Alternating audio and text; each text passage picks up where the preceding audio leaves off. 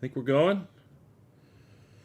Of course, first time in like forever since I've been in this house. Wi-Fi kind of sucks. Other than that, I just try to stream, but I think we're good. Excellent connection. Everything's looking excellent.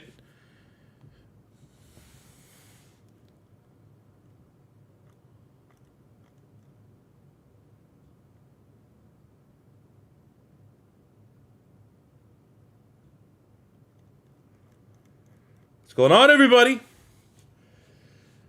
We got a good one here, man. We are going to be not necessarily going head to head, but there's some baseball on. If you're a baseball fan, I'm gonna be upfront. It's probably my least favorite sport, but I can be patriotic a little bit. You know, the Blue Jays are in. I'll never watch the game, but go Canada, go Blue Jays.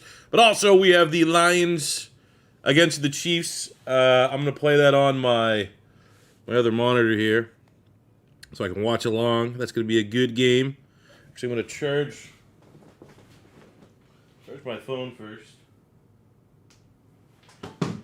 But yeah, we got a good one here. So while we are loading this up, I do record this. So if there's any other time that I kind of like repeat myself, or like we talk something out and then I just like repeat it, it's because I'm going to be recording. I record clips of every offseason so that people that can't make it can stay up to date with everything going on with the Vegas Raiders. So that's about that. What's up, everybody? What's up, Corey with an E? Usually I despise Corey's with an E, but I appreciate the kind words. What's going on, everyone? We got John, Jamal, Mikkel, Gary. What up, Gary? What up, John? How about the man? Carolina, I watched, man, bad day for Canada. If you're a Canadian running back on the Carolina Panthers, huh? Like, no reason to, like, demote Chuba. Happy you got that contract extension. He's not going to get, like, cut. But, man, like, Rico Dowdle is Saquon Barkley now again? Is that what we're talking about? But, yeah, we're going to do the full offseason here. Obviously, the game against the Bills was so weird. Basically threw a lot of turnovers. Now, actually, no, I'm not going to say threw a lot of turnovers. Had, like, a pick early, being aggressive. Then we just had, like, a sack fumble return for a touchdown. Great. And then, like, when the game was already over, you know, threw some picks trying to get back into the game. Just the biggest thing in that matchup was turnovers or not. Bills having a short field off a turnover or not. Like, we weren't stopping Josh Allen. So it's, you know, the good news is that there's always a chance that even if I would have won the Super Bowl this year with the Vegas Raiders, there might have been a side of me being like, you know what, do we go, like, do I just start another, for like, I'm looking at Miami. Could we like, if we won a Super Bowl with the Raiders, do we just move to another team, but keep on going, same uploads, not without missing a beat. Here's our next team. Let's go. Off-season streams, all that stuff. For I was thinking like the Dolphins could be kind of fun. Just because I just feel like it's not for something that I'm playing. Like when I do like a rebuild, if we said we're doing, 5 years in a rebuild and I can win a couple Super Bowls in that 5 years, that's not as bad. But there's like a certain level of like, yes, it'd be cool to go and try to start a dynasty. But also, like, I've done that before, like in pink slips. We have, like, a pink slip super team. We win a Super Bowl, and we go back that next year, and then it's like, oh, let's win another 14 to 15 games and, like, try to win. I don't know. Because then if I do it again, and I'm good with running it back, like, when do you stop? Like, I feel like there's no way I'd want to do a third. Like, if we won 2 Super Bowls, we'd do a third. Like, maybe I would do, like, a rebuild, like a one-off, kind of finishing out the Raiders over like maybe a 5-year period.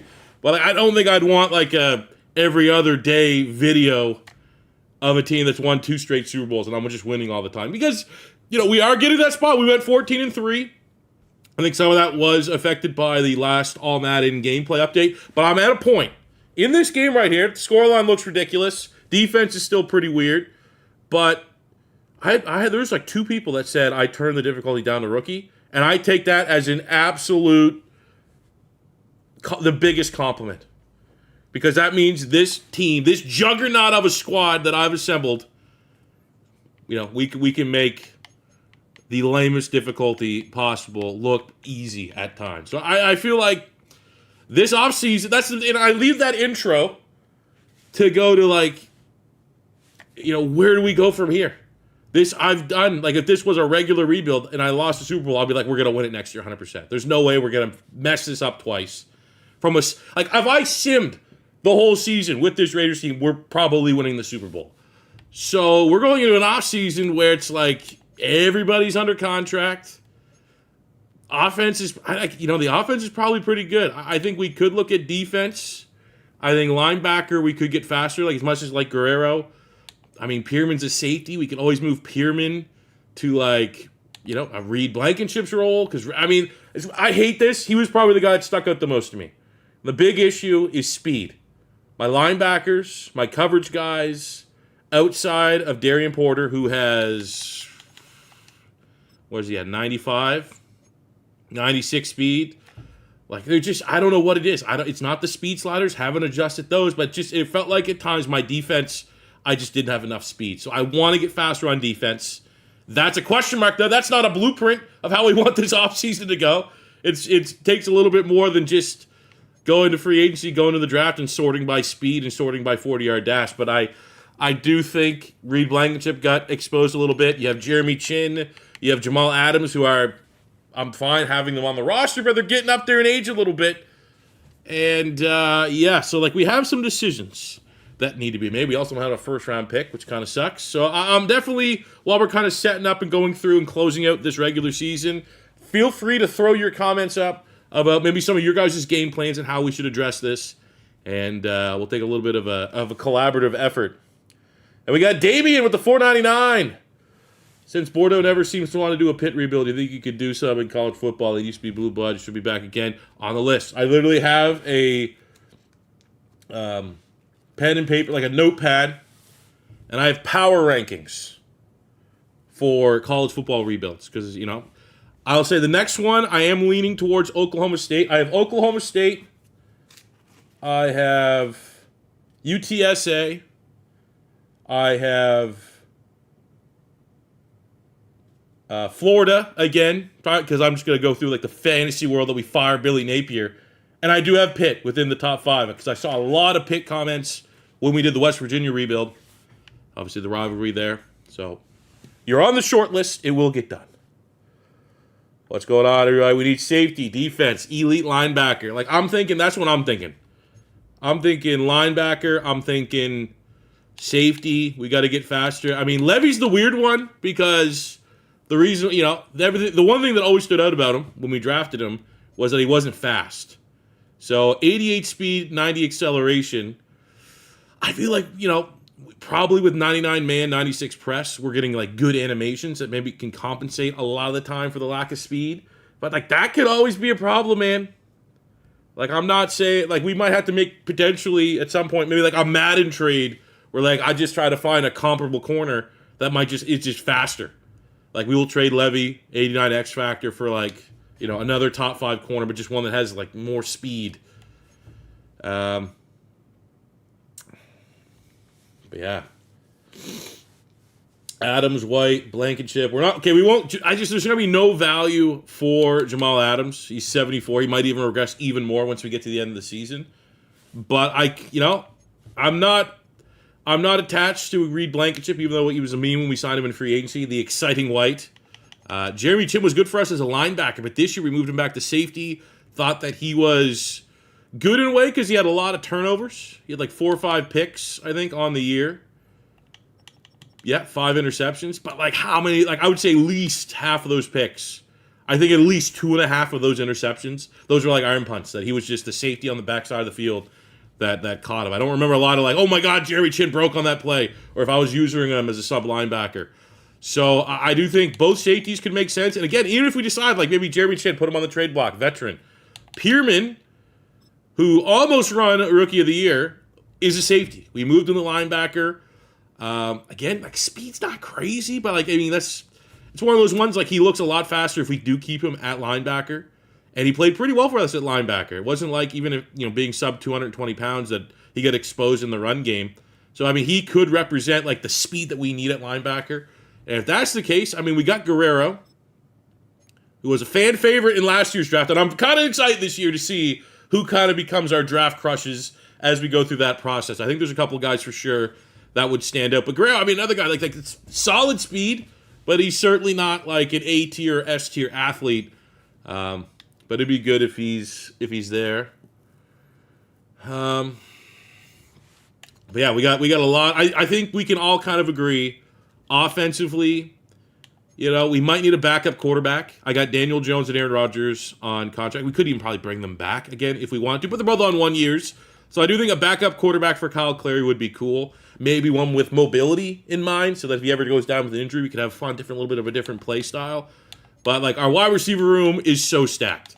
Like we might even honestly need to consider Jack Betch being on the trade block. Rookie, still on a rookie contract, sorry. Was a year 3, 82 star. Like there's definitely some value there. I don't think anybody is going to want to touch Winters or Brock Bowers. I think this combination of 3 tight ends works. I think our offensive line is solid. I will say, I cut it out sometimes when I'm editing, but like Rodgers and Grant, it's rare that one of these guys isn't leaving a game due to injury. Like a game. Like, I don't know why. These guys are always in the lineup. So, my reasoning of that is, like, depth. Like, we got Mbao. We signed him off a practice squad. Williams signed him off a practice squad. Those are players that we probably need to get some depth for. Like, we got Parham, but I definitely think a swing tackle would be a need offensively. But everything else, we're good. Running back, wide receiver, we're good. I need a backup tackle and a backup quarterback offensively. The defense, so I'm kind of reading the room, reading the chat. Safety, linebacker, like again, we have so much depth as Pat Rush, we're fine. I will say, due to our salary cap, pass rush, like we could. That's the fine line that we're gonna. I really, really, really, really, really hope there's a couple big names in free agency because I think we have enough money to make a splash move, and if there's a ridiculous pass rusher that's available, do we consider it? If there's a ridiculous, like at a position that we're not necessarily highlighting right now as a need, like if there's a ridiculously fast DB at corner or like a high level player, like if I've seen some, I'm just going off of rebuilds. I've seen, like if Aiden Hutchinson is a free agent, do we think about it? I've seen Sauce Gardner hit free agency. Do we think about it? Offensively, if we see, I mean, I feel pretty good about our offensive line. But, if we see, I don't know about wide receiver. I think we're good. I really think it'd be foolish to, like, bring in, like, a real crazy RB2. I think Thornton, J-Mo, and how, like, Big Mitch right there, Big Mitch energy is more than good. But, if a big-time tackle or big-time lineman, something that's, like, a clear-as-day start upgrade, we might have to consider. But I think everything there most likely would apply to the defense. I think if I'm looking at the defense, who is irreplaceable right now? And I think the only one guy would be Max Crosby. You could consider Levy because he's the X factor, but for the most part, if there's a better player at any of these positions on defense, we could consider it. But, all right, let's, I'm not going to be recording yet, but we'll go and we'll just get through the end of the season here. I still, like, that was a brutal loss. I got the face paint ready. That's what I'll say. That the only, I had confidence. My confidence level was like, I made sure the face paint was good. I was like, hey, do we still have that black and white face paint? Because I already said, if we make the Super Bowl and anytime we make the Super Bowl, it will be a live stream. I made sure it was ready. And then we fucking, we just come out and fuck the whole thing up, lose to Josh Allen. And I don't know, next week there's probably going to be another gameplay update that, who knows what the state of the sliders are going to be in that. I'm already prepared so that when it happens, I'm not going to be overly frustrated about all Madden gameplay after another title update. It's probably going to be going through the growing pains. But yeah, let's take a look at the Pro Bowlers here. Who do we have making? Kyle Clary we should have a lot of the starters because, obviously, probably the best roster that didn't make the Super Bowl. Kyle Clary, quarterback 1. Ashton Genty, running back 1. Just kind of looking around. I mean, I always like seeing, like, who's the outlier. Like, Jay Daniels, Jalen Hurts, Lamar, Mahomes makes sense. I guess Mike Penis. Oh, Mike Penis. Quarterback 3. Tajay Spears has kind of carved out a nice career for him on the other side. We got the Shermanator at fullback, because obviously Calvin Austin's down with the Saints. He's broken. Shout out the Saints and old Kellen Moore for having a broken offense. We got Ladd McConkey. I don't have a single wideout.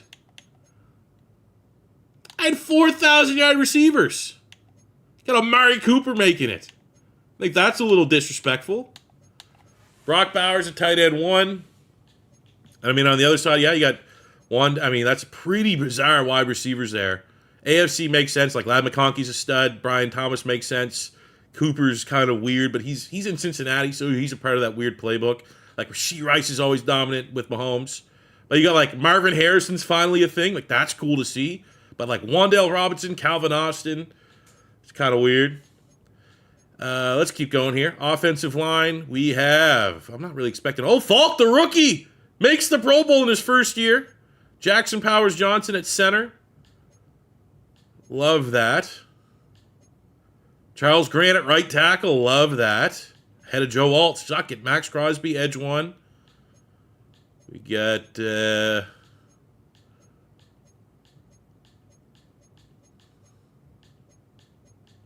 Wow. See, we go. It just maybe it helps your trade value, but the only just looked at the roster like, yeah, safety needs to get fixed. Starting free safety, Reed Blankenship. Starting strong safety, Jeremy Chin. But we know it goes into the play style. I love seeing Kitchens too, with the 2 kickoff returns for touchdowns, making the Pro Bowl as a rookie. All right, let me. I just broke that down. I'm gonna capture this for. I'm gonna do the record for the video now. If I repeat myself, I'm gonna take some of the talk that we've had here. What's going on, everybody? My name is C4. Welcome back to the channel, and today we are here for our Madden 26 franchise Vegas Raiders offseason part 3. We are live, just starting up the stream. People are rolling in ahead of Sunday Night Football. But in case you couldn't make it to the live stream, or you came in and out of the stream, didn't see the whole stream, that is what this video is for. It's going to be recapping everything that happens in Raiders offseason number 3. Kind of just talk through chat for the last half hour. Like, where do we need to go this year after we crash and burned out of the playoffs in the AFC Championship game against the Buffalo Bills, which honestly is a game that you want the old Men in Black pen that just bing, and you forget everything and washes your brain, because that game was terrible. Let's focus on the offseason. Let's focus on locking in so that next year, year 4, is a Super Bowl year. We just kind of broke down the offense. And, where do we got to go free agency-wise? Where do we need to go draft-wise? Where do we maybe have some value that can help us out when it comes to the draft? Because we currently don't have a first-round pick. And when we take a look at the offense, the biggest thing is I don't want to mess with it too much. Our offense is very good. I don't really want to trade anyone on our offense. Like, I don't think anybody, myself included, would want to see us get rid of Deion Winters at tight end. We kind of like having that 1-2 punch. I don't think anyone wants to see if we can get value for Keaton Mitchell. We kind of like having him as our change of pace back. So I think it's going to be more so about additions versus subtractions to the offensive side of the ball. In regards to the offensive line, I think swing tackle is an important position for me, because when I play the game, sometimes I edit it out, but the right-hand side is consistently leaving the game due to injury. Between Rodgers and Grant, they drop like flies, so having that depth is going to be very important. And the closing point would be like maybe a backup quarterback. We could bring back Daniel Jones, but I assume Rodgers should probably retire. And I want to make sure we have a mentorship quarterback. So it could be Jones, but getting a backup quarterback will be important. But I think in terms of surplus, a player that we could see what kind of value's out there, maybe wait till the draft and can use him in a trade package to move up and be aggressive, is Jack Betch. 82 star dev wide receiver, only 24 years old, second year, still on his rookie deal. Good player. Like, if we had an injury crisis and we had to throw him out there, I don't think we would be too crushed. Now, we did try in our first preseason, way back in year 1. I tried him on the outside. He's just not with that athletic, 89 speed, 92 acceleration. He's not going to be a guy that's going to be able to win consistently on the outside. He's just a tough yak monster over the middle. But we're kind of good there. We have Jameson Williams and Dante Thornton speed. We have Big Mitch in the slot. And while having this ridiculous depth, because he's on a rookie contract, so it has no real big effect on our salary cap, is smart because we're one injury crisis away. We don't have a first-round pick, so we may have to give something to get something. I think offensively, Jack Betch could fit the bill. But mostly in chat, we were discussing the defense as the big position. It's the big red flag. We have a lot of issues stopping opposing teams. So the first thing I kind of broke it down a little bit. I don't know who's going to be available in free agency, but I think with our salary cap situation, if we'd all decide in chat that this should be an all-in year, we need to lock in and win that Super Bowl next year, we have enough salary cap to probably make a splash move on the defensive side of the ball. And, you know, some names just from doing rebuilds that you sometimes commonly see in free agency, like an Aiden Hutchinson, like they absolutely could be signed already, and they won't hit the market. But like Aiden Hutchinson, I've seen some good corners, like a Sauce Gardner could become available, or like a Brian Branch at safety could become available. They'll all be very expensive players, but I think I'd be willing, especially on defense where we need the most help, to like maybe not put ourselves in the best salary cap situation for, you know, next year and beyond that, to go get a guy this year.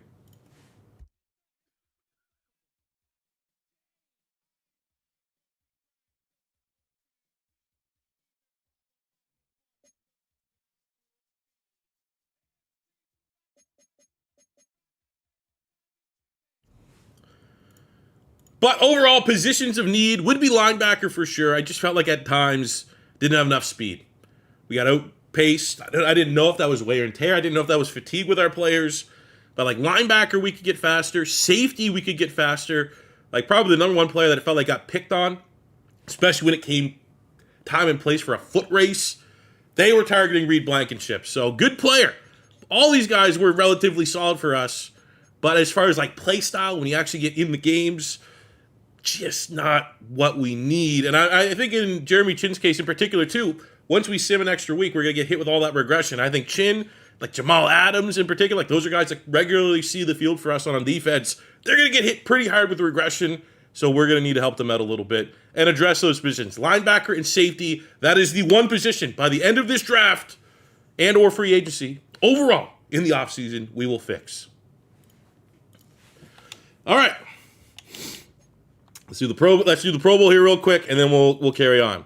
So we're going to take a look quickly at the Pro Bowl. Made a lot of sense. You know, we're the best team that didn't make the Super Bowl, so our roster is featured pretty heavily. Kyle Clary is quarterback number 1. Ashton Genty at running back number 2. The Shermanator is fullback number 1. Maybe the surprise is we didn't have a single wide receiver make it. We had 4 wide receivers over 1,000 yards. Maybe that's why. One, you know, I think Dante Thornton not making it's kind of harsh. But maybe that's going to be extra motivation for that group next year. Brock Bowers is in at tight end 1. On the offensive line, our first-round pick, Falk, makes it as left guard 2. Jackson Powers-Johnson at center 1. We have Charles Grant starts at right tackle. Max Crosby starts at defensive end. We have no one at linebacker. Again, highlighting the need to kind of fix the linebacker spot. We have Reed Blankenship. This is kind of the funny thing. We just spent like half hour in chat talking like, man, these safeties, dude, we gotta fix this safety room. And then we go to the Pro Bowl, Reed Blankenship starting free safety, Jeremy Chinn starting strong safety. Kind of funny, but maybe that will add value if we want to move someone in a different direction at that position, get a little bit faster, get a little bit better athlete. Hey, that should help their trade value, right? Pro Bowlers. And lastly, we did get Kitchens at returner with his 2 returning touchdowns. That was pretty sick.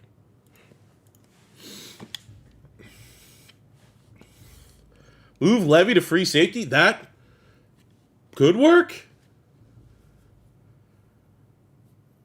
If I move him at safety, he might put him in a position to lose his dev trait. That is true. But if we kind of view next year as an all-in year, that could, man, I didn't even think about, if there's a top corner, yeah. Okay. I'm not gonna lie, I thought about a lot of possibilities. You know, I want to be a little bit prepared going into this offseason. Did not honestly think about that. Like, I've worked on Levy's, and we're going to do all this and watch that there's going to be terrible corners in free agency and the draft and not even really be able to do it. But, like, could Levy move to free safety?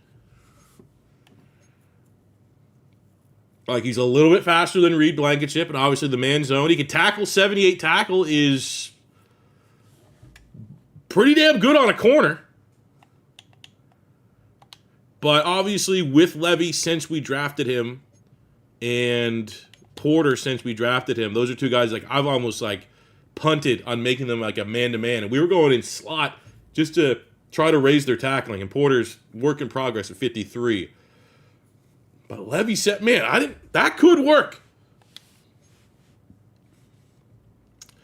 Why would you put a press cover expert to deep safety? Again, okay, there's valid complaint, valid suggestion. Like, he's not going to be, like, what's his zone? His zone coverage is, I mean, it would be very much undercutting. It won't be his best position. And I really don't think, he did get beat a couple times. But I feel like that was more the cost of doing business than it was his speed on, like, full display as a liability. We do have Nathan Nails at 6'1", 200 pounds. He could go to safety. I mean, he's our nickel. But, like, if you told me I drafted a safety that looked like this, 79, so he gives up some overall to Reed Blankenship. But, like, 6'1", 200 pounds can play safety. 85 zone coverage. 72 tackles, fine. Can hit a little bit. Like, he could be a safety. And if I would have drafted that, I'd be sending Reed Blankenship on the trade block right away. If in the second round we know this year that I just drafted a superstar safety prospect. But I mean, this whole debate is going to be only something we can entertain if we find a clear-cut upgrade at corner. Yeah, we should be able to look at what depth chart will show us what the ratings are.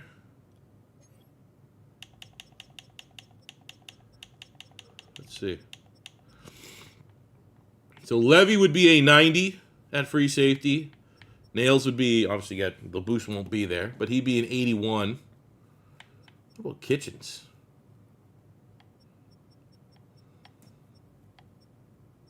But Nails is fast enough to be a corner. That's true, but Nails is fast enough to be a real fast safety if, again, what if I'm just saying this because he's really the only big-name corner I can remember in rebuilds hitting free agency. But if Sauce Gardner's available, let's just say that. If Sauce Gardner's available, it might make more sense to maybe put Levy in the nickel. Could Levy, would that be too bad? Because he can tackle like a nickel, like a slot corner. And then on the outside, we could go with Porter speed and then like another big guy speed. And then Nails would be our fast safety. Because fast safeties don't really see on trees a whole lot. All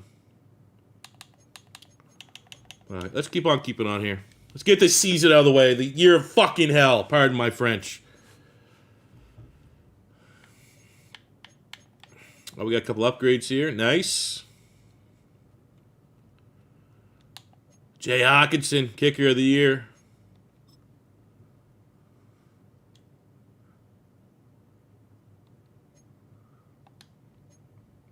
Kitchens needs to see the field this year. Oh, let's make Genti a 99 on the dot. That's got to look nice. That's got to feel nice. Beast got robbed of the MVP.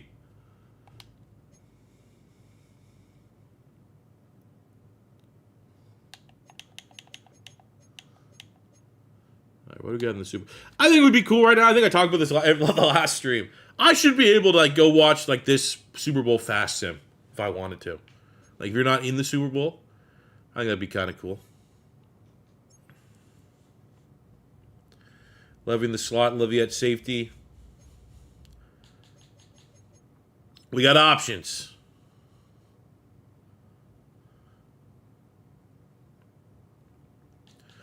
Excuse me.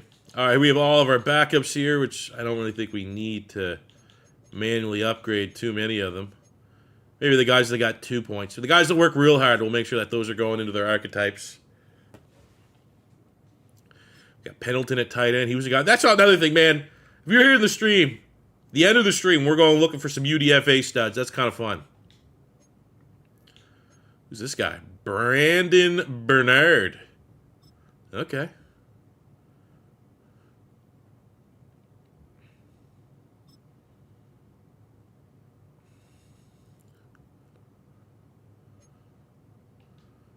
Cool. And then we got Dylan Gabriel. Stole him off. He was a free agent. So there we go. I mean, he could be our backup. Honestly, talked about needing to bring in a backup quarterback. He's going to be what, like a 72? He won't have mentorship. Like maybe we bring in like just a vet that has mentorship. But like Dylan Gabriel, I'm not a big Dylan Gabriel guy. Be honest, I'm a little bit more Team Shador. I mean, that just 83 throw power. That's almost a non-starter. But he's kind of fun. He's kind of a name to have stashed on your P squad. All right, let's record this for a sec. So at the end of the year, the Super Bowl. At least the Bills didn't win it. That feels pretty good. They fall 33-27 to the Green Bay Packers. A little annoying if you are watching this as like a Raider fan. Josh Jacobs wins Super Bowl MVP.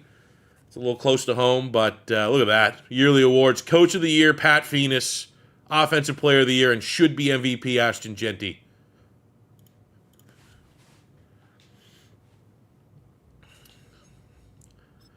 Yeah, man, I hate looking at the mock draft. Every time I see it, it's like, ooh, mock draft. Who are we getting? And it's like, oh, yeah, we don't have a first-round pick.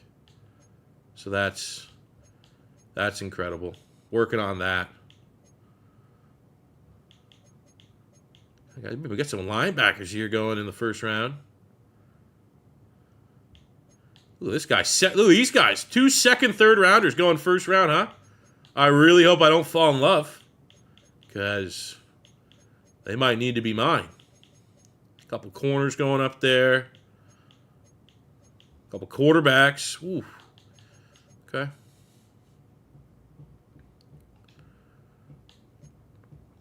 What do you got for retirements? Ooh, Christian Wilkins is gone. I don't think we had. I mean, Jamal Adams probably the only guy that could have been. Oh, we lose Sleepy Pete. No, we got to get a new DC. And Aaron Rodgers retires. I mean, that was kind of expected. I'm actually kind of glad he did retire because sometimes these older guys get like glitched and they don't retire. Usually that only happens like when you edit them. But Sleepy Pete is gone.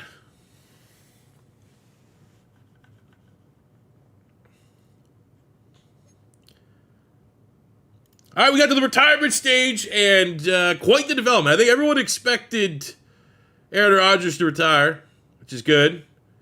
But Sleepy Pete's gone, man.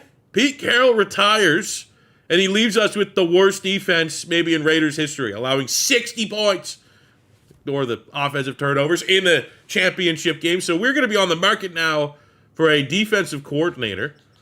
Kind of, I always like looking at the whole league here, so bear with me if you're not interested. I'll put the timestamps in. Amari Cooper retires after 13 years. A couple of years ago, we tried to bring him back and reunite. Garrett Bowles, starting tackle for the Broncos. Interesting. Justin Simmons retires after 12 years. Vita Vea and Mike Evans both are gone for the Bucs. That is considerable loss there. Cardinals, Trent Brown, Jalen Smith. Chris Jones is gone for the Chiefs. We're getting great roll for divisional opponents here. Chris Jones, we do not have to deal with that anymore. Let's go. Evan Ingram, Tunsil are gone. That's huge losses for the Commanders. Tyreek Hill has retired on the Dolphins for 12 years.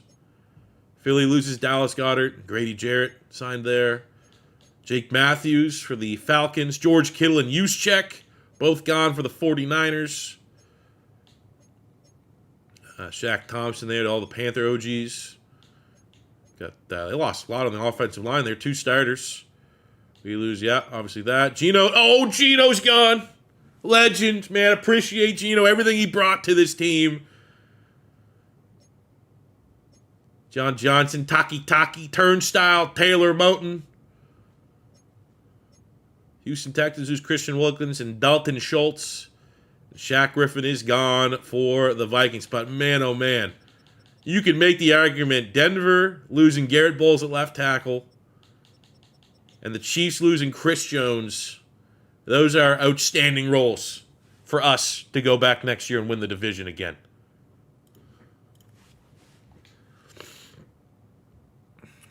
What's likelihood top? Man, I don't know, dude. Tyreek Hill's one of those players that, like, first thing that goes when you get old is speed. And I think while Tyreek Hill is probably a one-on-one athlete that we've seen at wide receiver, Like, you started to see it. He's less explosive, less involved in the pass game. Was that a Miami thing, or was kind of like a combo between Miami sucks and Tyreek's getting up there a little bit in age? But that injury, dude, that's a killer, man. Like, you might, it'd be cool potentially maybe get a sympathy signing to go to the Chiefs next year and see if he can run it back. But let's find who do we got here for DC? Can I hire somebody? Is my webcam blocking it? No. Hire staff. How do I do that? Isn't this the stage? Oh, next week. Okay. So we got Kellen. I mean, yeah, we're happy with Kellen Moore. Old Butthead from Beavis and Butthead. Obviously, Pat Phoenix is goated. Trainer's goated.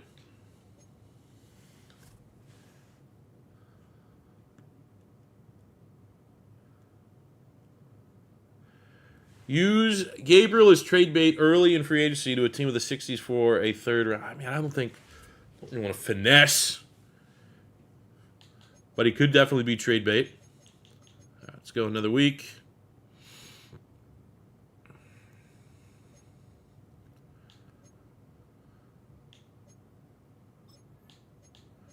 Barry Marsh. Who the fuck is Barry Marsh? Let's do this one live.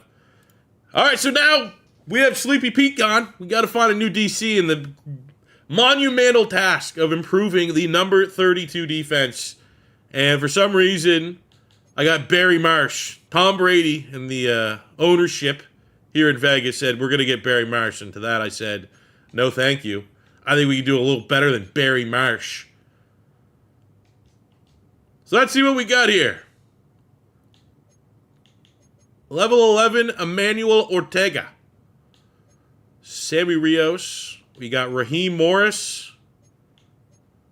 Do we go just like the real person? Kind of feel like we should just go with the real person. So let's bring in Raheem Morris.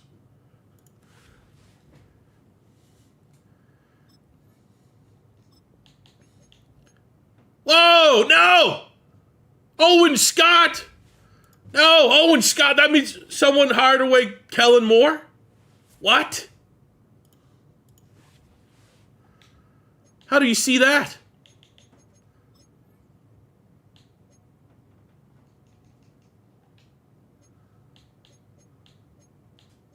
Like they don't have a thing like what do you call it? Yeah, how can I tell like who hired him? I guess we'll see next. Oops, let's get out of that. Well, we got to hire, and I don't want this guy. All right, so Kellen Moore's a mystery head coach somewhere. So I'm not going Owen Scott. I might honestly re-sign him again if he's the highest level. But let's see what we got here at OC. Do we have any dogs? Because that's what I want. Brandon Starks, none of these guys. Brian Warner, like who is the coolest name? Jose Flores, that could work. Daryl Gormley, that's an O-line coach. Do we have any real ones? I am partial. Oh, Daves? I'd be all right with Brian Dable. Read his backstory that Daves, I don't know if he was born in Canada, but he lived in Canada, so I always kind of liked him a little bit. And I think just from wanting all real coaches, we'll take Daves back, man. He's a guy that turned around Josh Allen. Got a lot of success for Josh Allen in Buffalo. Maybe he can do that with Kyle Clary.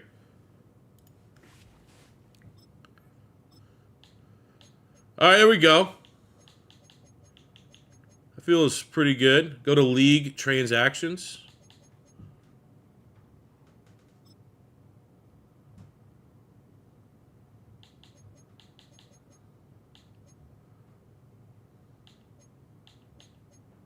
Can I see like coach?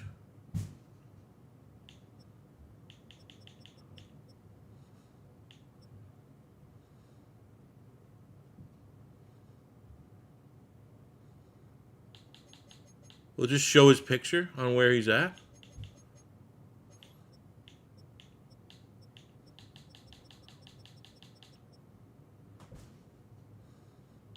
Like, it must be in these moves. Like, at the front of Phil's staff.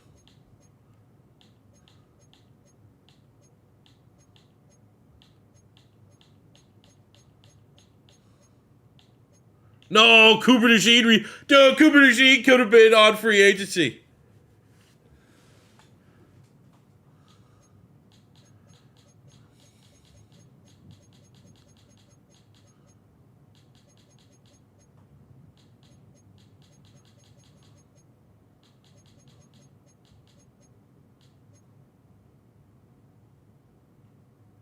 Oh, here we go. Staff week. There we go. Okay, so there's who we got. Falcons get Steven. Oh, man, we could have got Stefanski. How come I didn't get first stab at the coaches? I would have got Stefanski for sure. Dave Canales is with New Orleans. Like, I would have loved having Mike McDaniel. Like, we got Dable. Jonathan Gannon's there. Like, Kevin O'Connell, that would have been, so he's the Browns. God damn it, man. I didn't get the first swing of the UDFAs last year either.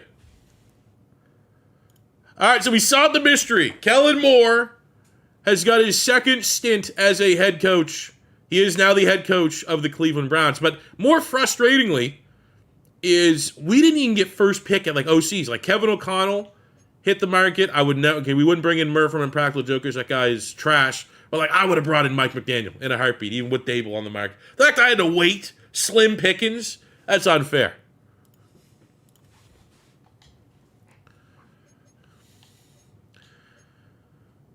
So I guess we can look at this staff improvement thing. Oh, Dable looks cute. All right, we got our staff improvement. Look at Brian Dable. Look how low that's going there. Like, you're seeing a lot of chest. Dave's looks cute. I'm telling you right now, we're gonna have to air it out, but I love Dave's just kind of standing weirdly behind plants, like he's trying to hide. He's like, he wasn't too sure if he should have been here.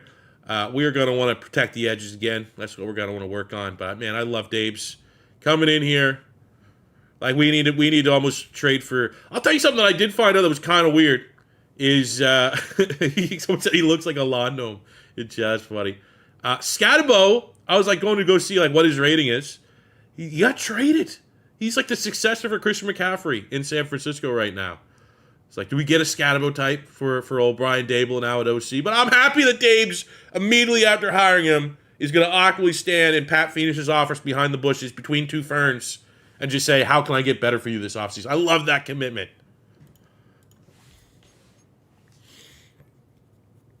All right, so we have Ashton Genty, fifth-year option. We're going to decline that.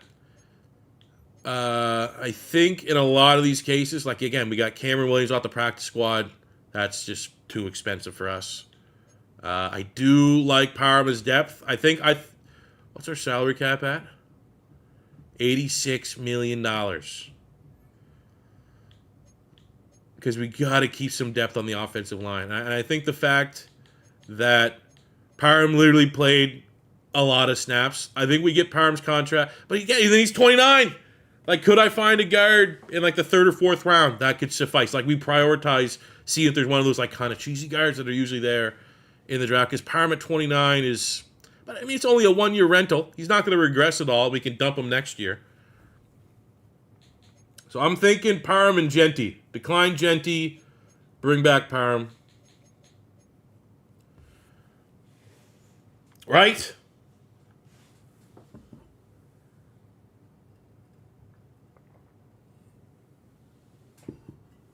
What's up, Raven? UK Raven.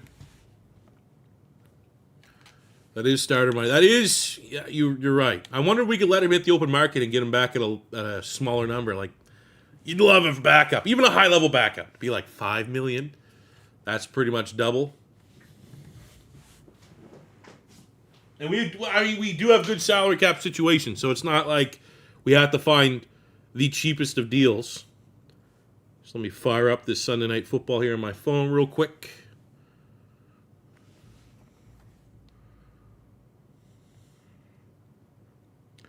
Feel free to talk about that. At any point if something really cool happens, I am watching along.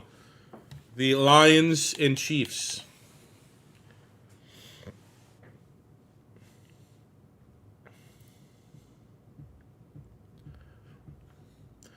All right, so we got free agency here. Kind of talking through chat quickly because I really want to get right into the old offseason.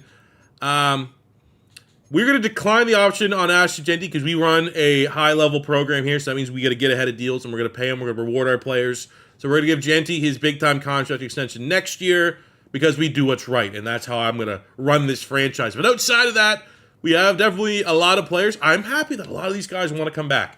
A lot of these guys bought into this project, but, Cameron Williams would be sick, not $22 million sick. We talked about Dylan Parham because he's very valuable to this team, but almost $9 million for a backup guard. That's a brutal price point for a 29-year-old. So I'm thinking we probably try to get cheaper, but this now means on our list of needs, we're losing our guard that can play, left and right guard easily. We're losing our swing tackle. We have to get offensive line depth because out of all of our positions, the one that's the most revolving door of like wear and tear and constantly in and out of the lineup and missing a game or two is the offensive line. But I think we should be good there. Like Isaiah Simmons has regressed quite a bit. I'm not going to rule out maybe bringing back Daniel Jones on the open market to be that mentorship quarterback so we get that XP boost. But, we've done a really good job with our roster and salary cap so that this is not that big of a deal. It's not painful.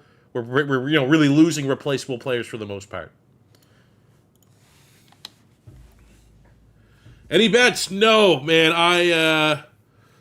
I'm bleeding a little bit after college football.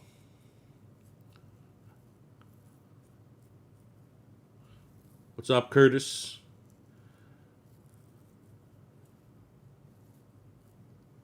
So H.A. Brown to New England. There's just there's no chance. A.J. Brown will not be traded over the next 2 years. Maybe in 3 years, I could see it.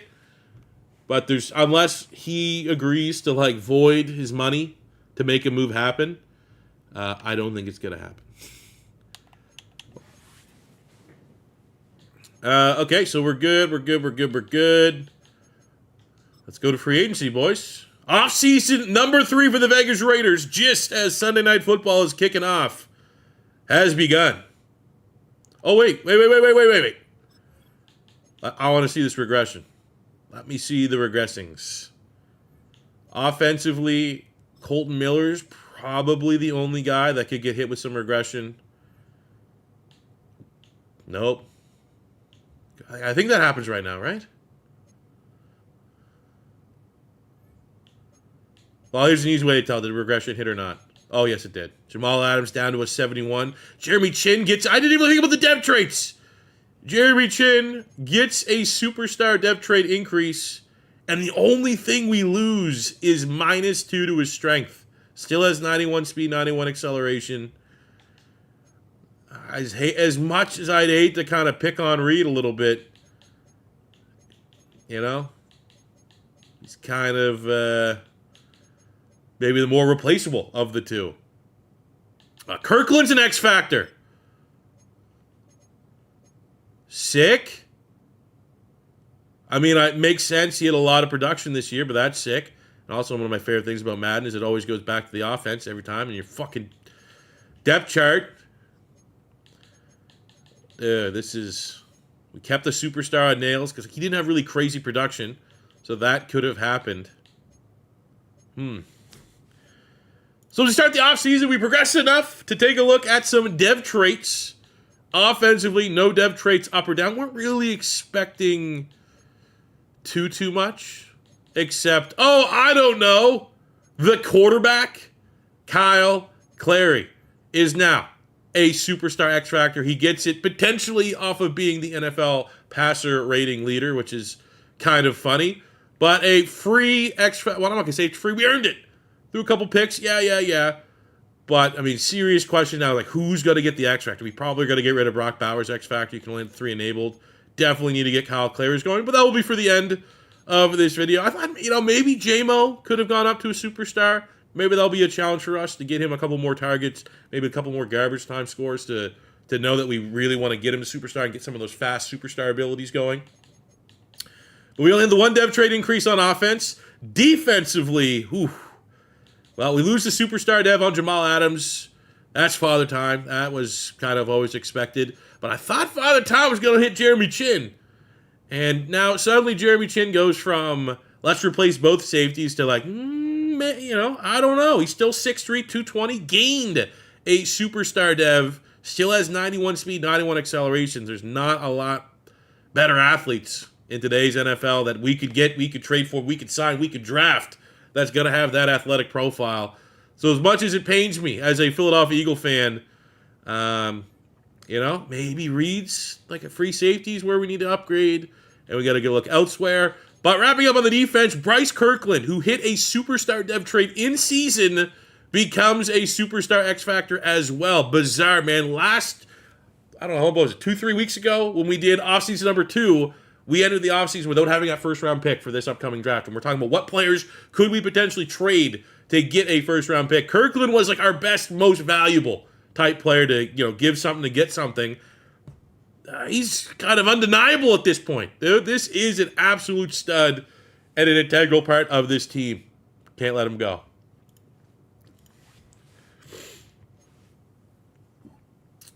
Chin's 30, regressions are going to happen. Yes, selling high on Jeremy Chin's totally valid. I think for Kyle Clay, what kind of...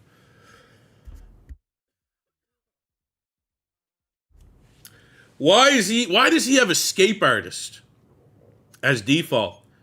He has 75 speed.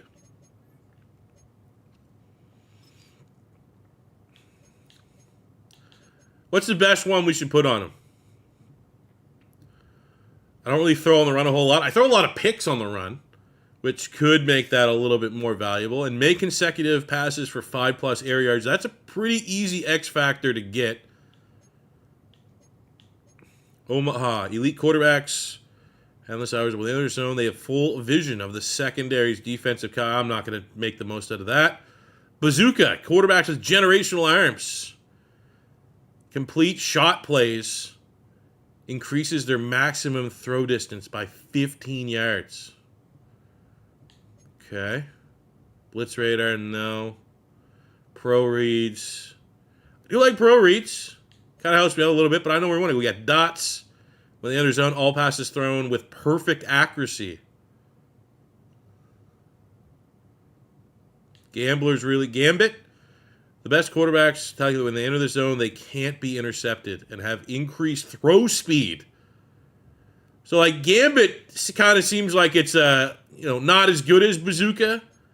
But, like, if Bazooka's giving you 15 yards, like, is Gambit giving you, like, an extra 10? And I can't throw a pick, so I think we're going to... Gambit sounds kind of overpowered. What else do we have? I like tight out because it helps out Brock Bowers and Winters. I like quick draw because it's faster passing animation. I don't throw a lot of sideline balls. Like, are we going to build this court? Let's build this guy right now. What are some, like, other sick abilities to have? Because obviously I don't play a lot of head-to-head or ultimate teams, so, like, abilities are always kind of like, yeah, sure. Don't throw a lot of high point throws. I don't throw a lot of crossbody. Lofting deadeye.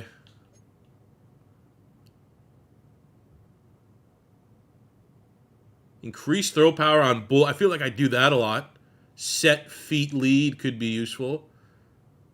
Protect. Oh my God. Better lineman play. Long range deadeye. Pass lead elite. What else was? Gunslinger. Increased pass animation speed.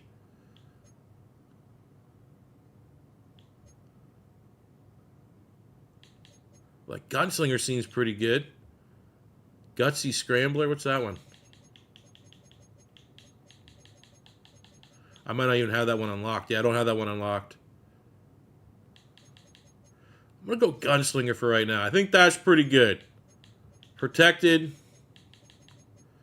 And then we're going to disable... We'll disable Brock Bowers, I assume. I feel like I don't get Genty's X Factor a whole... I don't really get a whole lot of these guys' X Factors a lot. But I think from, like, just a value standpoint, Brock Bowers is so good already that we probably Can switch that to you. And now what do we have on defense? Who are our 3 active ones on defense? Pocket Deadeye? Because he's not very mobile. So I get rid of the like pocket Deadeye instead of long range Deadeye. That is true. Not very mobile. Okay, let's do that.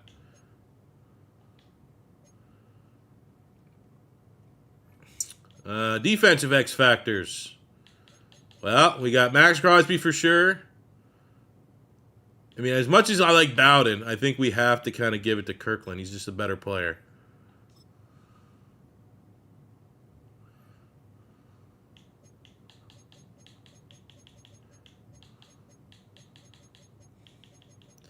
All right. So we got that done. That's done. Talked about it. Recorded. Let's go to the next stage. Free agency has begun. Give me a decision to make. That's all I want to see. Give me a decision.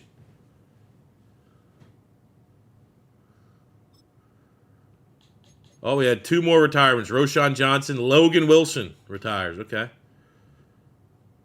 Okay, let's do that actually. I'm seeing some people say, let's go through, let's min-max the abilities. That could be, honestly, dude, like, is that the missing sauce? I've just always left all this stuff like default. So like, what are the best abilities here for our tight ends? Like, we only have one here. We like for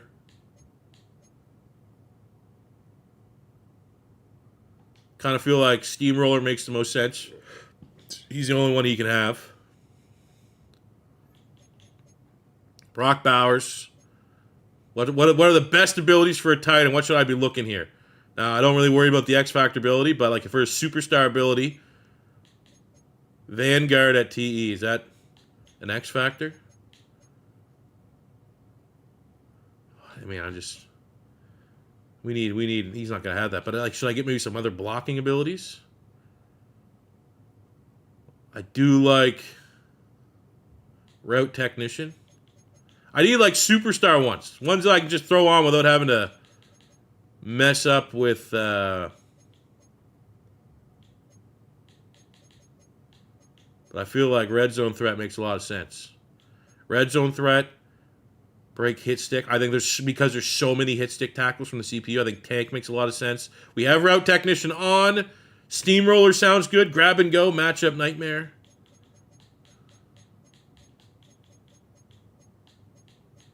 Grab and go, quickly shift. Okay, faster. What's matchup nightmare? Oh, that makes sense for a tight end, though. Grab and go. Like, is tank better? Like, what should I have, tank? Or should we put matchup nightmare on him? Help me make him the best Brock Bowers.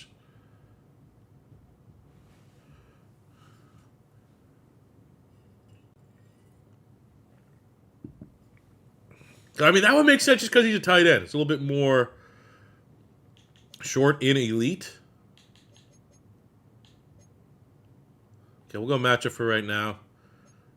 I mean, at worst, even if these isn't like the perfect meta, we're getting these guys in a good spot. So let's go Dante Thornton real quick. We got, okay, this is, I haven't even looked at this once. So we go with like the same kind of ones here for him.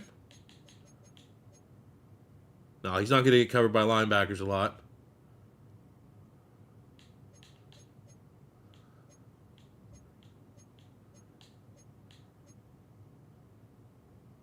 Don't throw him a lot of those. Like grab and go would make sense. Deep out elite.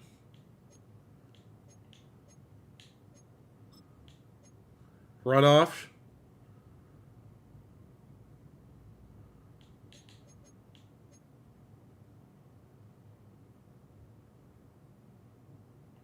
Double me.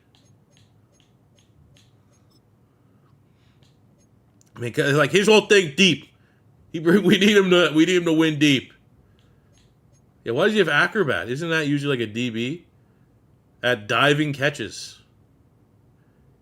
Deep elite, route tech, grab and go.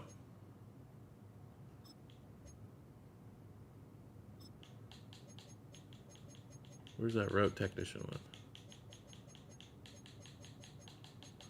one? I might not have it yet.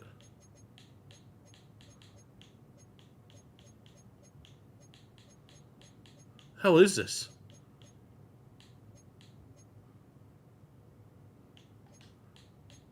Grab and go, deep out.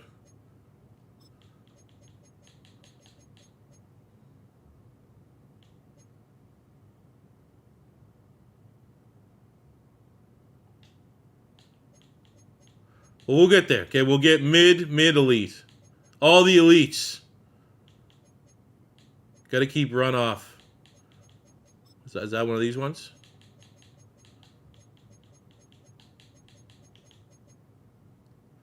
Okay, do that. That makes sense. Jared Goff. What do we got? Oh, who threw it? Was this like one of those ones like Sewell threw it? David Montgomery. Not deep out. Which one do I need then?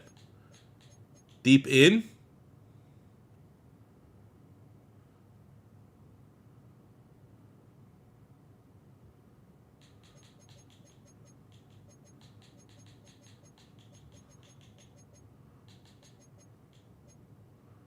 Man, route text just 90 playmaker. I was going to remind that. That's where I should be spending and investing. It is, though. That is where I've been investing his points.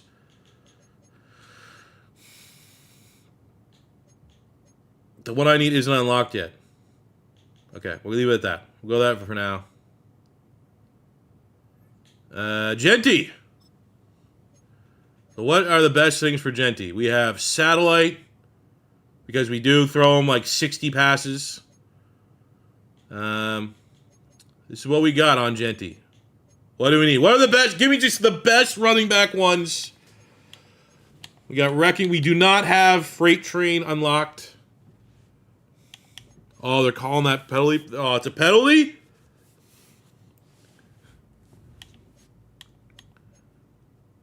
Like, I don't do a lot of spins or jukes.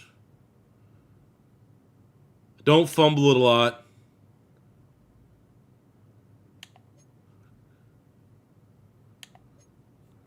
Wrecking Ball? Wrecking Ball is better?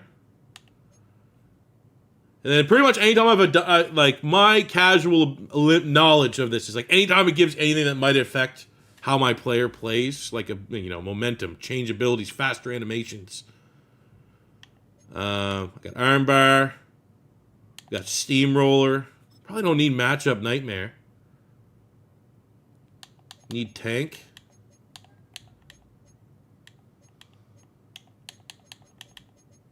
Tank. Okay, yeah, that makes a whole lot of sense. Matchup nightmare is good. Balance beam.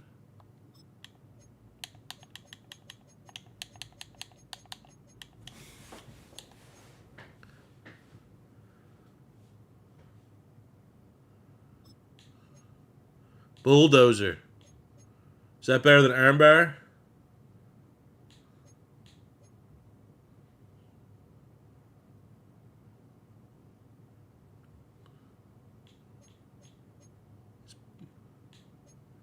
Tank. Bulldozer. Tank or reach for it. Armbar. I don't throw a lot of stiff arms. I remember armbar was like crazy. But bulldozer there, the steamroller. More powerful truck animations.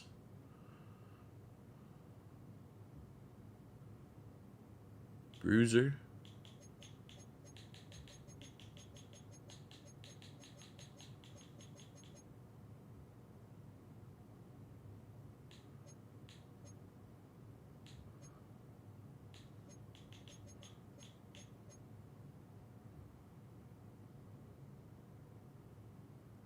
You go for bulldozer over human joystick. Okay. Looks pretty good, right? Pretty power. Going for a power game. I can live with that. All right, let's quickly do defense here. And then we'll carry on. So we have Pyramid. He probably doesn't have a whole lot of abilities active anyways. Extra pop.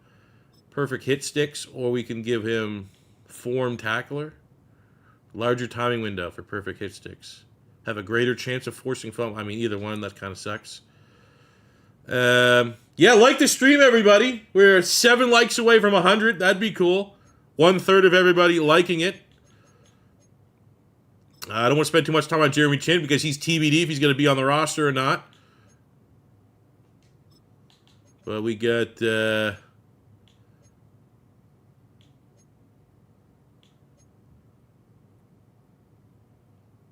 we get matched up a whole lot on running backs. I don't really throw a lot of hit sticks. I do kind of feel like I do throw enough hit sticks. Like reach out elite. Play a lot of man. We'll go that. We'll keep that. When are you going to start the realistic rebuilds? Very soon. Just quickly... Again, I'm already getting bored of this, but I do feel like I'm gonna very much like this. What we're doing right now is probably gonna be as impactful. Like it needs to be a part of this offseason, min-maxing our talented players because clearly they are not maximized right now. So Max Crosby's pretty much perfect. I'm gonna wait for you guys in chat that have been replying. Give me your perfect build for Max Crosby. I have like everything unlocked. What is the best X factor and 4 superstar abilities for a pass rusher? Like myself, that I would say I'm more of a finesse guy, if that helps. But let's see what we got here in the chat. Great time to, well, you guys help me out. JP, to the realistic rebuilds. So sports gaming rosters, guy that I used last year on console rosters, he said, I've been kind of paying attention, he has a 2026 draft class that's already out. And he said that there was like this weekend there'd be a 2027. And then he made a video update saying that he's not doing that. So what I've done is I downloaded his 2026. I'm going to fully plug it. It's his roster. He started. He made it. It takes forever. I think I actually sent a couple super chats his way or thanks and stuff like that. Oh, Fearmonger. Is that what we're seeing here? Okay. What are some superstar ones? No outsiders. Sucks. Long way again. So I downloaded, and then I modified it though to kind of put my like he had some players that were missing that I wanted in the classes, but I do have a fully functioning 2026. So I think I'm probably just gonna go with that for now, and then if things ever happen on the PC mod side, which that stuff right now is chugging behind a considerable amount. Like there's no update to a bunch of the like there needs to be. I've been in contact with the people that made that crazy mod last year that I had all like the rookie player portraits in the draft classes. And basically, like a tool needs to be made for them to even start working on it. It's called My Franchise Tool. Really sick. Kind of actually got too used to using it, and now that I'm back on console, I miss it very dearly. But like, there's a tool that needs to be made before they can even do that, and that tool's like TBD. No one really knows when it's going to be ready, so that kind of sucks. No outsiders and edge threat. So we want edge threat.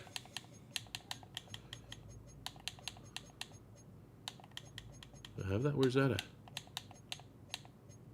El Toro? Where's Ed? Oh, here we go. Edge threat. Boom. Edge threat elite. I got 2 of them. Defense rally. Repair the fatigue. Like, is that something? Swim club. I like that one. Got run stuff. El Toro. Dominant bull rush moves when their stamina's full. What's this one? Oh, is that cool? Pass committed? What I usually am using him when I'm making the audible to like what the play's gonna be. Oh, they don't stack? Damn. So we keep edge elite. Everyone saying Fearmonger, got it. Swim club, no outsiders. Oh, we want that one. Okay. Swim club, no outsiders. Edge threat elite, Fearmonger. That's one of these ones? I do rebuilds. I do not know all these moves. That was the superstar ability, isn't it?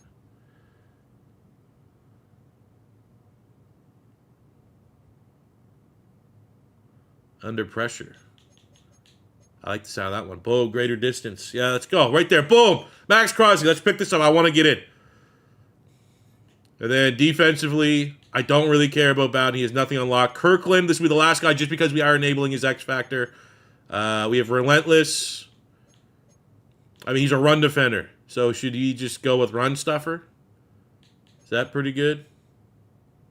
Reinforcement, blitz. Give me Kirkland's X Factor. And then we'll see what kind of... And like a run stuffer. Doesn't get a whole lot of sacks for his stamina. I don't really predict runs a lot. Don't predict runs a lot.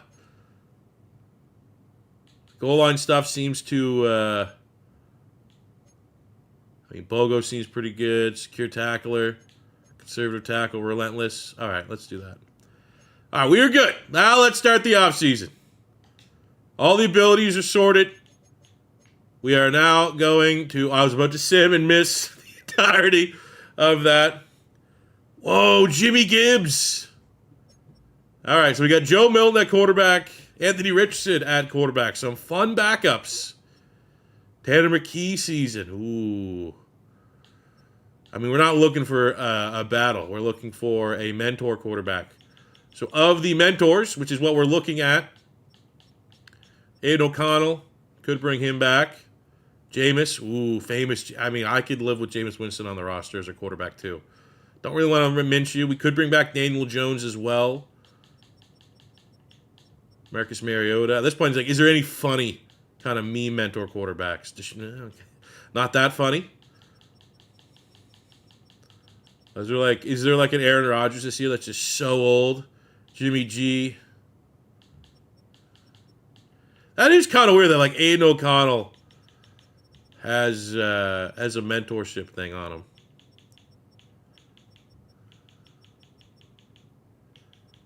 Need an athletic backup. I mean, Joe Milton only looking for $7 million a year. Certainly is something.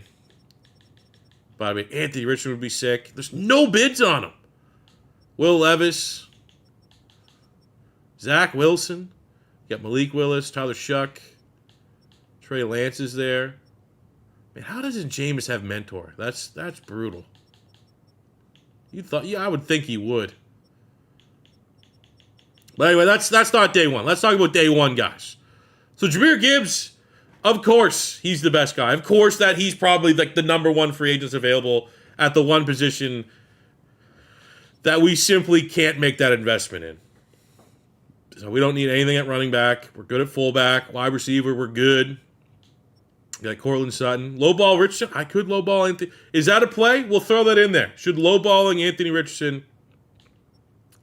I would say to this, Anthony Richardson could be someone that, like, do we move him around? Do we keep him at quarter? We have the option of him always being a quarterback. Do we move him around a little bit? Because what's he looking for? Like, I think to have a little fun with Anthony Richardson, if no one really bids on him, and we can get him for like $7 million a year, like that's what we were just going to give to Parham, and it gives us like a real fun, like what if Kyle Clary does get smashed and out for 5 to 6 weeks? I could totally get behind, have a little fun with Richardson. But wide receiver, just got a lot of veterans here. Always going to, oh man, Ricky Pearsall, huh? Kind of like that. But I mean, we're not looking in any way, shape, or even if there's a super fast wide receiver.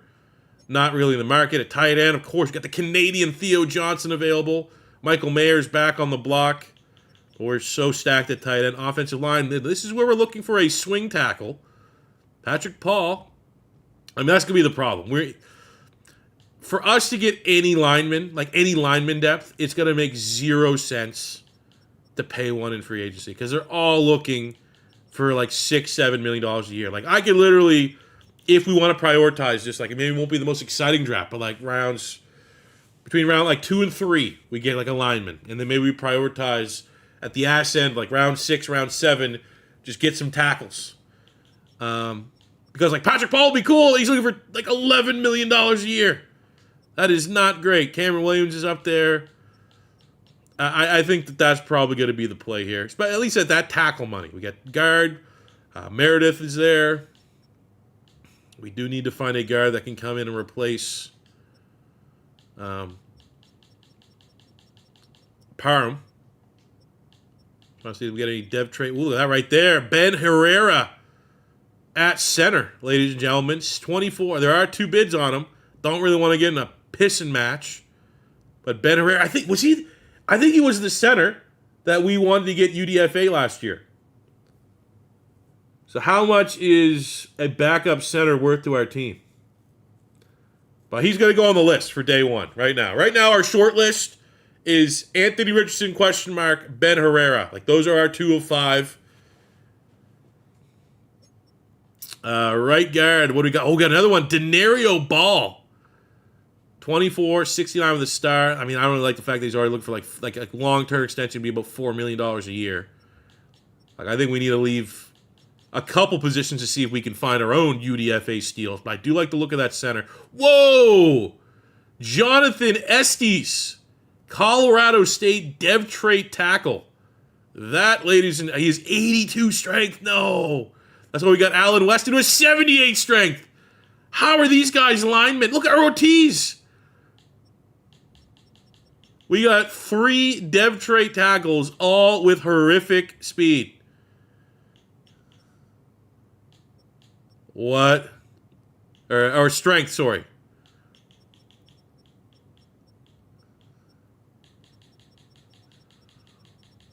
Now, they all have offers, but like I kind of feel like Estes being the highest rated a year younger, I think we could work with that, man.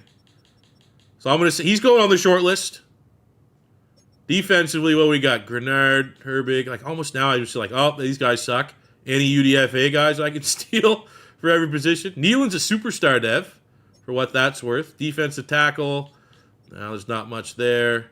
We do have, then you got, there's the dev trait. Grady Nickerson, 6'1", 301, 2265 with a dev trait. Got a dev trait on Jerzon Newton as well, but he's looking for almost $15 million a year. Right edge, you got Bosa, Rashawn Gary, Braswell. Yeah, there's not much there. Sam linebacker, Leofau, star dev of the Cowboys. Not really the speed. Again, speed needs to be key here.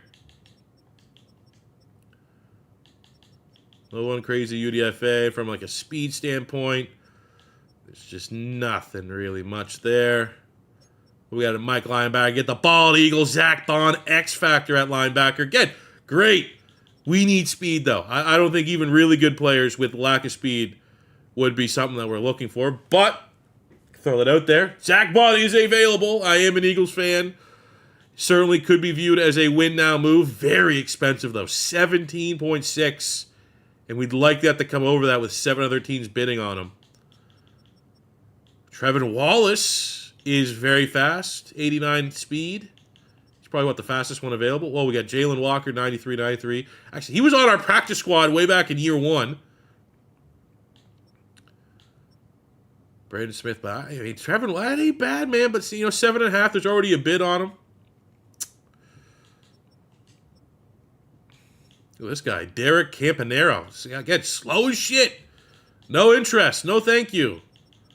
I do like Trevin Wallace would probably make the short list there a little bit. What do we got? James Williams.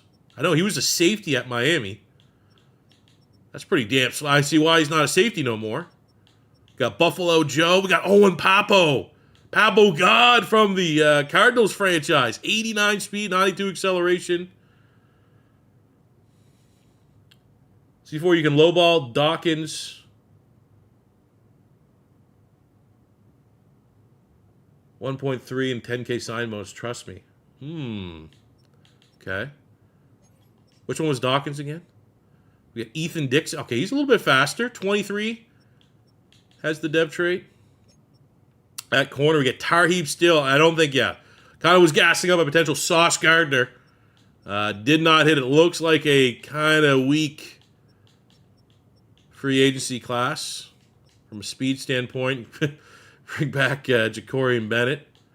They're like 2 of the fastest guys are guys that have been on this team at some point. What do we got at safety? Jabril Peppers. Again, just probably not a whole lot there. Demerson.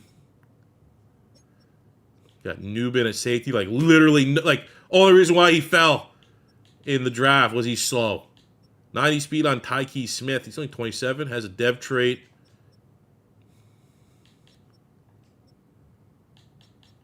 Ooh, look at this guy. Andy Metcalf. Again, kind of slow. Future starter. Okay. Um,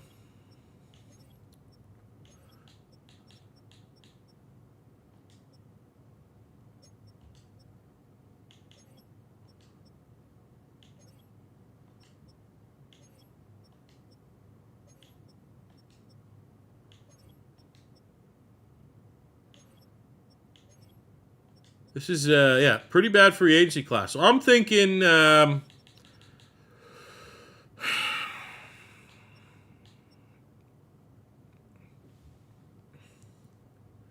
can lowball. Who the hell is Dawkins? Chris?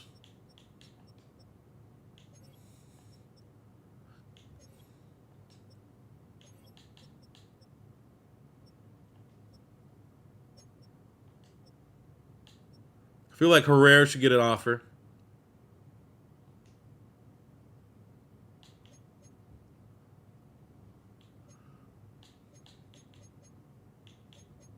Something like that.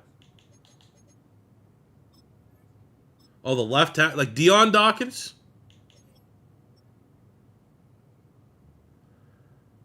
Give him a 1 point. Man, it's. We really want, like, what? That's too good of a. That feels like that's kind of going to kill the immersion. I get the best tackle for $1 million when he's asking for 22. I can't hide that. If that was a rebuild or something, like, could I get Patrick Paul for that? Can I lowball Patrick Paul for 1.3 and 10? Because I'd totally bring in Patrick Paul.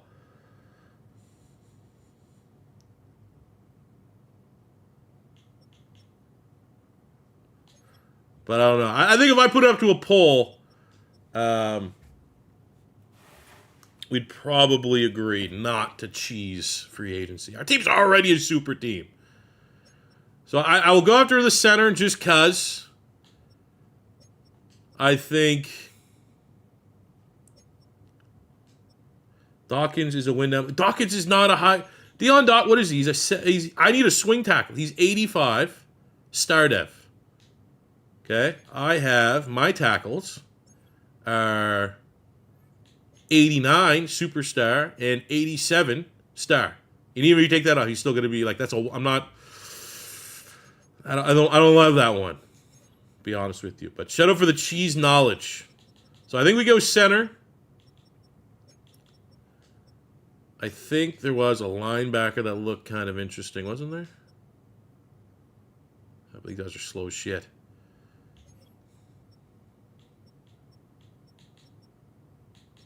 Wallace at linebacker over Zach Bond. I can't go get Zach Bond.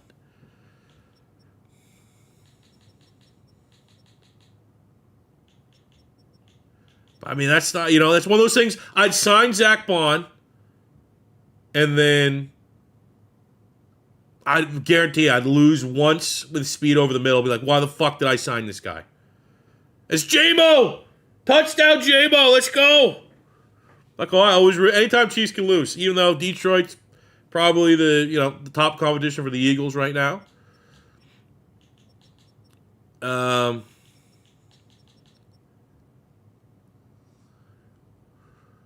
But Wallace, man, that Wallace is interesting.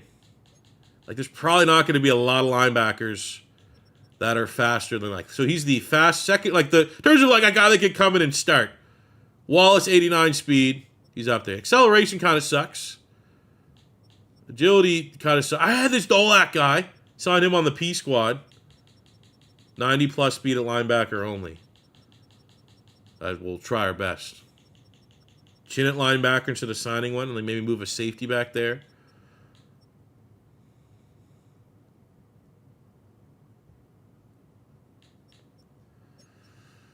Who the hell do we sign, fellas? It's just a bad roll of free agency, I guess. Tyke Smith. Could sign Tyke Smith and then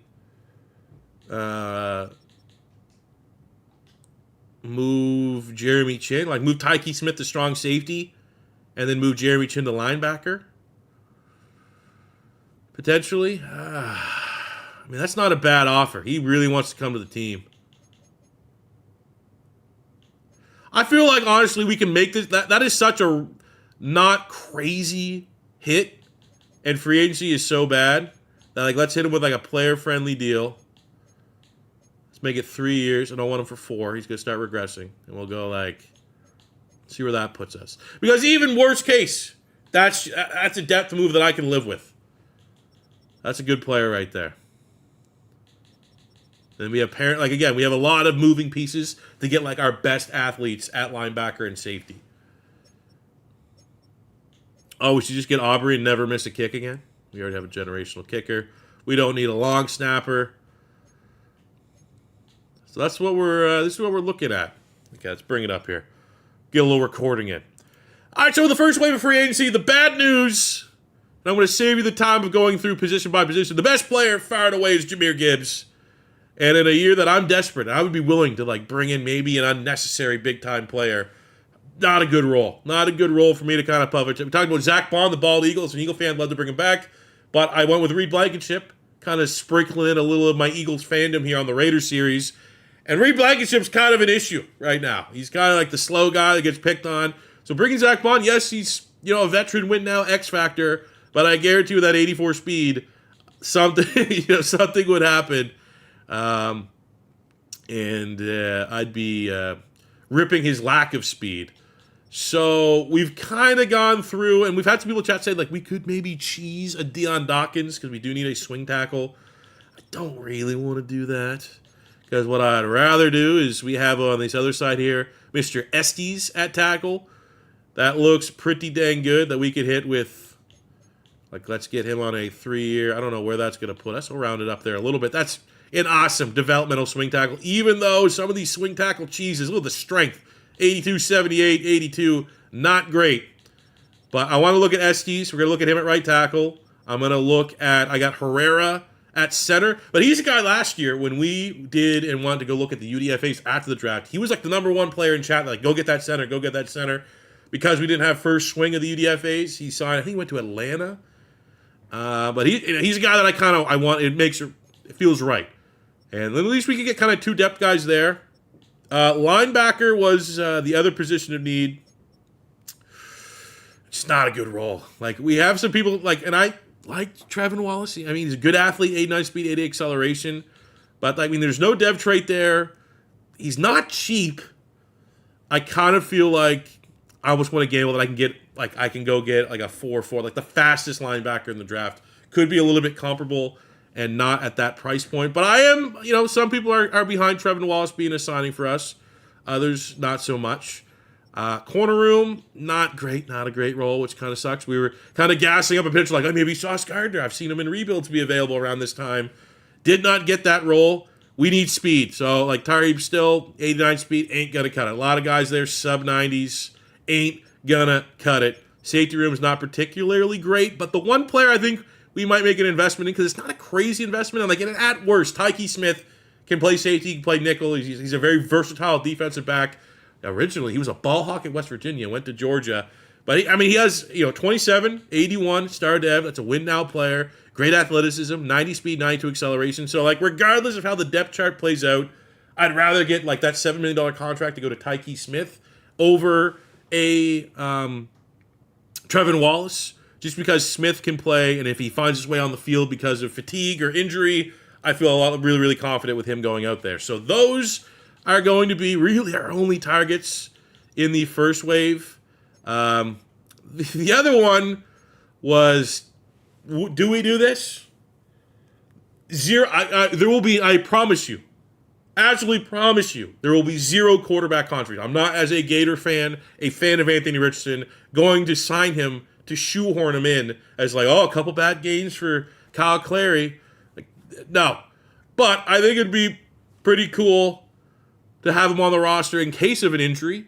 And I think if there's no injury, could we have a little bit of fun with Anthony Richardson? He's not looking for a crazy contract. 6.99. Could we maybe consider him Taysom Hill? Could we maybe consider him a little bit of a weapon? Could we just say, screw it, get a little bit bored, move him to tight end? Get him involved. Move him to linebacker. Why not?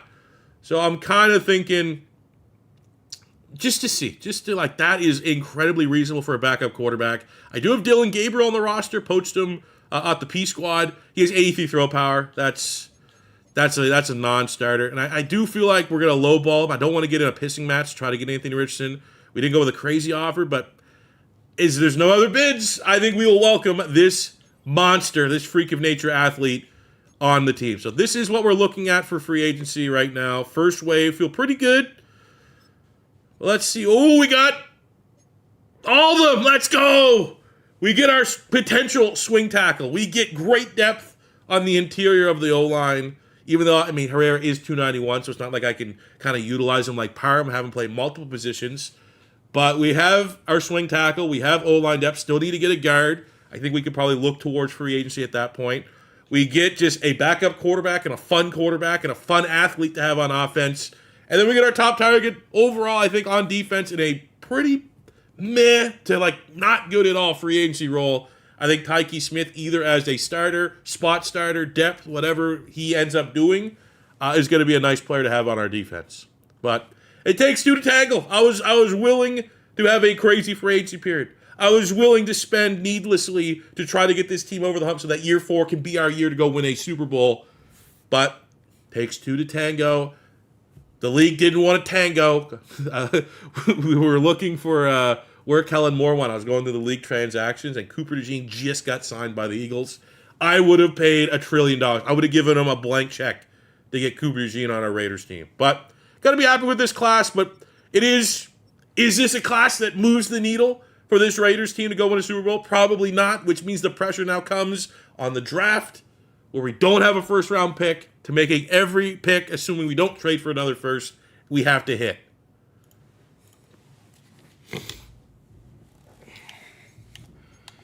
All right, that's it, boys. I don't think we need any other free agents right now. I think there was a couple depth linemen that looked nice, but let's save a couple bucks there.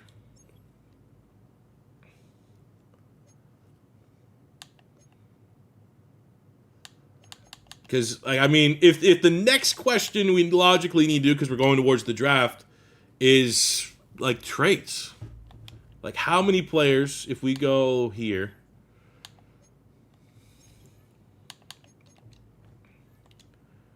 if we were trading anybody, because we don't have that first. We have picks, 2, 3, 4, 6, 7, so we don't have a 1 or a 5.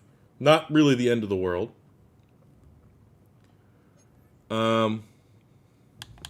Like Dylan Gabriel could have some value, and I think we could move on from him. Jack Betch could have some value. I like our tight end room.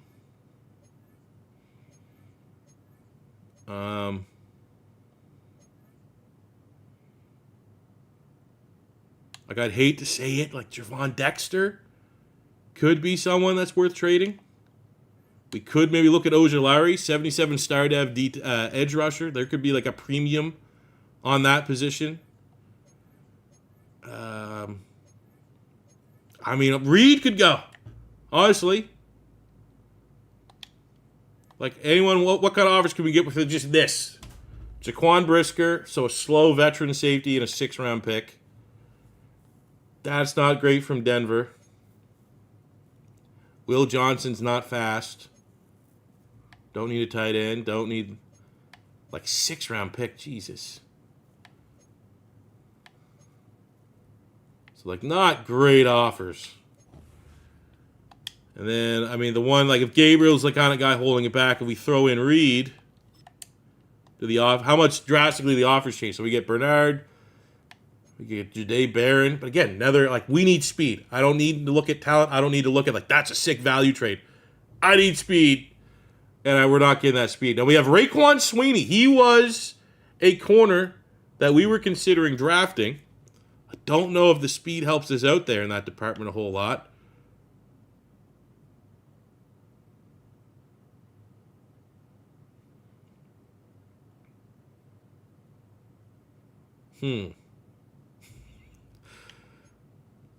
Oh. Now, we got to be also somewhat realistic. That would never happen, so we can't. I'm not even going to entertain that. Joey Porter.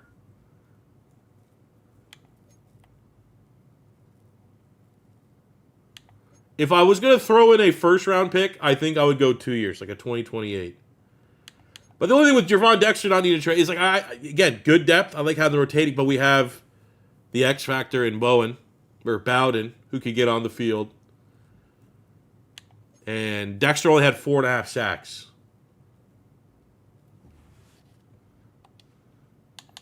Okay, let's see. Let's just one last little. Which one last little? I don't think I'd love to trade a 2029, but I could trade a 2030. Do we get anything better here? Oh, the horn dog. Why do they want to get rid of Will Campbell so bad? Wilson. He's gone. Get Riley Moss. Okay, let's see. Let me just see something here, though. Horn dog, huh? You can trade all that for a horn dog. Let me see the speed on Horn. I want to see the speed on Sweeney. And I want to see the speed on... So that was... Okay. Sweeney was on the Browns. I know he was a corner that we wanted. And again, this is all about 5'11". Oh, whoa. Okay. Okay. I can't remember what combo I had to get that trade. But I kind of like that. We have the Panthers and the Horn Dog, J.C. Horn. He's getting up there in age a little bit. But it's kind of now or never. 6'1". Good speed. Well-rounded. And then we had on the Dolphins, pulling at my heartstrings, Riley Moss, who's now a superstar. 84. He's 28. He's more of a, like, not, that'd be a guy that, like, if we did that, would we just move him to safety? Even though we just signed Tyke Smith, we'd be like, Riley Moss, you are now. But that's like a marginal upgrade. Like Tyke Smith. It's funny, but like Tyke Smith is not that much worse than Riley Moss. Like I think that Browns trade made the most sense. But I mean, I think this argument is more so get a first round pick this year. Like, this guy looks pretty sick. Why is he on the trade block? I don't know.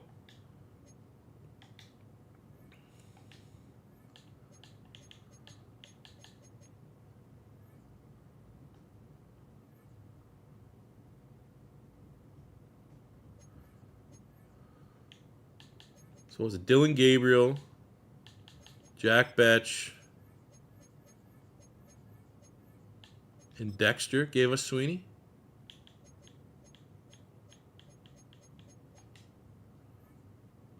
What was the one that gave us Reed?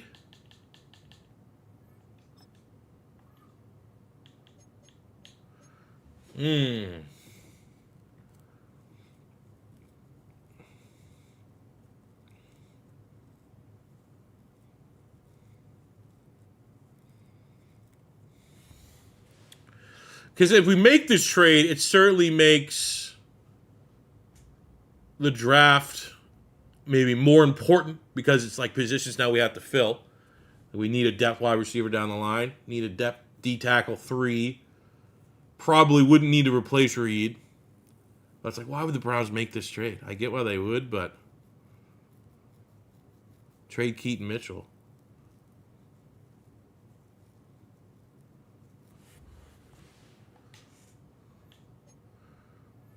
Like, what if we did something like this? We go like this. Of course, they have the first pick. So that'd be like the first pick of the second round. What if I did that? I gave you, like, whoa. What if I did that? I gave you like a way down the road third.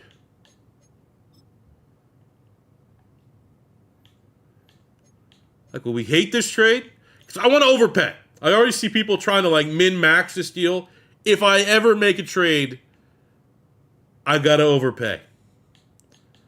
So I feel like if the Browns are giving up on... Obviously, he's in a contract year. So if they're giving up on that, they have to be like, all right, so they're going to get... For Cleveland, you'd be getting Jack Betch, so probably a wide receiver 2. Probably a D tackle 2 to play next to... Buddy from Michigan. You get Reed Blankenship would start for them at free safety. I can live with this trade if this is a trade we wanted to send out. But, where does this leave this team? Because then Sweeney's going to come. Like, do we move Nails to safety? Chin the linebacker, Nails to safety?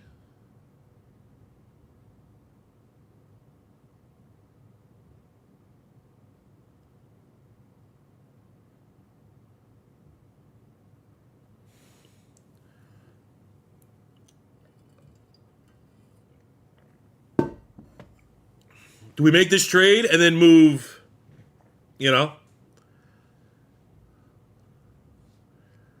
I just think if we do this move, it fits where we want speed on defense. So let's see if we can get this one, and then we can break it down. Oh, I knew we were going to need more. So we go with third. I don't want to give up anything this year. I want as many picks as we could possibly make. I mean, I could probably go third next year instead. Like, that would bring the value up, I think, a little bit. Yeah, a little bit. So we can go a third next year, maybe a fourth in 2030. Like, we have both fourths, I guess, if we had to. Like, what do I go both fourths in 2030? Because are we going to still be here in 2030? Oh, you fucking...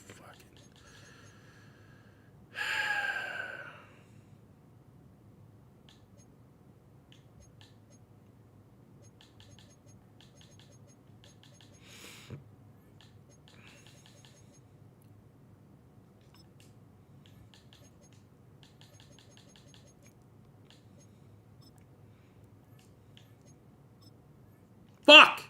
I can live with that. 2 next year and get a 3 next year.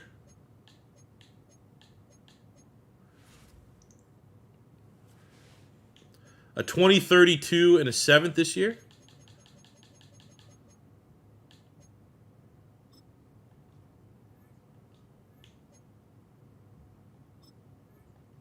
And what if I get rid of that third? And then it's...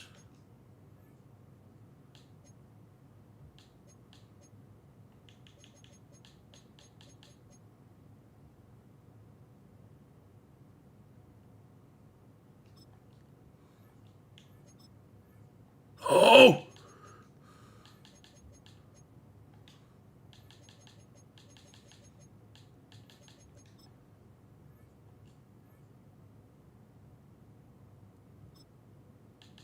A 6 in 2029? You think that will do it?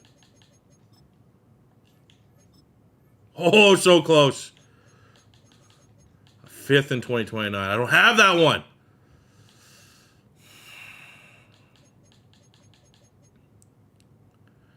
I'm thinking a 4th. The latest 4th. We got it.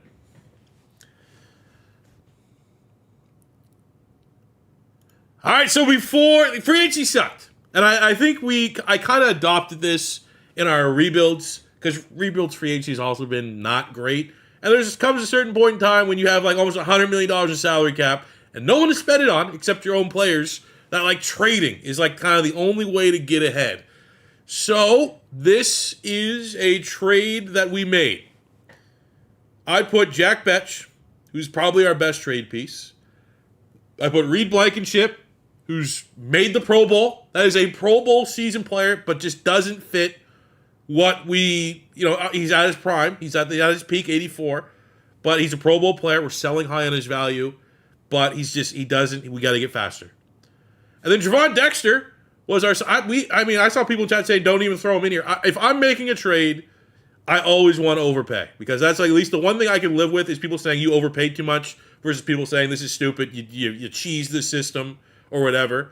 So what I did is we put Jack Betch, Javon Dexter, Reed Blankenship on the trade block, and we looked at all the players we could potentially get. We got some real interesting offers. Jahdae Barron, former first-round pick from the Broncos, was there. We had Riley Moss. Took a lot not to go Riley Moss. He's now a superstar corner down in Miami. But we're going to go with a little bit of lore.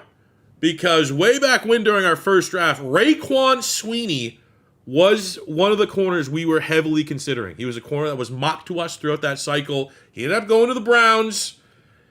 He has 95 speed. He's not like 6'3", 6'4". He is 5'11", but he has 95. We have to get faster across the board. At linebacker, at safety, at corner. Speed, speed, speed.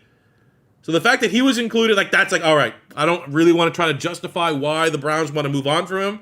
But if that's the trade, and I'm going to be giving you 4 starters. Jack Betch is wide receiver 2 on the Browns. Javon Dexter is D tackle 2, a starter right next to Mason Graham on that defensive line. Reed Blankenship is a starter for them at free safety. So I was like, okay, how else can we make this make sense? Well, I don't have a first-round pick in this upcoming draft. I'm a little bit bummed out. I don't really have the ammunition to want to trade up into the first round if there's a player that we really, really want.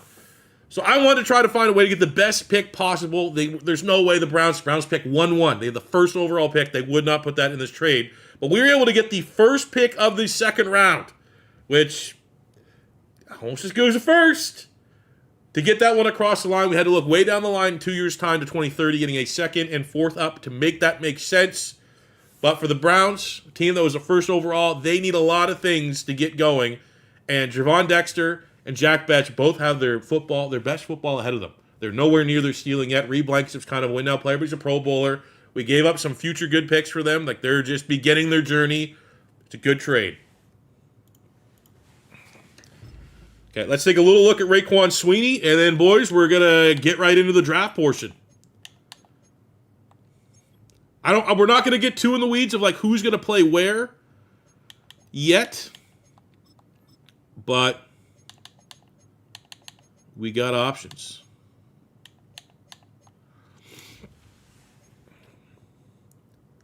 So we're going to wait till, like, after the draft till we figure out, like, who's going to play where. But here's the newest Raider who definitely needs a new jersey number. Raekwon Sweeney out of the U. 5'11", 185 pounds, man-to-man corner. Decent tackling, like we've had some corners, Darian Porter in particular, that had real bad tackling, but look at that speed. 95 speed, 93 acceleration. Agility could be a little better, could be a little bit more explosive in that department, but that 89 man coverage, we live and die in the man coverage. That is a very good player. I'll make that trade almost every day of the week. And hey, now we got those 2 second-round picks. We have a little bit of ammunition to be aggressive if there's a player that we have to go get, and or we have 2 second-round picks. I can do a lot of damage with those 2 second-round picks. Let's give this guy a new jersey number, man. Maybe if we move him to linebacker, he could stay at 47.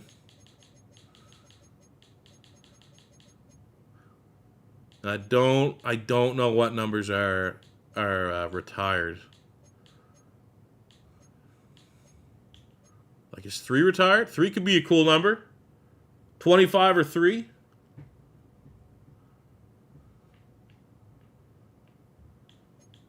$22? There's no 22. Let's go 25. I like that one. James coming through with the 2-5. Raiders don't retire. Okay, unofficially retired. Because I remember last offseason, we got to see that Pierman was a superstar dev because he was wearing 24. All right, let's keep on keeping on here. Next week. So what's going on with the game here?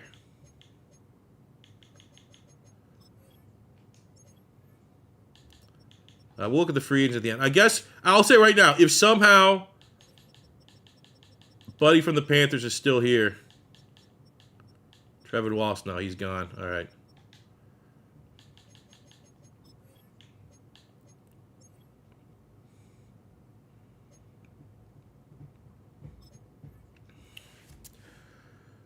So taking a quick look at free agency and where the top names went. Jahmyr Gibbs, anytime that they come to your conference, it's always a little annoying. He goes to the Jets. Joe Milton is a Miami Dolphin. We got Anthony Richardson. That's pretty sick. The quarterbacks are still out there, man. Tanner McKee, Spencer Rattler. He's looked halfway decent. Jonathan Brooks goes back to the Panthers. We have Stephon Diggs still available. Cortland Sutton still available. Chris Godwin's a Viking. Debo going to the Dolphins, just throwing around money. Reckless abandon. Canadian Theo Johnson goes to the Patriots. Deion Dawkins is a Brown. Cooper Beebe goes to the Falcons. Pooney to the Titans. He's probably one of the top free agents this year. Oh, is Parham still available? Okay. Keep that in mind right there. John Grenard to the Jags. Nealon, the superstar, to the Jets. So the Jets are definitely the team that's trying to be the most aggressive and just buying their way to a deep playoff run. Sean Carey's still on the market. Zach Bond to the Jags. We have Trevin Wallace, who was a player that's probably the only guy that maybe we could have thrown a bid on. He ends up going to the Falcons. And the secondary, Tarheeb Steele on the Panthers. Lattimore to the Bears. Trevon Diggs to the Vikings. Pepper's back. There we got Newbin to the Patriots. And, of course, we signed Ty Keysmith. I mean, just not a crazy free agent period, but certainly the Jets seem pretty interesting going into next year because they got Offensive Rookie of the Year, their quarterback.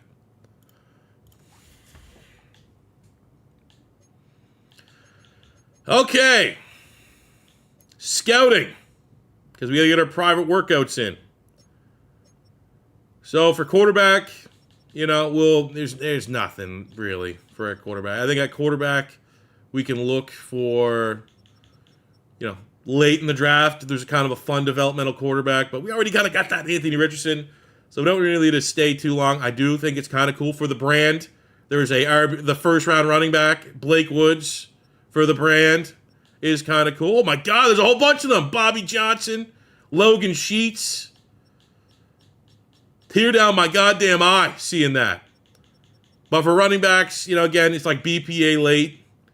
Don't really. We did have some scouting here on the wide receivers. We're always in the market if there's a good wide. Look at this. Jamichael Burns, first rounder in the third, fourth. So there's going to be some value there. I don't know if we get anything else. I'll tell you right now, that guy is getting a little heart next to his name. Congratulations, Mr. Jamichael. Tight end, we're good. We're stacked. Offensive line, we have a couple players just because we did have, tier 3 scouts across the board. But I think more so, a lot of these positions, especially just on offense, it's going to be, we're not taking anybody on the offense for the first 4 rounds. So not really worth kind of breaking down any of these players until it comes time for the draft. This guy could be good. Jerome Neal, B and C at center. Whoa, Jesse Silva. All A's pretty much. Mr. Jesse Silva, you, sir, are going to get a little heart. Heart next to you, bro.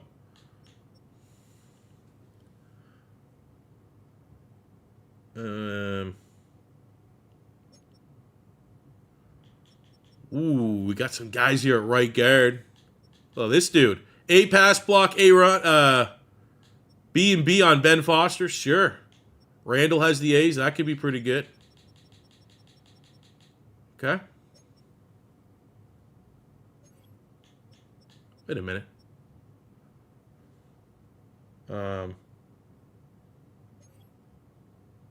Yeah, we need a guard because we signed a tackle. We signed a center. So one of those guards is going to be a very juicy option. Vels at center looked okay too. UDFA. Oh yeah, he does have. Look at that.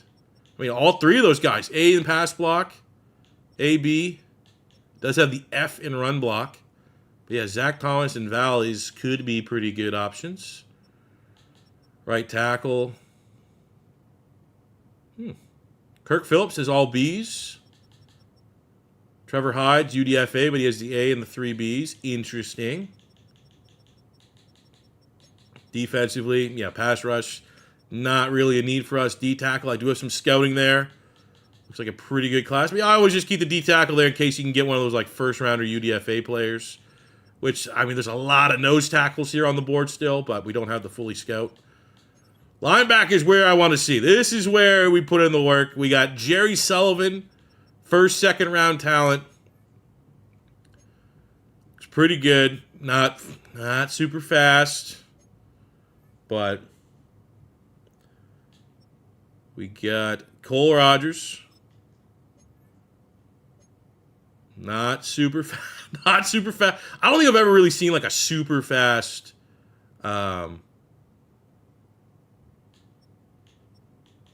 Sam. We got Jawan Goodwin. Great letter grades. 4-7. Kate says, check out Hardy. What do we got here? Day 3 pick, late, A tackle, A pursuit. I mean, not a crazy, but the price is right on him. Boom. Mark Hardy. He's the other Hardy boy. Day 3 pick on McCann also has, well, actually, yeah. Double A's there. That is very interesting, so I like him. What do we got at the mic? That is terrible. I don't think I've ever seen that little middle linebackers in a goddamn draft class.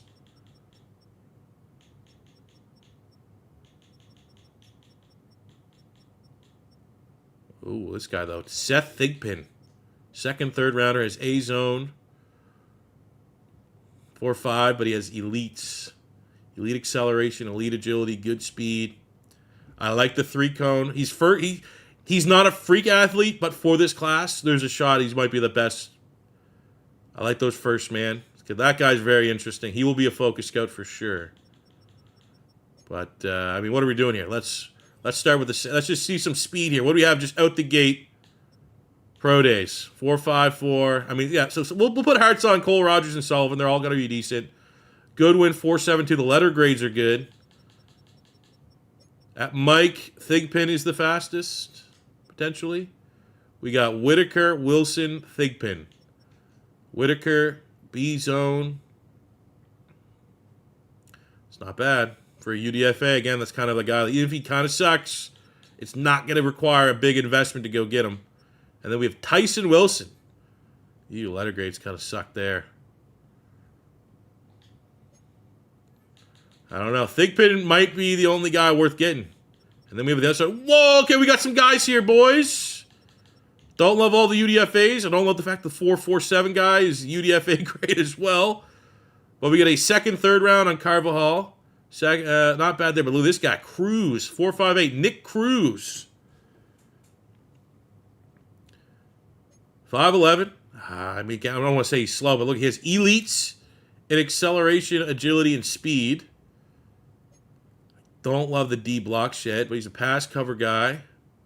I mean, he looks pretty good, too. He'll get a heart. That guy does look pretty solid, doesn't he? It's just a 4.62, dude. It's one of those things, it's graded against other wills, right? So he has elite acceleration and elite speed, but that's against outside linebackers that aren't generally like burners. I would say Thigpen is probably linebacker 1, but Cruz is probably not super far behind him. Then we got here in the secondary, we got some burners. 4.28 on Deshaun Williams. B-zone. Ooh. Okay.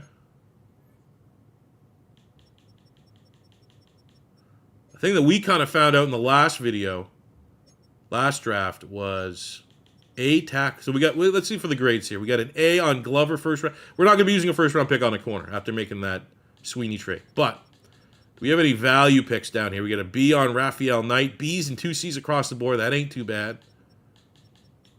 We got any A tackle dudes? Whole bunch. Okay. I mean, double A's here on Gabe Riddick. Couple A, B, C-man.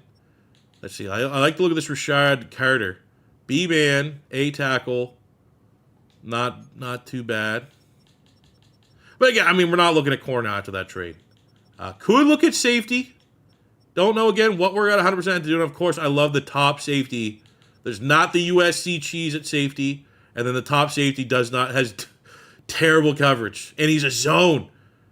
So I'm going to assume, if we're going to be optimistic, that he's a zone corner and he's a first rounder. That zone's going to be a C. And the combine's not bad, not great.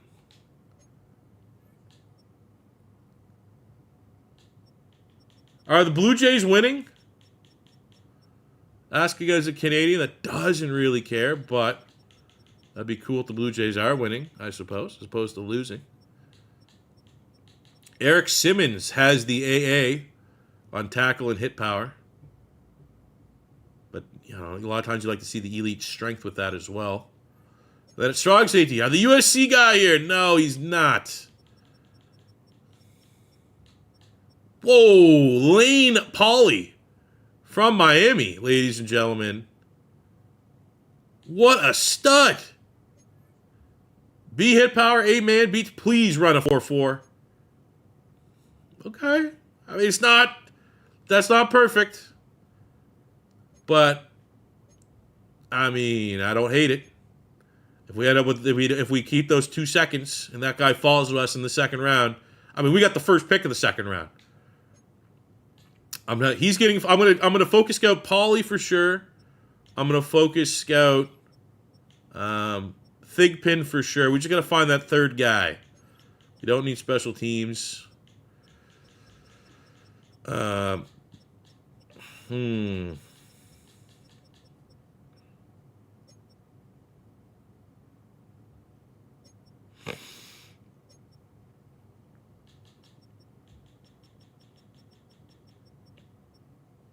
I mean, is there any corner like we can't miss out on?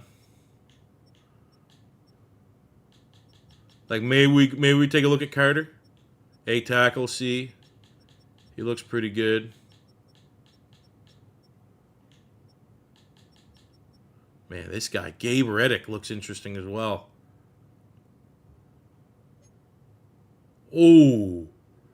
Ooh. Okay, that's what we're going to do. I like to look at that. And it's not the end of the world to like, you know, kind of focus scout the other guys. You know, low round guys. I want to know because that could be finding a steal there. The guard? Who's the guard again that we liked? I mean, I don't really need to focus. I know that guy's going to be good. Look at the A's. A, pass block. B. Was there another guy that we liked?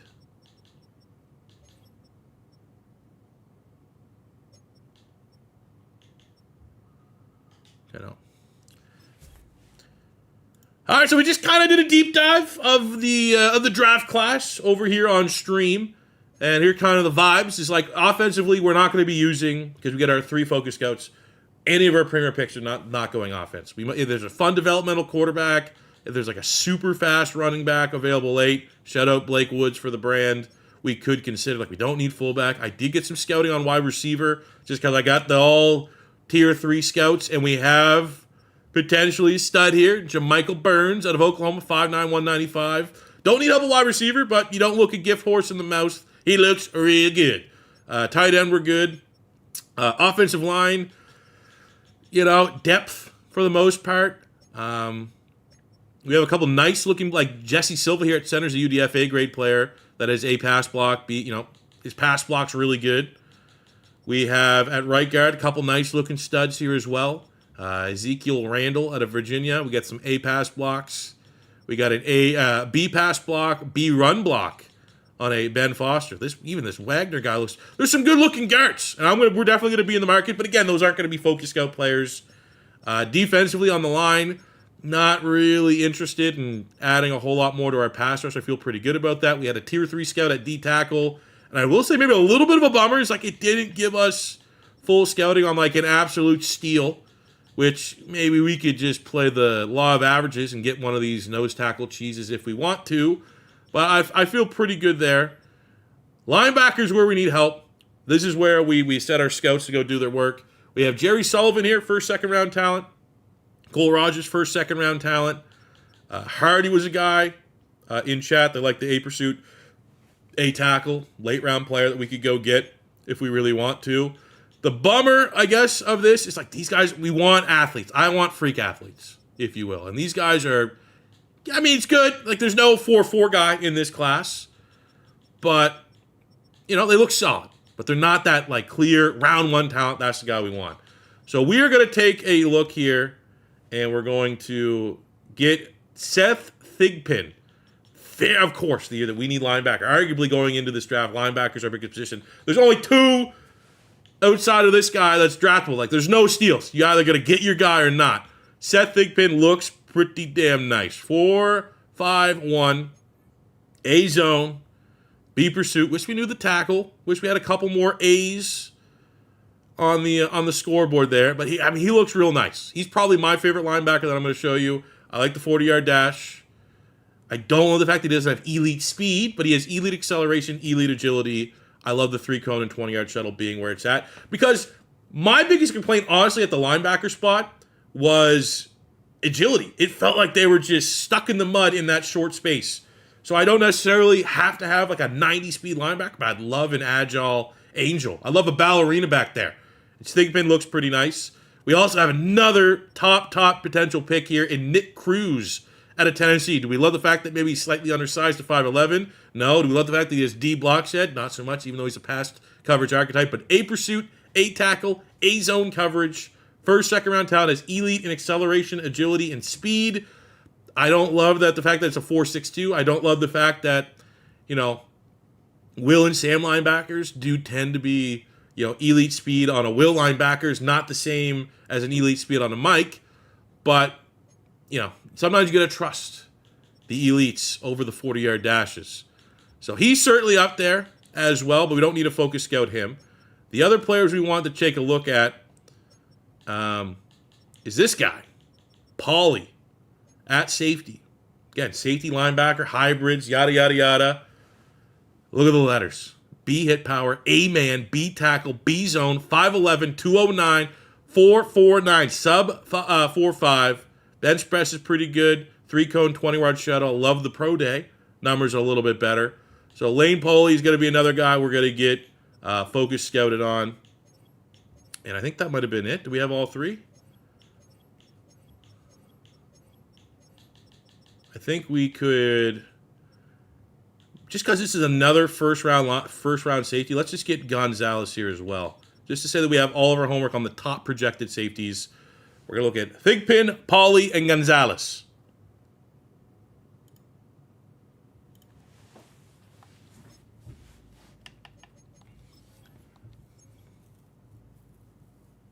Fuck, it was the corner.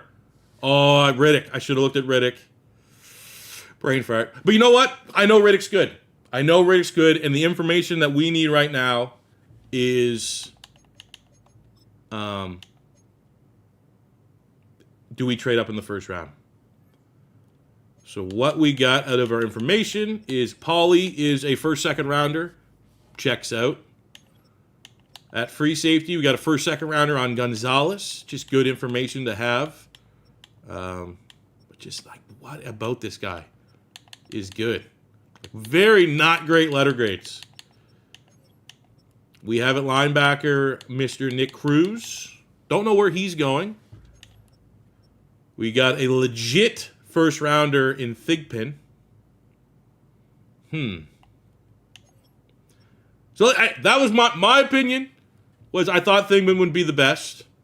And on this, he does become the best. But the issue is, he went in the first round in the last mock draft. We'll see if he goes in the first round in mock draft 5. All right, let me just record our findings here. So off of our 3 focus scouts, I actually kind of messed up. There was a late round corner it was this guy right here, Riddick, that I really want to focus scout because he has A catching, decent coverage, great athlete, but more importantly, that A tackle, that's kind of been a cheat code for us. But also, I kind of feel like the 3 focus scouts, because we have 2 second-round picks, and obviously that first second-round pick from the Bears is the first pick of the second round, could make the argument it's almost as good as a first-rounder. We need to figure out, are we going to stay put with our 2 seconds, or are we going to be aggressive? And obviously, we're not going to be able to move up and make a top 10 pick, but we be aggressive to move up into the ass end of the first round to maybe get a guy. So I want like Gabe Riddick. I don't really have to know that he's a good. I'm going to take a swing on him anyways on day 3 of the draft. So for our 3 focus scouts, I scouted Gonzalez, the top safety. He's a first, second rounder. So that's okay, good information. Simmons is another player that actually looked pretty decent because he had A tackle, A hit power. If we're looking for just speed, kind of linebacker dudes. We got Pauly, who's a first, second rounder. He'd be a great player to get if we do decide to stay in the second round. There's a scenario where Pauly in the second round and maybe Nick Cruz in the second round. Like, that could be good versus being aggressive to go get a first-round pick. However, Thigpen at linebacker, I kind of had the vibes that he was going to be the best linebacker. He's, at least on paper, the best linebacker. Second, third round projected, but he's a legitimate first-round talent. Has legitimate linebacker size, too. That's something that, like, hasn't really affected us a whole lot. I don't feel like we've been exposed from, like, a run defense standpoint by having undersized linebacker. Like, Jamal Adams has been great. A lot of TFLs. Pearman, who we don't know if he's going to for sure stay at safety or move back, or stay at linebacker or potentially move back to safety. But, like, I never really felt with him either that it was like, oh, man, we're just getting crushed in the run game.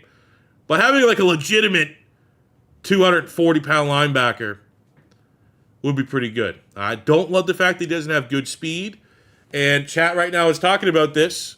He, off of mock draft 4, was going late first round. So we have the ammunition to potentially trade up if we really think this guy is worth it. I don't know. I would say right now I'm leaning yes.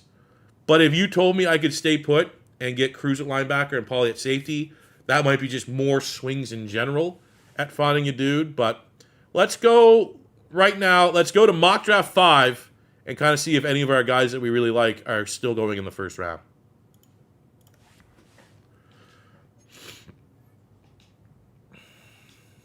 I think that's what we do, right? Keep it live. We'll go live again. All right, mock draft 5. Let's see. What do we got here? Bunch of guys that we are not interested in, which is good. It's not like we found a guy that we're absolutely in love with and he is going super high in the draft. I think anything after 20 with our 2 second-round picks could be doable. So we're going down here. We're not interested in the corners. Okay. 28, Seth Thigpen is going in the first round. Jerry Sullivan, another linebacker. We're not in love with him, but he's just good information to have. That a linebacker that did get a little heart from us is also going in the first round.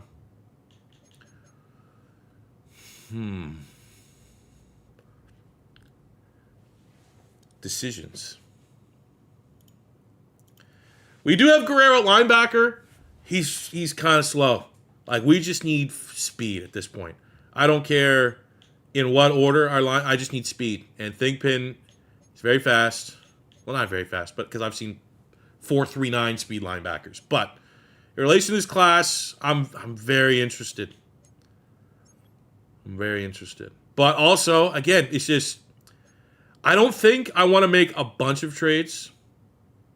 And I think we might overexpose ourselves in the second round if that's our plan, to stay in the second round and get, try to get the Cruz linebacker, try to get Pauly at safety. But I mean, if we get Pauly at safety and we like him, we can move Jeremy Chin to linebacker. That's also an option. And we made that trade. Like, does Nails go to safety? Is that our safety? Do we go with Chin and Nails at safety, and then we keep Pearman and then get a linebacker?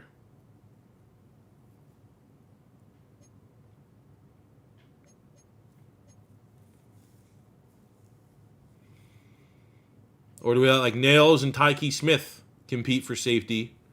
Like, that's what I'm thinking right now. That would be my preference, kind of diagnosing the roster, would be Nails and Chin at safety.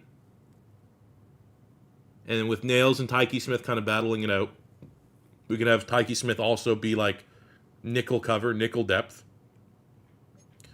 We then got we can go Porter, Levy, and Sweeney at corner,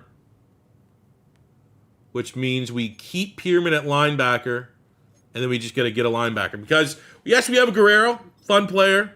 He was a value pick. He wasn't the guy that we're like, oh my God, that's the guy we have to draft. Not the fastest, not the slowest, but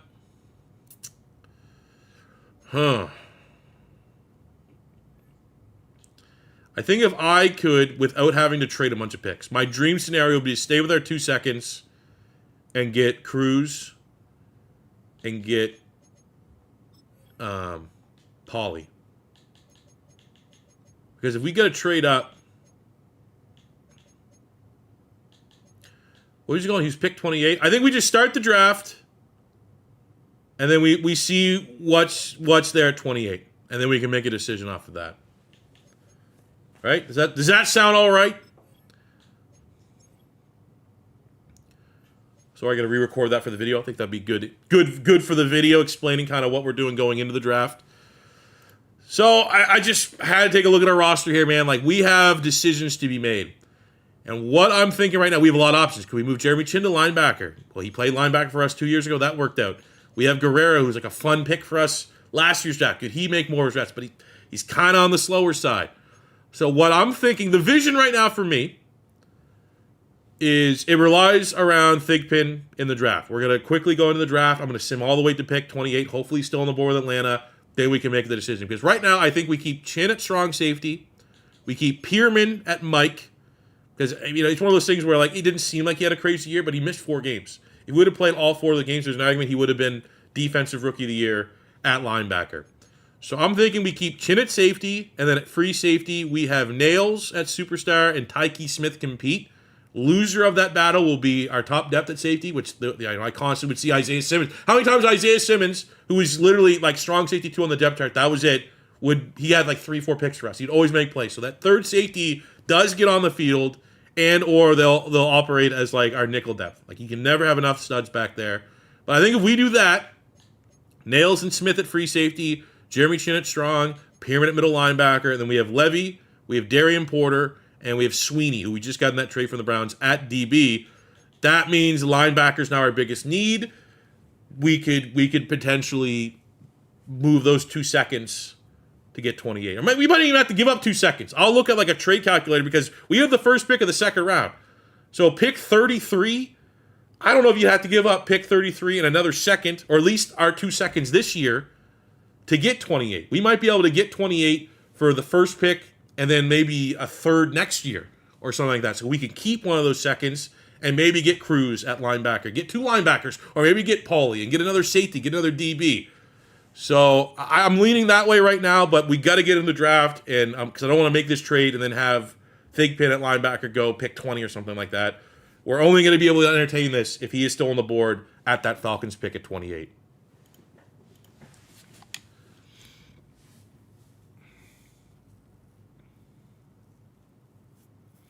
You would like to get Thigpen, Cruz, and Pauly.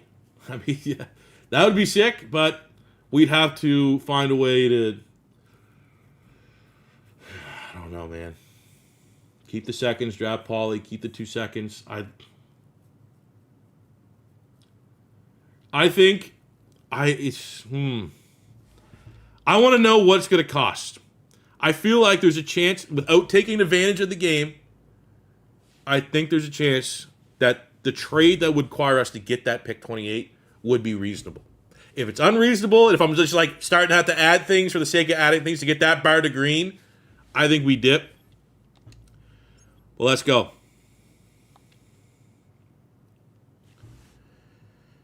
All right, we are starting the draft. We'll go through the first couple picks here. Obviously, at this point, because it's not like the first draft that we did, I don't know a lot. We haven't invested a lot of time in a lot of like the top 10 players because of where we know we are. It's never reasonable for us to even talk about those guys. It's like, the Eagles, after winning the Super Bowl, they probably weren't doing a whole lot of homework on Ashton Genty, even though he might be the best player. And would be a player to know. We'll look at that at draft recap time. But what we're doing right now is we're going to go to pick 27. Because based off of mock draft 5, the linebacker, the only player that I think we would even consider in the first round, he was going at 28 to Atlanta. So what we're going to do is we're going to sim to see if he's still on the board there. That's the first shoe that needs to drop in this scenario.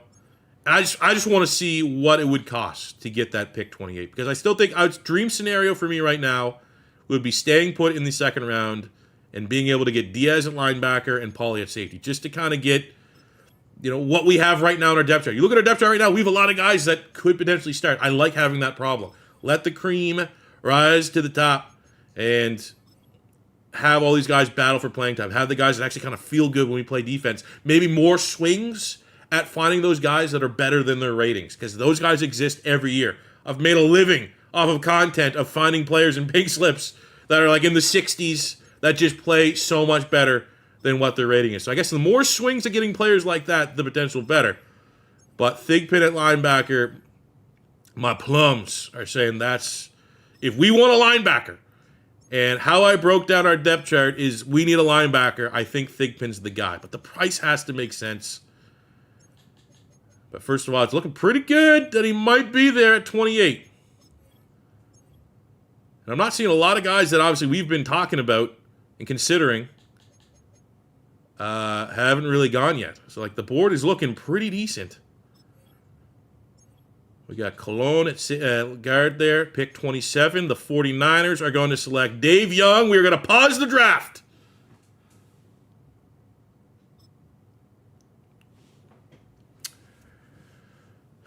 See, I'm playing with fire.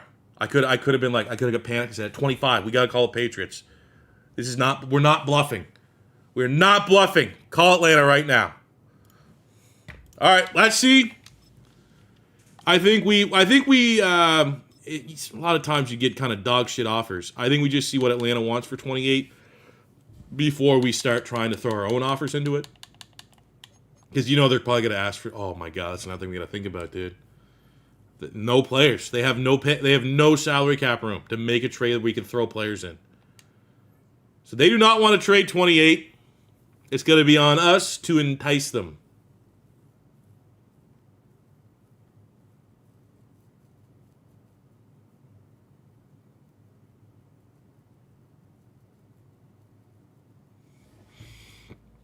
I need to bring up the trade calculator. NFL trade draft tech, yes. And we're going to go with the Rich Hill trade value menu. All right, so pick 28. Write this down. Pick 28 is worth 209. So I need to get 209 worth of value. Pick 33 is worth 180. What's our other pick? Just kind of put these all up on the board. So that's 180. I'd like to overpick. So we need something that's worth at least 30. Which would be, so pick 62 is worth 84.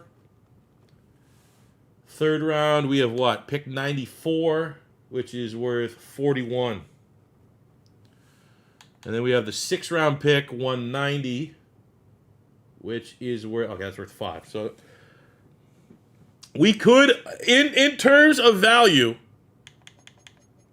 a 2 and a 3 could get the job done. And if we do that, we could double up on. I think we'd have a good shot if we could get this one to go through. We'd have a good shot with that second that we keep to get either a cruise and double up on linebacker and just throw as many assets as we can at the linebacker wall and let the best guy eat, or we could go get Paulie at safety. Like the question of staying, I think we could still get one of those guys at 62. Or with that pick 62, use maybe this 4th. Or maybe use your future pick to trade up. I think we could pencil in, if we can get this pick without giving up both seconds, I'd be willing to not look at a future third. I mean, a future third would make sense. Because right now, if I pay this, 180 and 84, that's what, 264? That's honestly overpaying. So maybe a 2 and a future 3. Like, if 84 is the value of a third-round pick this year, I figure a third would be worth, 60? We'll devalue it by 24 points. And even 60, that is overpaying. Maybe I'm underselling. Okay, I just have this whole thing up. Let me look. What are you guys saying in chat right now? A future second.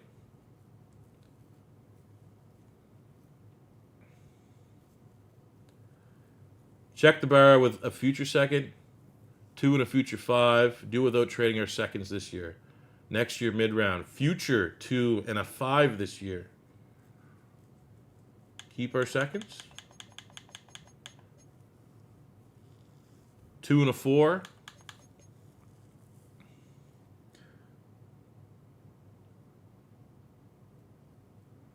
What's the value? Pick 62 is worth 84. 33 is worth 180. 62 is worth 84. 94 is worth 41. And actually, I forgot I had 104. 104 is worth 86. Wait, no, is this the right one? No, let's look at Rich Hill.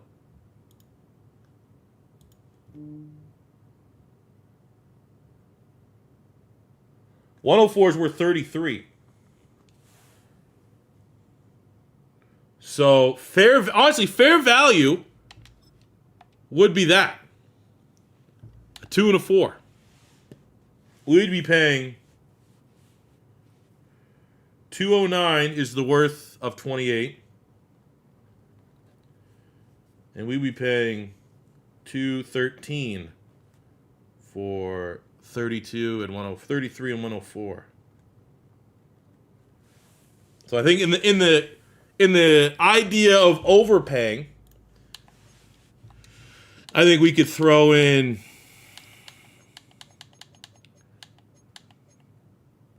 like a future 5, just to overpay a little bit, just in case people think we're cheesing a little bit.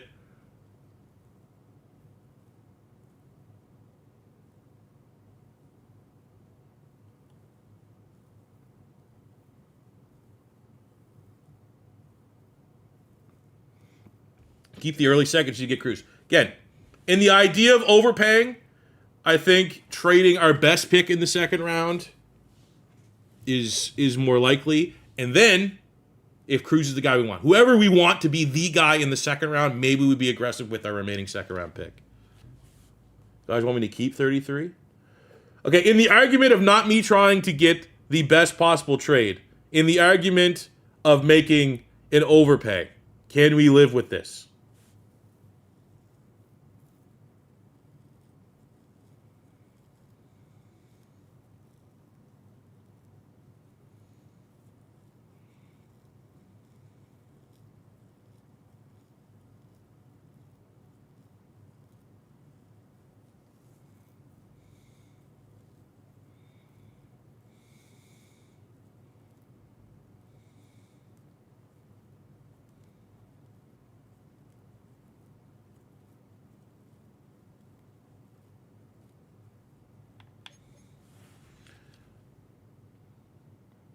We will get rid of the 5th. A 2 and a 4. I gotta at least see. This is one of those ones I gotta at least see.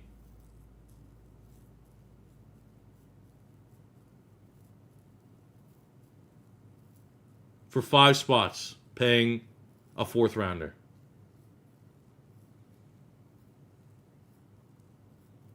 So if I take that 5th off, I gotta see.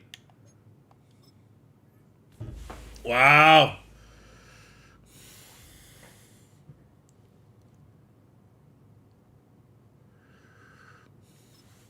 Now I'm pissed off. Now I want to get it.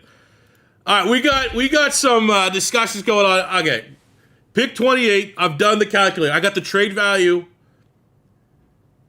and I don't want. I want to overpay in all my trades. I do not want to try to look for the most value trade. I feel like I need to punish myself for wanting to trade up. I want the linebacker. We only got to move up 5 spots. I was like, all right, let's throw in a 4th because pick 28 off the Rich Hill trade value meter, whatever the hell you want to call it. 28 is worth 209 points. What I have offered with 33 and 104 is 213 points. Didn't take it. I get it. They're not going to give it for value. The one thing we had in chat was like I threw on a 5th in 2030.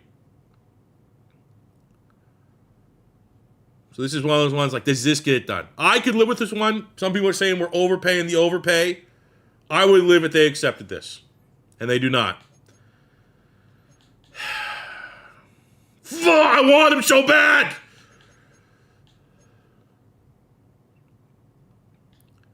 What about this? What about a 3rd next year, and they give me a 4th next year? Because 4th and 3rd round picks don't really make a whole difference to me. That accept? No. What if I... a 2, 3, and a 4 for a 1 and 4?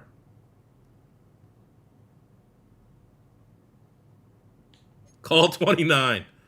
I wish they had better cap room. Oh. I could...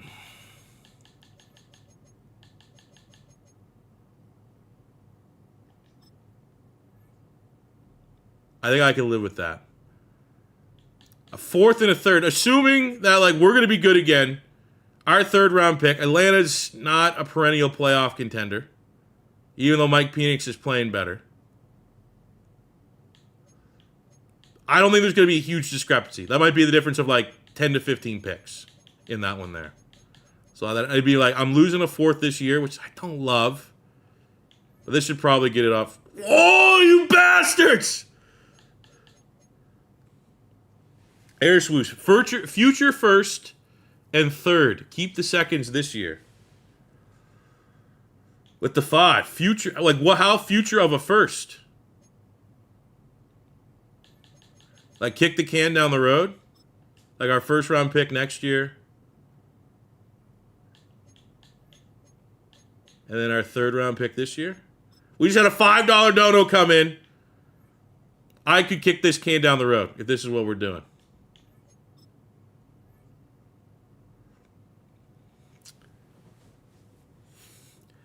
I can live with that. Now, does that put us in a hole next year? I think, and I saw in chat, Kane, we're going to have pick 32 next year. So that first round pick next year, what's the difference between pick 32 next year when we win the Super Bowl and pick 33 this year? I can live with this. It puts a lot of pressure. I think I like this from the standpoint of, I still think in hindsight, keeping those 2 seconds, getting that cruise guy at linebacker, getting Paulie at safety, getting those 2 guys in a perfect world, I think I'd probably rather that. If it was stress-free and they fell to us at those picks. But that's just us getting like the 2 kind of good guys we like. None of them were like legit first-rounders, but 2 guys that I think myself and Shaq can kind of agree on. Not a lot of risk in that.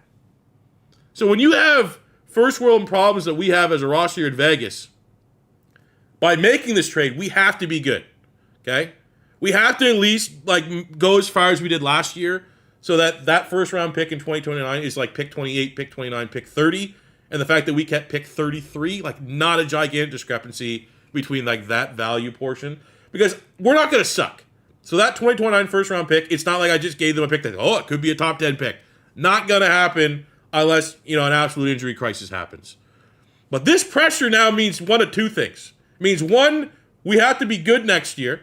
So that first round pick, it's a non-factor between comparing that to our second round pick that we currently hold, which is pick 1 in the second round.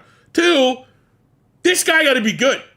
Because if I would have stayed put and got Cruz at linebacker and Paulie at safety, and they're both dev trait players, and this guy could be normal. This could be a normal dev linebacker that we just made a needless trade for. But I like the pressure because if it is, that's sick. If it's not, you get to watch me fail.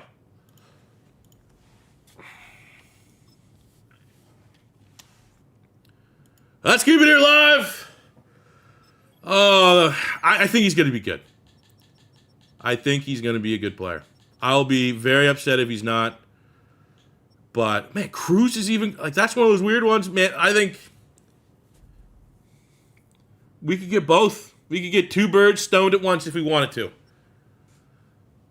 But Thigpen, I think it's the guy. And we also, within this whole thing, we haven't once acknowledged the fact that we are talking about a position that just isn't valuable and worth a first-round pick in today's NFL. You know what I'm saying? Like, yeah, people discuss, do I trade up into the first round to get, like, this kind of sick developmental quarterback? Or maybe there's, like, a gimmicky, like, 99 speed running back or wide receiver. Or maybe there's, like, a cheesy 6'4", 4.3 speed corner. You don't really do this for linebackers in today's NFL. Please be good. I mean, as long as we see a blue dev trait, I think I'll be fine with it. Because then at least we got the chase, and we won't be peeking and changing his number and accidentally seeing his dev trait if he has one. And if he has a normal dev trait, plug your ears in a second.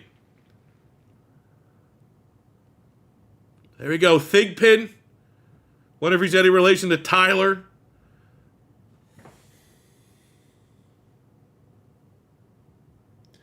First page, very good. Seth Thigpen, ranked number 7 in true value at pick 28. A awareness, C block shed could be better. A catching, who cares? A finesse, A hit power. B man, A play rec, B power, B pursuit, B tackle, probably rather A tackle, A zone coverage. Does he have the dev trait? Drum roll, please. I feel like he does. Yeah, I feel like he's going to be normal. Yeah, okay. Hey, there we go. Now,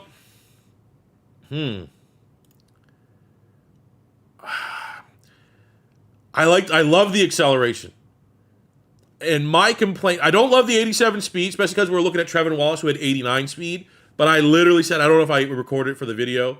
My issue at linebacker, I think it's like an acceleration and agility thing. It's that short yardage. It's not like I'm complaining about my linebacker downfield, like trying to catch someone that ran past him. I need that sideline to sideline. I need that, maybe, I don't know, 78 change of direction is like low. But I mean, he had first in the 20-yard and the shuttle. I like this one. I think change of direction could be better, but I think that acceleration and agility, we got the dev trait. I can at least live with it. And now we get to see if he's going to be good or not. Last year, we drafted a superstar linebacker. Can we do it back-to-back years? And the good news is we're going to be back on the clock not too long with the first pick of the second round. His injuries F? Oh, no. No! What's happening? He's going to have like 70 injury. He's going to be good for like the 5 plays he's in the game. All right, that's sick though. All right, we're not trading up. We're gonna stay put here to our pick. Wasn't looking at you. Buffalo, Jerry Sutton. That was a linebacker that we kind of had. 32. Okay, I didn't see who that was. We'll pause the draft here and see if we can see Buffalo. They went. Who is Mr. Irrelevant? Dallas, Mr. They got Ramirez at edge. Okay. So we just drafted like Leighton Vander Esch, injury-prone linebacker. Okay, well, now what do we do? Looking at what we have scouted. We have a couple. We have Burns here, first rounder at wide receiver. We got Rodgers, first, second rounder. We still have Cruz. Now, wait, did Paulie go? Paulie's still there.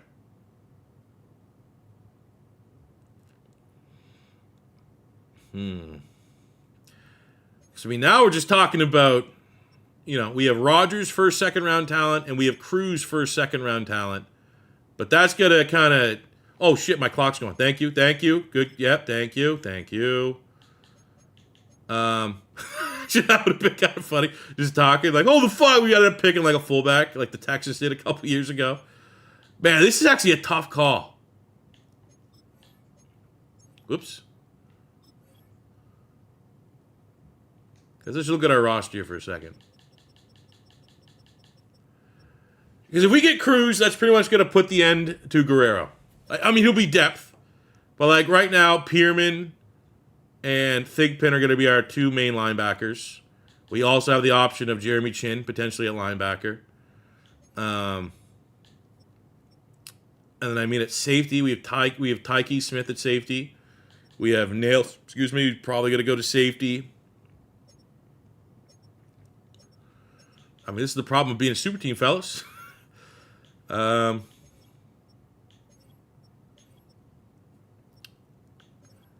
I don't know where we go.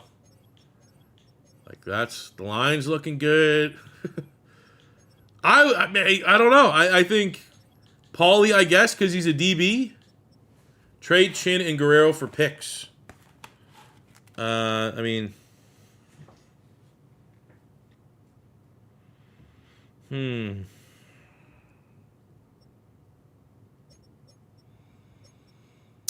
I feel like it makes more sense if we're going to make a trade. I'm going to make a poll. That's what we're going to do. I'm going to let you guys... How do I make a poll here? This plus poll. Do we go Cruz, linebacker, Poly, safety? Or, you know what? I will also throw in that wide receiver just for shits and giggles. We did trade away Jack Betch. I don't love the idea of trading him away and then using like a premier pick to get like a wide receiver 4, but we do have a first-round great wide receiver still on the board. Well, screw it. Let's go with these two. Get rid of that option. Boom. Start poll. I guess we'll just put wide receiver, buddy.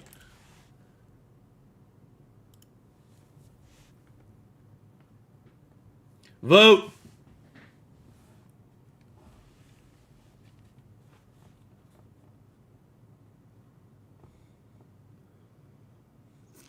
And while you guys are voting, what's going on with this game here?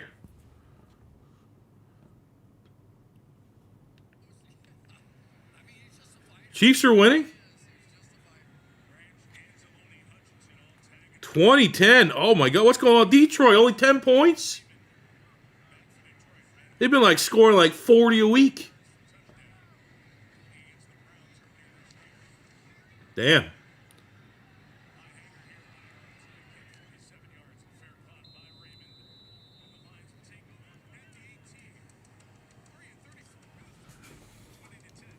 Chiefs actually looking good. Making that Eagles win look a little bit better. Oh, man, this is close. Of course you guys wouldn't give... I mean, Paulie is kind of running away with the poll here, fellas.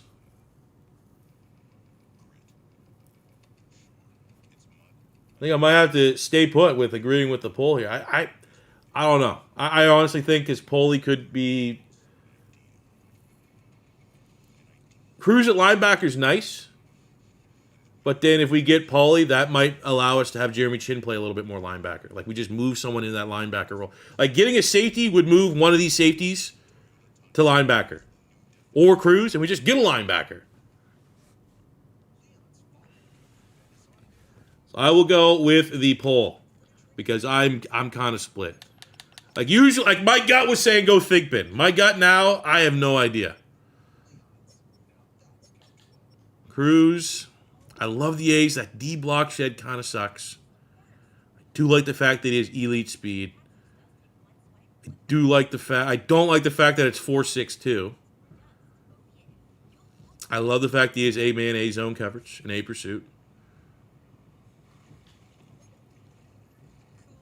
I do need to get a D tackle at some point, yes. We still have Manu Gonzalez on the board. First, second rounder at safety. Letter grade's horrific. A finesse, A aware. I mean, no, that guy sucks.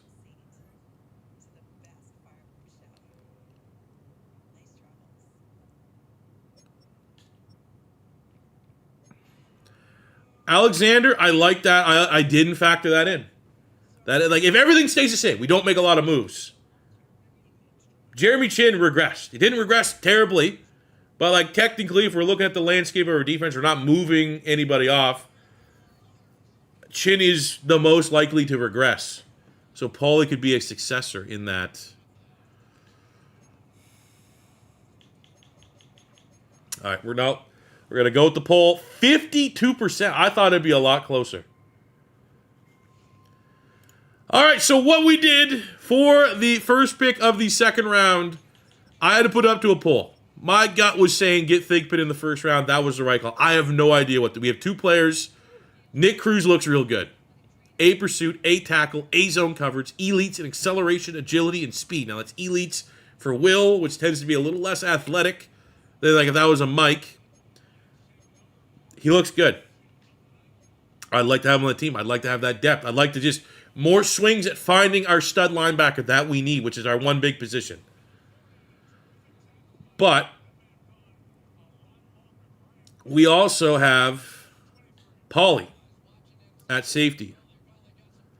And Paulie at safety, someone came with the argument. This was a poll. 53% voted for Paulie in this option. We have AJ with the $4.99 saying Levy belongs at free safety, find a corner for depth, grab Cruz at linebacker, then take a wide receiver and D tackle. Have Chin play your sub linebacker and Tyke at strong safety. I don't hate that.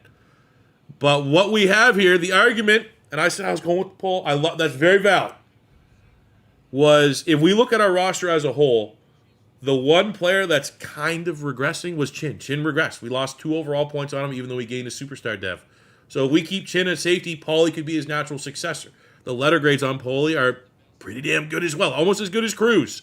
A-man coverage. That is the number one thing that makes me think I've drafted enough guys that have that dev traits usually don't fall too far behind. Athletic speaking, not a freak. You'd love to see elites, like acceleration only being decent. Our whole mantra this year was to get faster.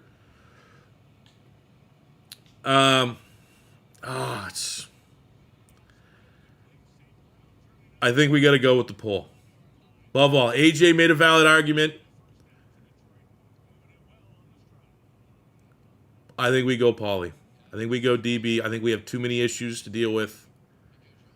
And who's saying we still can't find a way to get Cruz and get everyone and make everybody happy? But there we go. We're going to go with the poll. Almost 400 people in chat. I'm going to trust the chat. I'm going to fact if this is a bad pick, it's the 53% said Paulie to 37% said Cruz.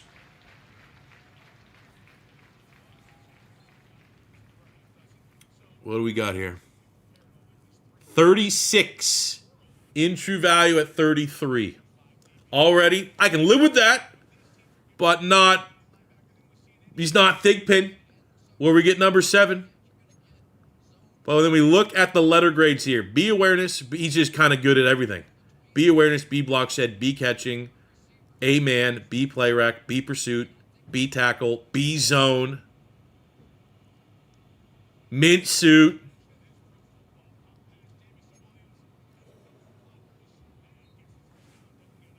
Dev trait. What do we got? We got 90 speed. Oh, the acceleration kind of sucks. But, as a safety, I'd probably rather more speed than acceleration. I can live with that. So now the question becomes, can we clear the board? Can we get Cruz? I also think, a D tackle, a nose tackle cheese, we definitely got to revisit that, losing Javon Dexter's depth. But we have a pick way down there at 62.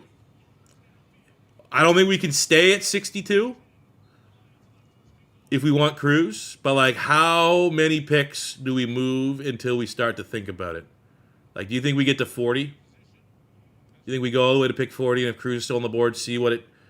pick 62. Okay, let's see right now. Let's go back to the trade value chart. Because I do like when we get a draft here, try to make everybody happy. Historically speaking, I have been able to try to make everybody happy.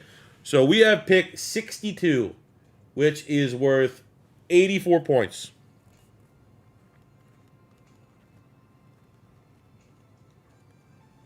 We also have... We don't want to trade all of our picks because we are going to need to kind of fill in some depth. We have 104. Let's just keep running. I got to keep all these things handy. 104 is equal to 33 points. I don't think the 6 and 7 is going to matter. And then we don't have a first next year, so I really don't want to touch our 2 and 3 next year. Because I'm going to be real pissed off if we don't win a Super Bowl. And if we don't win a Super Bowl and I'm in the same hole where we don't have a first round pick and then I don't have a second or a third, I'm going to be mad as hell. But we do, 2030 I can be a little bit more lenient with. If that third in 2030 needs to come into play, we could do so. But the question is right now, how long can we wait for Cruz? Call Arizona? That corner was UDFA. He'd be a guy I'd like to look at probably in the 6th round.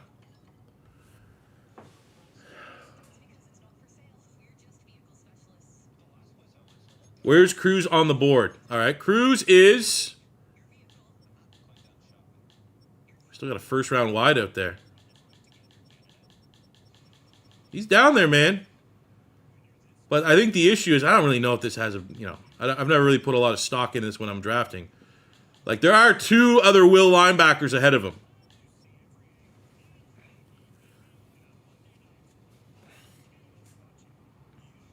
Trade Jeremy Chin. Trade Guerrero and a pick to Arizona. Stay with my picks. I think we start playing a little Russian roulette here. Trust that Cruz is not going to go for a little bit. Because we have 84. So if 84 is the value that we have right now in the second round, you know, like 40, like we're gonna want in a perfect world, we could get to like the Jags at 45 with Cruz still on the board. I think we can make something happen. You could look at trading players, but and Kate, right now we're just adding depth. Like I mean, there's a chance maybe Cruz is a potential upgrade starter, but I'm thinking right now I think we go to 40. Cruz is still on the board after 40. Maybe we can start picking up the phone. Once the first will goes in trap, that's what I'd be doing in a rebuild. Let's see. Holmes is gone, wide receiver. 36, the Texans go center. 37, the Cowboys. Fuck!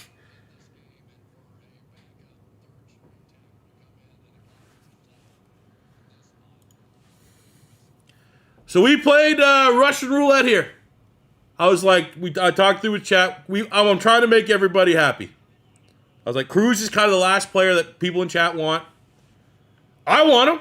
I don't want to make it seem like I'm just avoiding him like the plague. The A's are there. Everything looked good.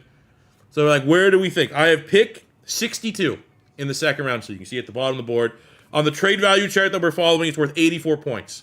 So for us to, like, trade that in a future pick for, like, not overpay value, I was targeting pick 45 with the Jags. But I said right now we'll sim right to pick 40 with the Chicago Bears, and then maybe we start making some calls. Maybe we look at overpaying a little bit. And then it was like, well, how far do we sim? We're going to play this like pick by pick by pick by pick. Cruz was the third rated will linebacker. And this is usually like a method when I'm rebuilding. I was like, all right, if I want the third will, usually the first guy will go before your kind of value guy. So as soon as that first will went off the board, we would adjust accordingly. Of course it's the Dallas Cowboys. They just ignore the rankings. And they get I don't want to say he was our guy. We passed on him twice. But they get a guy that I was pretty much willing to make almost, all the people in chat that wanted him. I was going to try to make that happen. Just so we all got a guy. We did it last year with Guerrero at linebacker, who obviously Cruz would probably come in and replace. And then of all the teams, the only way it would have been more annoying if he would have went in the division. So write that down. Jot that down. Cruz, at the end of the draft, we got to go see what kind of player Dallas just got.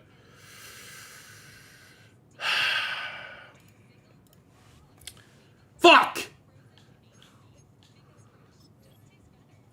Of course they overdraft him. Poley wouldn't have went yet. Thanks, Mikkel. Thanks.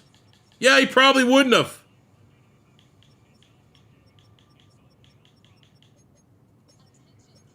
So, we, in terms of trade, we still have Jacoby Mullins. He's the top. Like, we're going to want to get just the most talent we can. Mullins here, first rounder, still on the board. We did have value, though, in Burns. Burns should still be on the board at the end of our second pick. He's a first rounder. I'm interested. That's just depth for Big Mitch energy. But that's like a first rounder that we have on lock. There was a couple, like the center there, UDFA center, Silva looks nice. A couple guards here, day 3, we don't have to get that guy in the second round. In terms of, I don't want to miss out on another good guy. I'm feeling aggressive. D tackle's another position that we are kind of talking about here a little bit. Could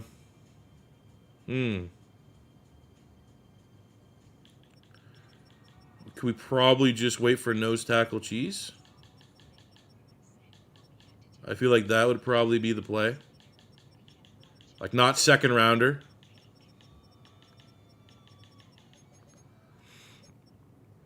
I mean, we still got Cole, like right there. There we go. There's still a first, second round talent guy here. Cole Rogers.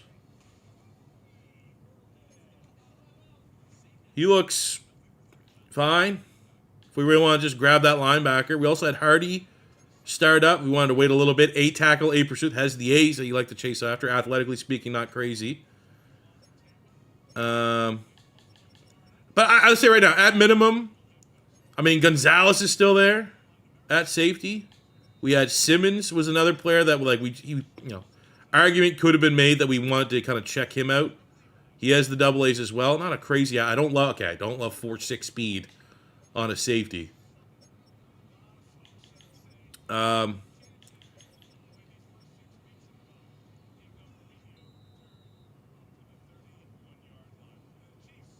bet Cruz is a superstar X Factor.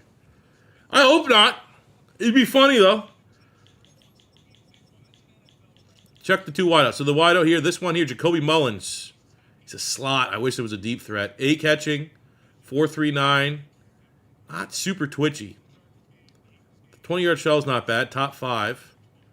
Or if we compare that to Mr. Burns, also has 8 catching.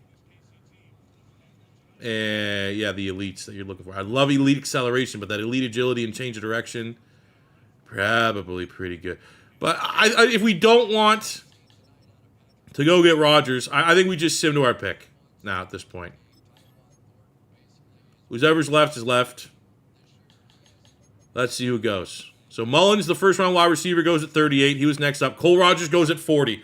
So like 100%, I would have still gone the same approach for Cruz. Like, let's get to pick 40 and then decide.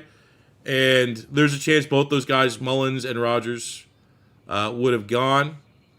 Look at the rest of the picks, just seeing, looking by names.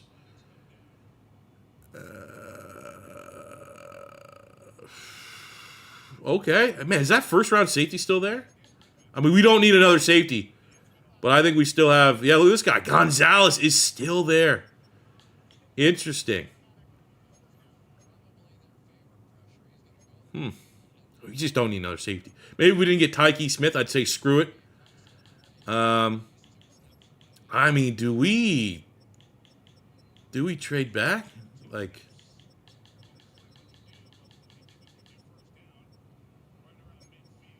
we do have so there is a first rounder that's still on the board. Like, it's interesting. Like, do we just go value? We have Carvajal here at linebacker. What do we got here? A pursuit, A zone coverage, 6'1", 4.68. But look at that elite agility, change of direction, jump, ladies and gentlemen. Huh.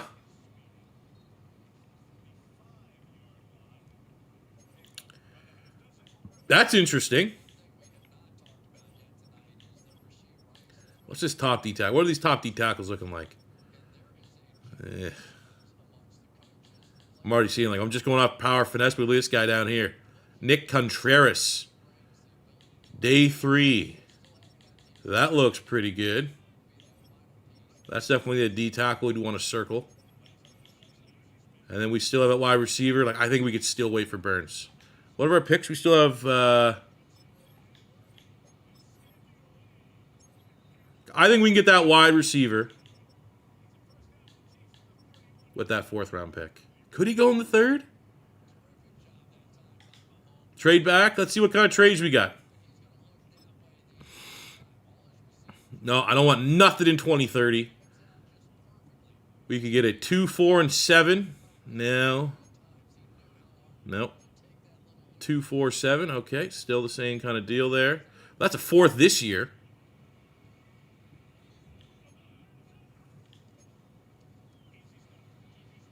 A 3 and a 5 and a 7 this year.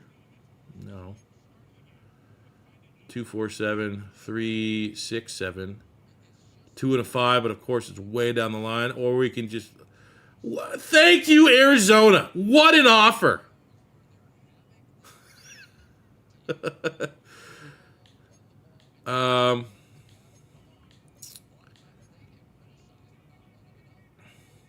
That Ravens one's not bad.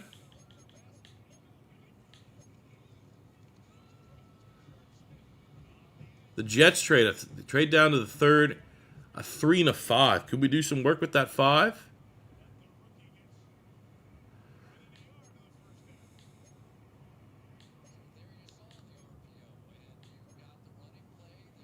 Or do we stay at this pick? We still got some first-round players. Trade with the Jets. You know what? I'm going to hit them. I'm going to hit these motherfuckers with the trade value. So our pick 62 here is worth 84 points. What's 76, 140, 204 worth? 204 is worth 5 points. 140 is worth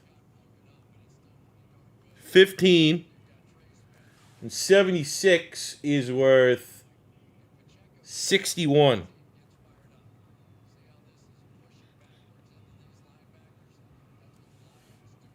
I'm losing on that trade. I'm going to get overpay. It's 81. My pick's worth 84. They're offering 81.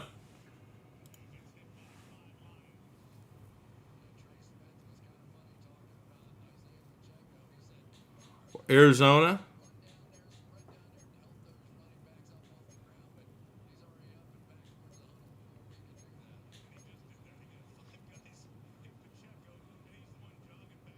I do love the overpay, yeah. I think Seattle makes a 2 and a 4 next year, and I still get a 7th to kind of have fun, like UDFA target. Or that one, I mean, that Ravens one's not. Ravens are pretty good, but flip a 2nd, and I still get a 4th that I could probably do some damage with.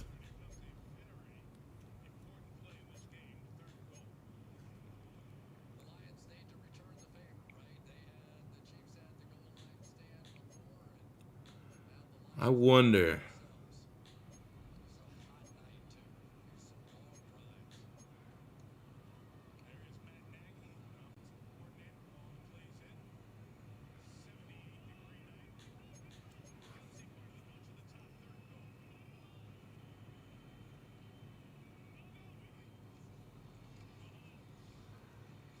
I did not trade next year's 2nd. I still have that. We get a 2 and a 3 next year.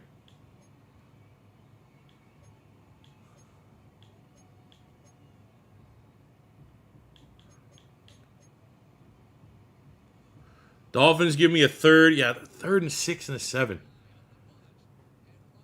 Change the Jets 7th to a 6. 3-5. I could do. I think I would entertain that one. 3-5. Let's see. I do think trading back's the option. Let's go trade finder. This. Like, let me get value from the Jets. Let's see if if I'm going to renegotiate.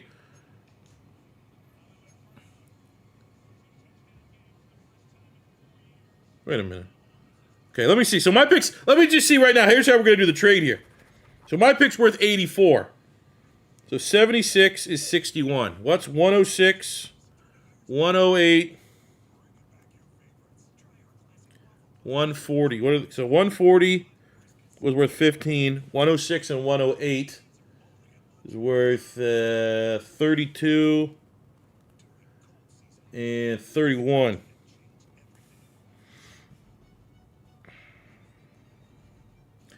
You think I should throw a 4th in there? Like this? A 3 in their 4th?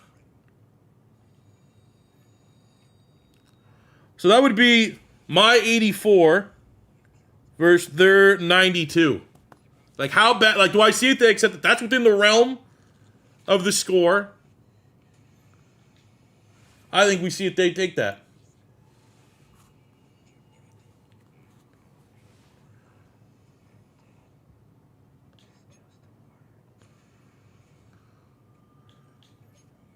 Three, 4, 7. I do like having as many UDFA picks as I can get. Okay, let's see. Let's see where this is at. And if not, maybe I can try throwing in someone. Do they? I have anyone that's cheap. D tackle corner, Mike. We do have surplus at linebacker now.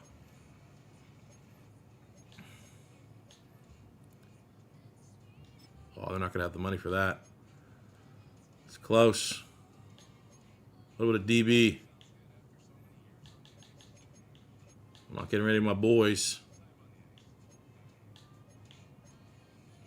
Like Poole. All right. I can live with that. Poole wasn't seeing the field. So we're in the second round, and didn't love the board. Couple picks, couple guys. No one really in chat was fall in love with any of the board. Neither was I. So I thought maybe it's time to accumulate more picks. So we have more chances at hitting home runs, hitting dingers. The Jets offered us, it was like a 3, a 5, and a 7 or something like that. 3, 5, and 7 for my number 2. I did the math. I'm doing all trade value. Our pick right there, the second round, is worth 84 points. And the Jets' original pick was worth 81. I wasn't going to shortchange that. So I was like, all right, if I'm doing this, you're going to overpay. So what we got from the Jets is they offered and they sent me 91 points for my 84. So that's what I'm overpaying because that's what they need to entice me. And to make things a little bit even, I give them Poole, a 72, 23-year-old corner, developmental. That's a guy that, that's good depth to have. He was surplus for us because we have obviously added a whole lot of pieces into our secondary. But we're not to get this trade across the line, and we're moving back out of the second. And let's see what kind of damage we can do with that third and fourth round pick. Plus the extra 7th, we got a bunch of targets that are UDFA grades. That'll be nice to steal before we have them get poached because we don't get the first dibs for the good UDFAs anymore. Think I can get a third for Chin? Why would we want to trade Chin, though? He just got superstarred. I don't really want to trade Jeremy Chin. Maybe we could if, the depth chart kind of settled itself. Christian Harris? Absolutely, but he's a $4 million normal dev linebacker. I don't think the market's going to be crazy. So let's get out of this round. Oh, there goes Carvajal. That probably would have been the linebacker we might have considered. Of course, he's going to be probably pretty nice. Then we have Carter, actually, another one of the corners that we liked. All right, so we now pick at 75.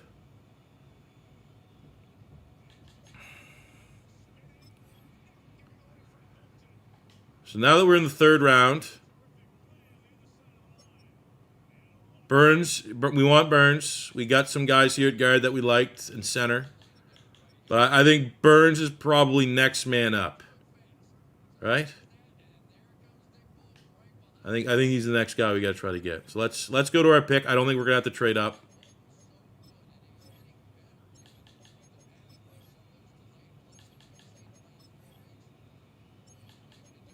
Goes Gonzalez. I'm going to be honest. Gonzalez was still on the board at 76. Even with our safety, I think I would have gone, and at least had the entertained it. There goes Simmons, another safety that we like. Like all these players are going to be guys I'm going to write down so we can go see if that's who we want. But I think right now let's just get to our pick, and then probably grab that wide out. A lot of wide receivers coming out the board.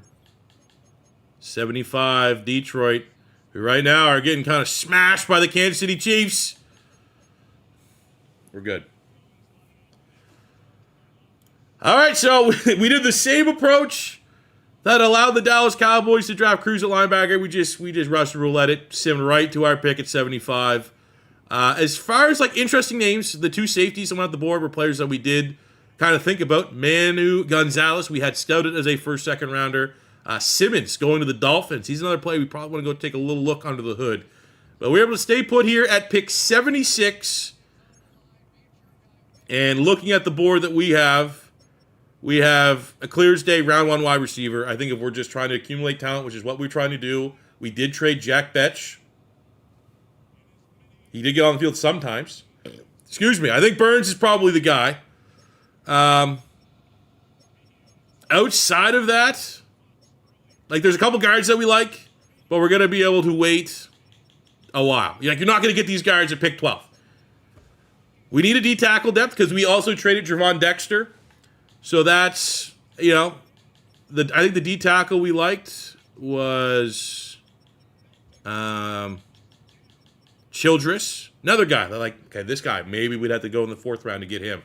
But this Childress guy, it wasn't Childress. It was Contreras, this guy. Nick Contreras looks, nose tackle cheese. first in bench press. That's another guy that we definitely want. Continue on the short list. We like Hardy at linebacker, potentially just late because he has some A's. At corner, Riddick is a guy we really want as well. Lot to like about his game. Chat right now, Matthias. Which one's Matthias?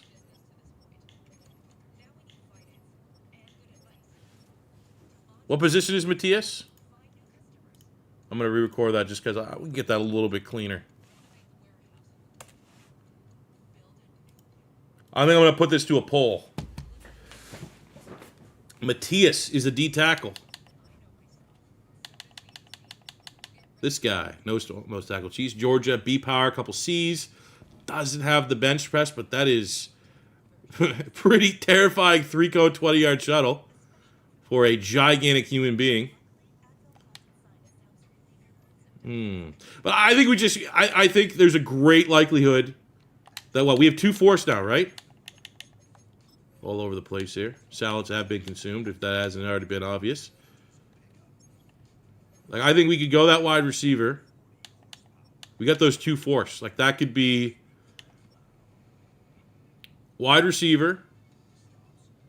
And then fourth would be, like, get a D tackle. And then maybe Riddick the corner. You know what I'm saying? Best D tackle we like it for. Riddick the corner. 6-7-7. We have 6-7. We have that linebacker that we liked. We could probably still find nose tackle cheese. Those depth guards should still be there. So I'm thinking that's what we do.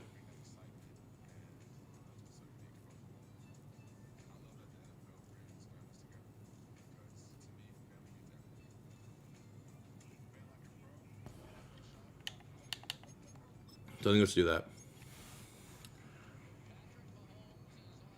All right, we are back on the clock. 3rd round after trading out of the 2nd. And we have options. I kind of, with the stream, kind of mapped out how I think things could go down. We have, out of all the... in terms of like the players that we want, Riddick at corner is a guy that we've identified we want. He's a protected UDFA. So I think we can get a DB there. If we're looking at the available linebackers that we liked, Hardy was the one that stood out, but again, it's another UDFA guy. We like him just because he has the double A's. Like, hey, that could be just pure depth. We're probably drafting a special teamer at that point. Needs, because we traded Javon Dexter, D tackle is kind of important, and there's 2 D tackles we like right here. It is, yes, nose tackle cheese, but we have Matthias, who has B power move, and like just wild agility numbers. That 3-cone and 20-yard shuttle for a 350-pounder is kind of terrifying, but he looks good. Don't have to get him in the 3rd round. He should be there next round. Or we have Contreras, the nose tackle from Tennessee. All B's across the board. And he has that first place bench press from the combine. And his 3-cone and 20-yard shuttle second. He's probably the guy I'm leaning. I don't think we have to reach for him in the 3rd round.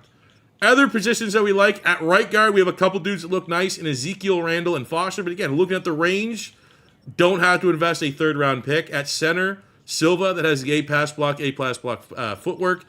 UDFA grade again. So like that's why I'm happy that we now have a 6th and 2 7th. Should be able to hopefully grab a couple, if not all, these guys and clear the board. But we did trade Jack Betch at wide receiver. He did get on the field. Like he was a guy, I think he still had 20 catches. So like that production needs to get replaced in a way. And having a legitimate round 1 talent scouted here in Jermichael Burns just feels like for where we're at in the 3rd round, he clearly probably has some off the field issues is what people are saying.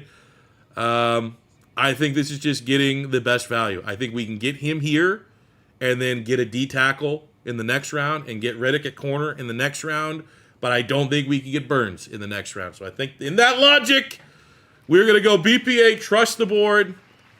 I think we are due for a nice rating. So getting someone that's scouted as a round 1, like a normal dev. And I feel like this guy could be that. But I'll be happy if it's a star. I'll be happy if it's a superstar. I'll be cheesing if it's an X Factor. But welcome to the squad. Jermichael Burns, 13th in true value, getting him at 76. Powerhouse with 49 strength. But look, we get 93 acceleration, 98 agility, 97 change of direction, that 88 speed, but he's a slot guy. He's going to be big Mitch Howard's depth and backup, and a guy that 100% we just need him to be a guy that can win in the middle of the field. But for a slot wide receiver, that looks pretty nasty for a third-round pick. All right, let's go and just see. I think right now we might have to sacrifice. I think Matias would go ahead of Contreras. So I think, honestly, at this point right now, we sim until one of those D tackles goes off the board. If that happens before our next pick, and then we get aggressive. I think we have to get one of those D tackles for sure. Let's just see. Matias or Contreras. If one of those guys goes, we will get the opposite. Oh, there goes a D tackle there to Cincy.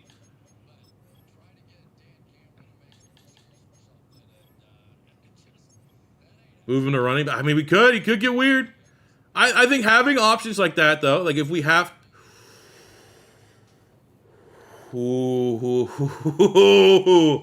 Matias is gone. No. How do we get back into the third round? Damn it. Because I don't think he'll fall to the fourth. If Matias way down here is going ahead of all these other D tackles.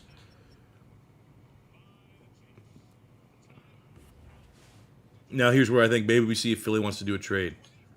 Does Philly have the salary cap to maybe take on some of our depth?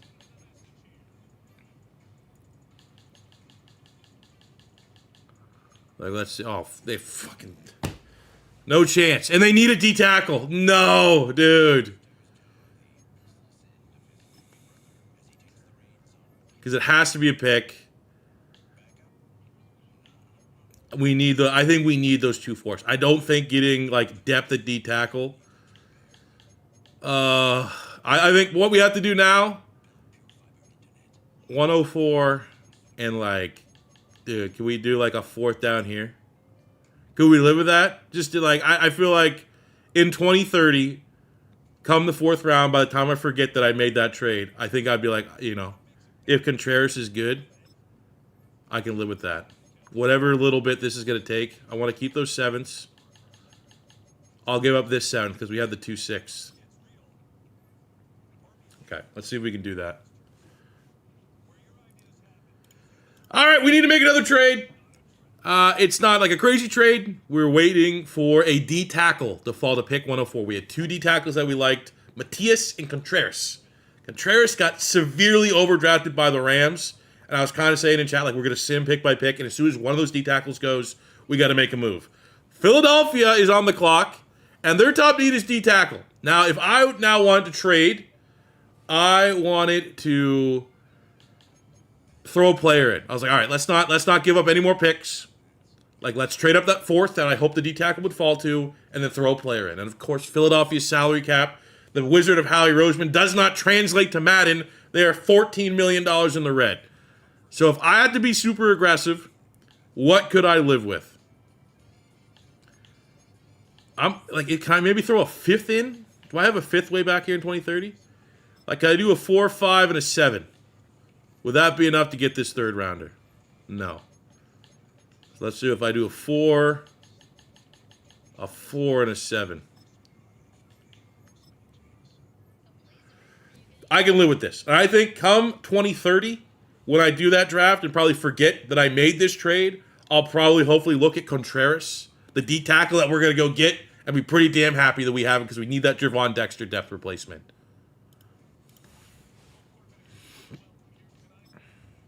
Blue Jays lost. No, that's not good. All right, we're back on the clock. Let's go.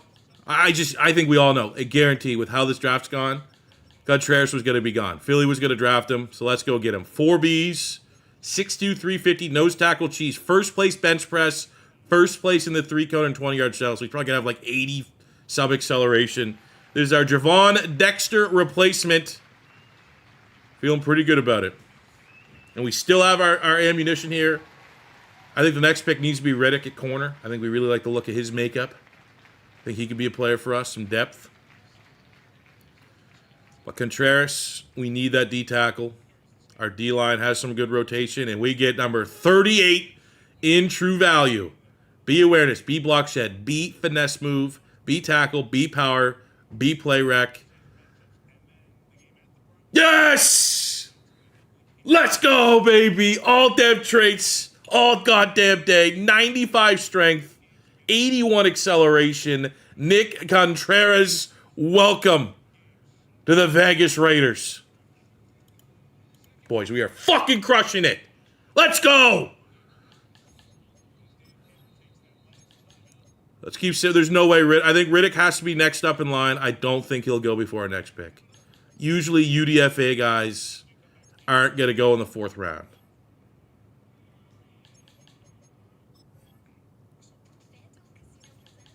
Let's see.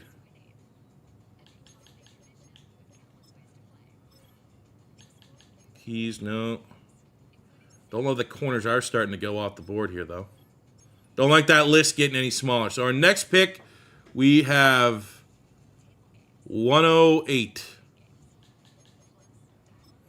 That's gonna have to be Riddick, I think. Vallejo. I think we just let it roll.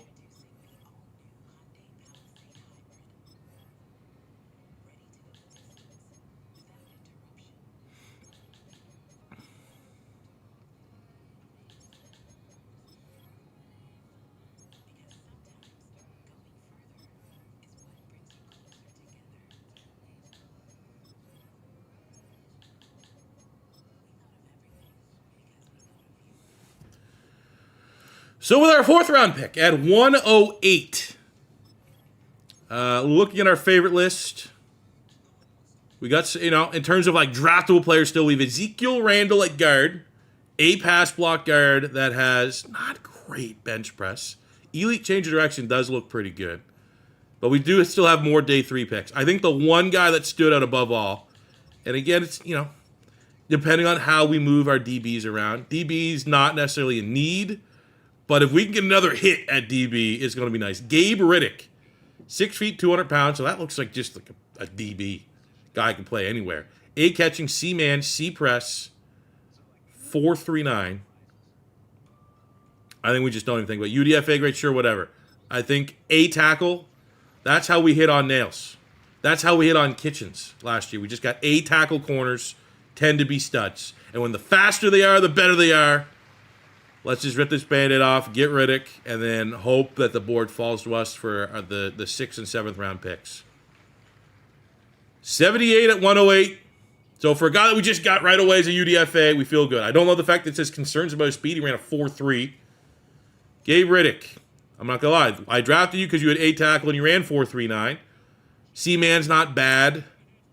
C-press not bad.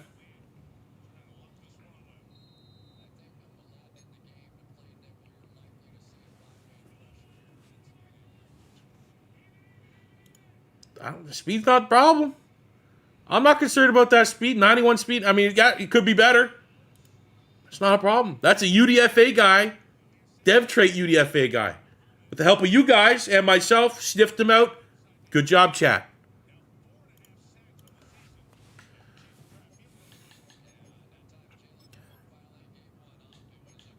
All right, let's. That's fucking, man. We're crushing it, boys. I think now it's guard. We had a couple.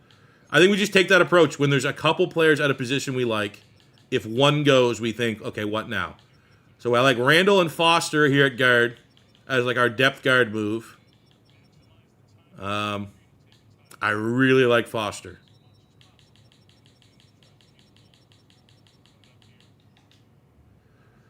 Dink from Deutschland. Let's go. What's up, buddy? Okay, let's just go to next round. Next round, see what our board's saying still. I wish you could still favorite players right now. I'd love to do that. Okay, Randall's still on the board. Hardy's still on the board. Let me just make sure we didn't have a guy scouted that's like a 2nd or 3rd rounder still. This guy, Will Meredith at D tackle. A finesse move. I mean, he looks pretty good. Not a nose tackle, but different type of guy. I don't think we can trade anymore.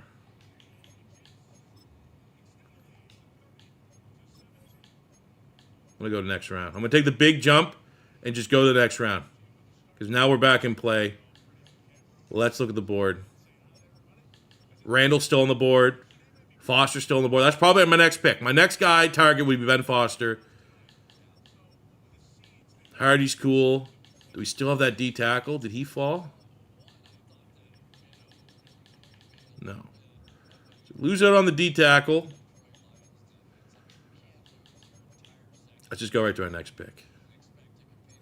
Gamble again. Randall or whoever will still be there. Let's look at picks. Looking good. First rounds. That's looking good. Fuck! Okay, Randall goes 169 to the Vikings. Foster goes 173 to the Jags.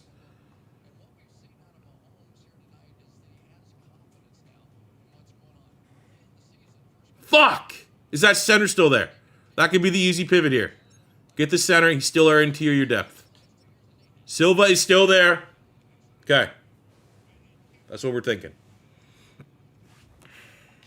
Holy shit, man. The Chiefs are smashing the Lions. If anyone's watching that game, what's going on there? All right, so we sibbed. We did no more trades. Well, that I thought. We had two players that we really liked, and they went one on top of another. We need a guard. I want another interior lineman. Ezekiel Randall looked real good. He goes to the Vikings. Overdrafted. That guy was a day 3 pick. Foster was my number one target. If Foster was still on the board, I'm running that pick up to the podium at 190. He was a UDFA grade player. He goes 173 to the Jags, which sucks. That is, two players I thought for sure that would still be available. But the good news is for an interior lineman, we have Jesse Silva. Like, I'm probably in relation to Tim the Animal Silva. Anderson Silva. Like Sylvia was Sylvia. That's what. Anyways. He looks good. Now, maybe a little undersized at 6'2", 291. But A, pass block, A, awareness. We did get like a cheap bargain dev trait center already. The more the merrier to kind of add to this. This guy's a powerhouse. Second strongest bench press. Elites in agility and change of direction. I think we're just kind of viewing this as going BPA on the interior. Jesse Sylvia. I have a feeling our dev trait streak is going to stay. Could be wrong. I mean, we are due for a normal dev. And in last year's draft class, we had a couple wet fart normal dev picks.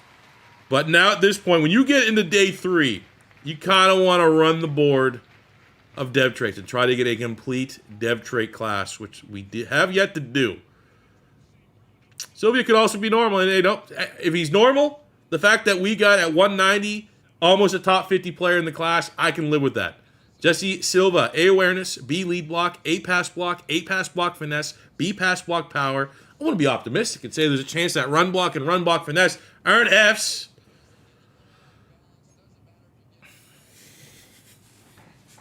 We ain't losing tonight.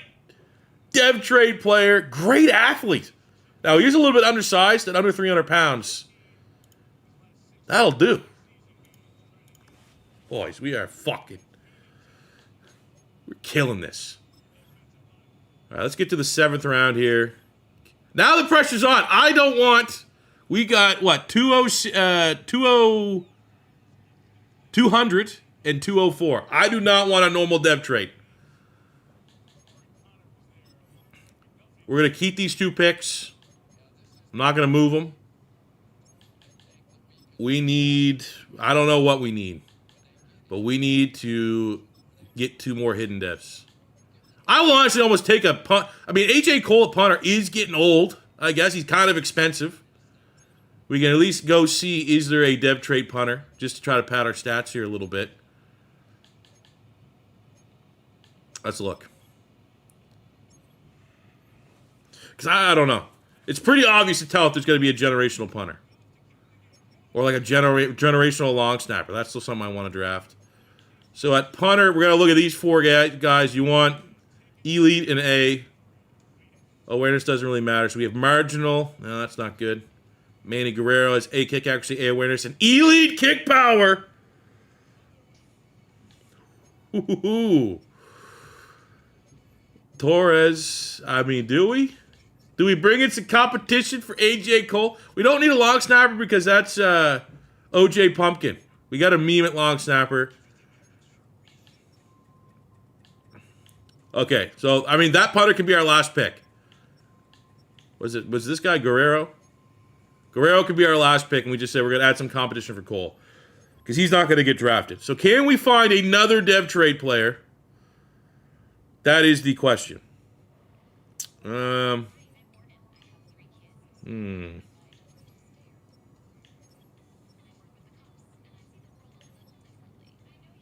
We have no scouting, really. Why did we start this Whitaker guy? Remember? Fast, probably? Oh, yeah, the fastest guy here. 4.48. No elites? That's weird. You'd have, like, first in the 40-yard dash, 3-cone, 20-yard shuttle, all on point.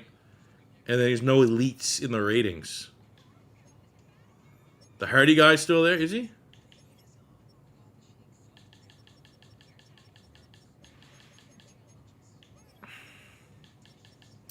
You know what? We could go Hardy. The double A stick out. At this point, it's who sticks out. Who has A grades on things that are valuable at that position. And Hardy, there's a really good shot. Or we could just D-tackle cheese it. I don't really know how many more like clear-cut D-tackles are out there. There's a couple. Do we like anyone with Bs? But they don't have the B power, B finesse move kind of stick out like a sore thumb.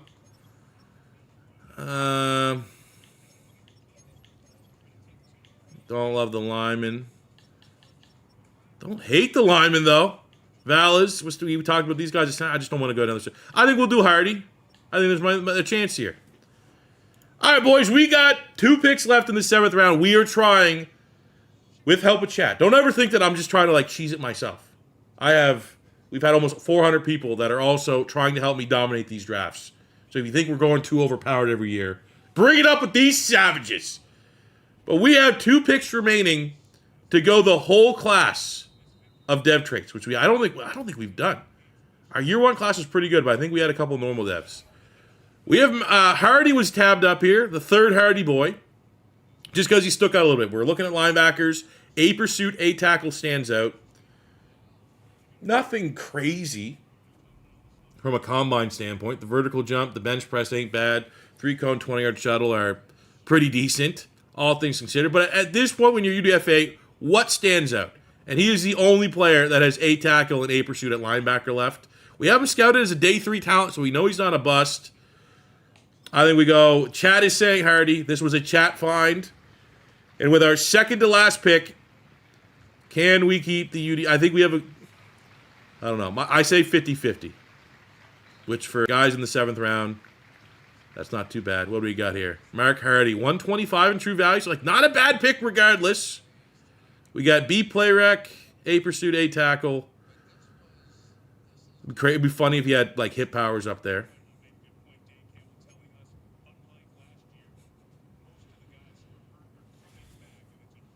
Got one more to go. Mark Hardy, the Hardy boy. 84 acceleration, 84 speed. Chat with the assist on this one. Another dev trait, and we have a chance to run the whole table. One more pick to go, and I mean we're gonna cheese it as cheesy as we can.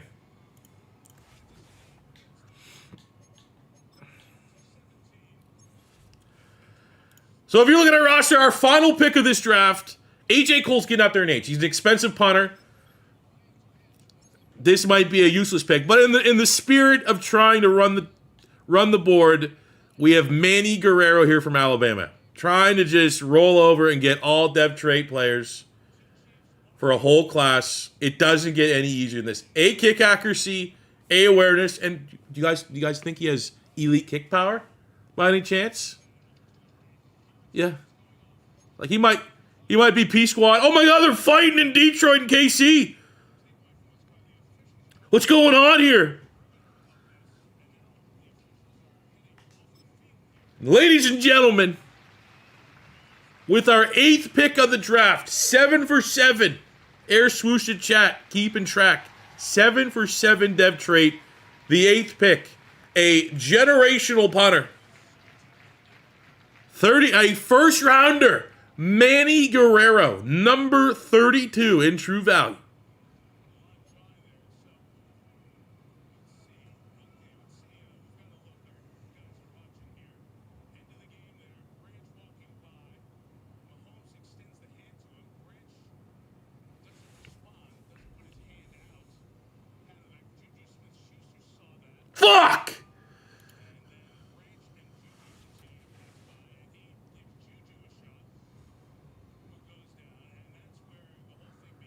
Mahomes is that Mahomes fighting? Did Patrick Mahomes just run in like kind of like hissy fit?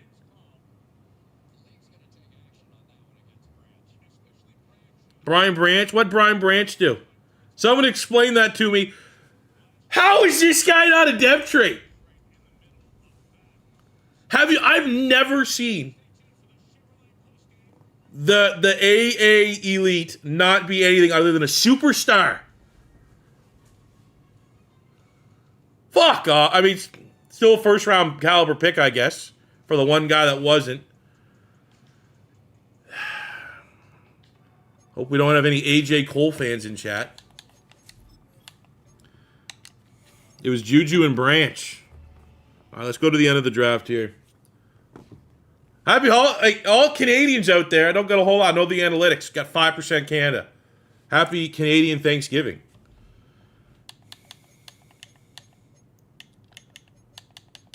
All right, we'll do that. We'll do draft recap here in a sec. I'm not going to give him a depth tree. We're not going to. I would know. I would know it's not real.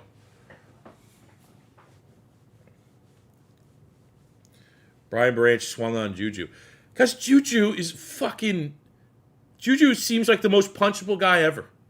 Remember him going at Bradbury on the Eagles and then A.J. Brown basically told him to shut the fuck up? Juju Smith sucks. All right. 7 of our 8 picks end up being hidden dev traits. Now, we have reports in chat that the draft recap is still broken, which sucks. If we click into a player, we can't see it. But here is the board, ladies and gentlemen. Seth Thigpen, the man that we decided, more so I decided, to say, let's go get him. Let's go get the only linebacker that we had scouted as a legit first rounder, 78. Stud.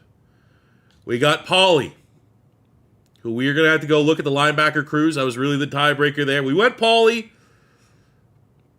It was a contested pick in chat, but one that I trusted the poll. The poll said Pauly, 74 with the dev. We got the dev trait. I think the big hurdle with this pick was, is he dev or not? And with the fact that we rolled a dev trait, let's keep going. We got Burns. That was just based off of pure scouting. He was a legitimate first rounder. He is a 77 with a dev trait. We got aggressive. Contreras. We need to find a D tackle after we traded Javon Dexter. We were aggressive to go get our guy, 74 with a dev trait. Riddick was always the S tier premier day 3 pick in this draft. An A tackle, 4-3 speed corner, just best player available, depth. We don't necessarily know how our secondary is going to shape up. We're going to have a lot of moving pieces here between the preseason and week 1. We have got to figure out our safeties and linebackers and get the best, ideally most athletic players on the field. You can't go wrong with Gabe Reddick's 72 dev trait. We get Silva at center. This was kind of like a, oh my God. We wanted guards. The guards went out the board. We pivot to the best looking center that was still available. 73 with a dev trait. Chat came in with the assist here. Mark Hardy was a player that when you just kind of looked through the draft class, I don't know who it was. By all means, take credit in the chat. They said, take a look at that Hardy guy. He had the double A's, UDFA. We had him scouted as a day 3 talent, but the double A's stuck out like a sore thumb, and I can't preach that enough. When you are blind picking, if anybody has like first, top 3, top 5 in any of the athletic testing, if they have any A's and anything somewhat relevant to the position, that's how you make the blind pick. And Hardy, 69 with a dev trait. And then somehow, when we're trying to go for the perfect draft, Manny Guerrero, who had all the markings of a generational punter, A awareness, A kick accuracy, elite kick power, 75, was a first-round talent, 32nd player in the class, no dev trait, spoiling this whole freaking thing. It's a pit, that's honestly, it's kind of a piss off. But there's our class. I think our year 1 class is probably still the GOATed of all the classes. Year 2 was a solid class. I think this class, I have a little bit more hype around this class than I did after last year's, and that's exactly what we need because free agency wasn't crazy. Our biggest move in this offseason was making that trade to get the DB Sweeney from the Browns and adding him to our secondary, right? So we had to come out with this draft. We put the pressure on ourselves for Thigpen to be a stud, making that trade. He is exactly that. And we need these guys to get on the field and be the difference maker between us winning and losing that AFC Championship game come next year. All right, so because this thing's broken, to wrap up the stream, fellas. Oh, we got over 400 people here again. Hit the like button if you've yet to hit the like. I'm going to write down all the players that we do want to go double check. We're going to go look at those players. We're going to do the UDFA and see if we can find some studs on the UDFA market, and then I'll kind of wrap up the stream. It is midnight over here. So the players that we need to go look at. There we go. Matthias. I'm going to put that one in there. DTMATIAS. He's on the Rams. 71. That's pretty good. I don't think we had anyone here on the Ravens. They got a nice 75 offensive tackle there. Move this other way. Get the Seahawks. Nothing there. Steelers. Nothing there. Texans. When Gonzalez. This guy here was a guy that we thought about. I'm gonna put him in there just because he was constantly that first, second rounder that we had scouted as a first, second rounder that we kept passing on. So free safety Gonzalez on Texans. For the Titans, nothing. For the Vikings, they got fuck off, dude. Man, that would have been sick. Randall, 6th round, 74 overall.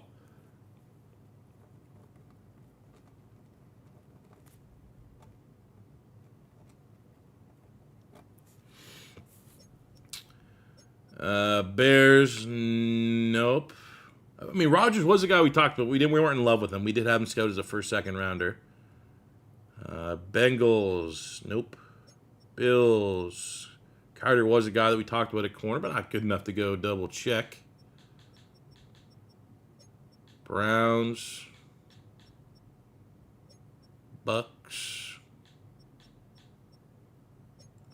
Cardinals, nope. Chargers, nope. Kansas City, because of course the Chiefs got an 81 right guard. Because of course they did.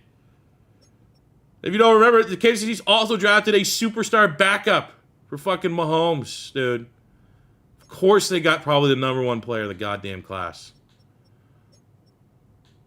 Cruz, 74. Okay, that's going to be the big one. We'll save that one for last. Will Cruz to Dallas. So 74. What was Pulley? 72?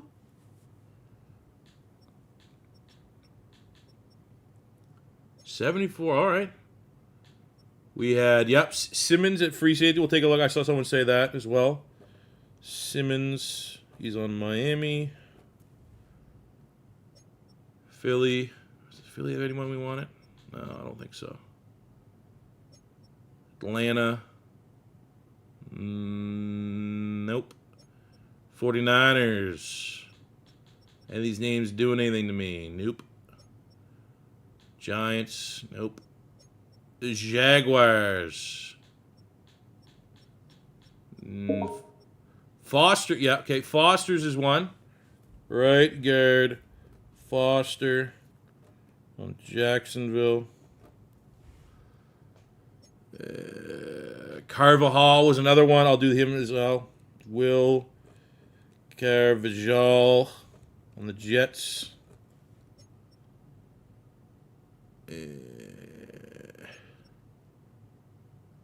Bad, nobody. Yeah, we're going to be doing UDFA. Don't worry. We'll find some studs. Holy shit. Look at that Panthers draft. 70, 74, 70, 74, 72, 79, and 75. Carolina. Even with the one mulligan. That is a hell of a class. Then we got the Patriots. Okay. Let's go take a look at these boys. We will advance a week here before we do any adjusting of the roster.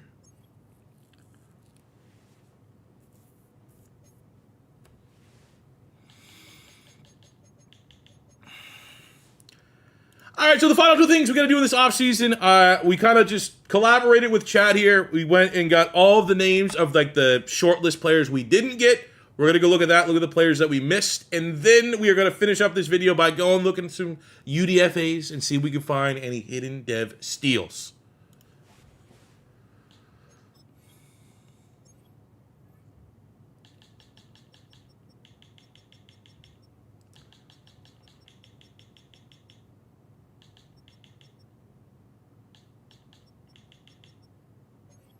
Okay, we got so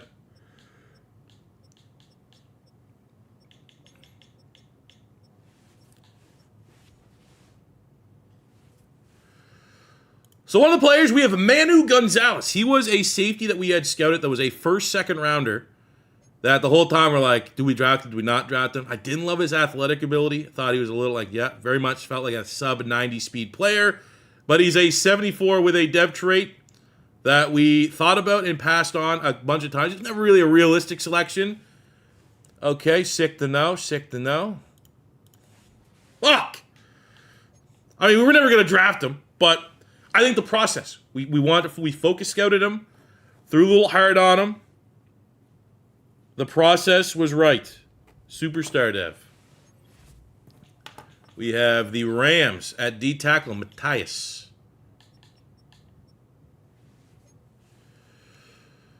When it comes to defensive tackle, we had Matthias and Contreras were the two. We always liked Contreras, but Matthias was certainly an option. And if Contreras went when Matthias went, he would have been our pick. We would have been trading up for him. Glad that didn't work out. Normal dev player.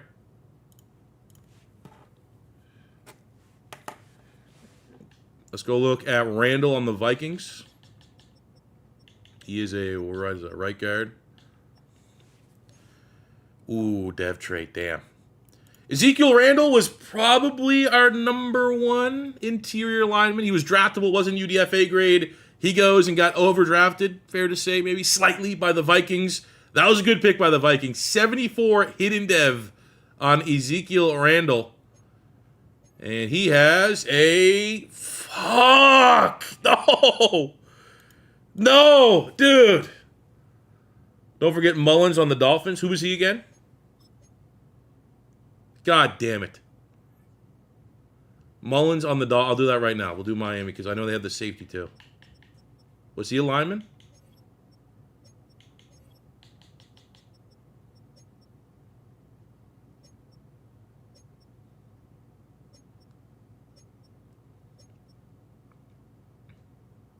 Mullins was a wide receiver. Okay, yeah, we'll do that one. Oh, shit. 77. Going back to the second round, we have actually two players we're going to take a look at Miami. They had a good draft. Jacoby Mullins was a wide receiver that we had scouted as a round 1 wide receiver. 77 dev trait here. I still can't believe we had 2 superstar players that we passed on. That's great. Mullins, please don't. Okay, at least it's a star. It's a little bit, easier to deal with. And then we have that safety here as well with Miami.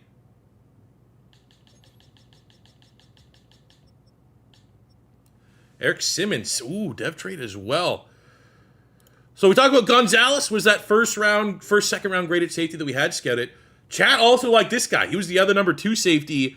Eric Simmons, also going to the Dolphins. He is a dev trait. So this was a good one for the chat to sniff out because I didn't really have him anywhere on my board. And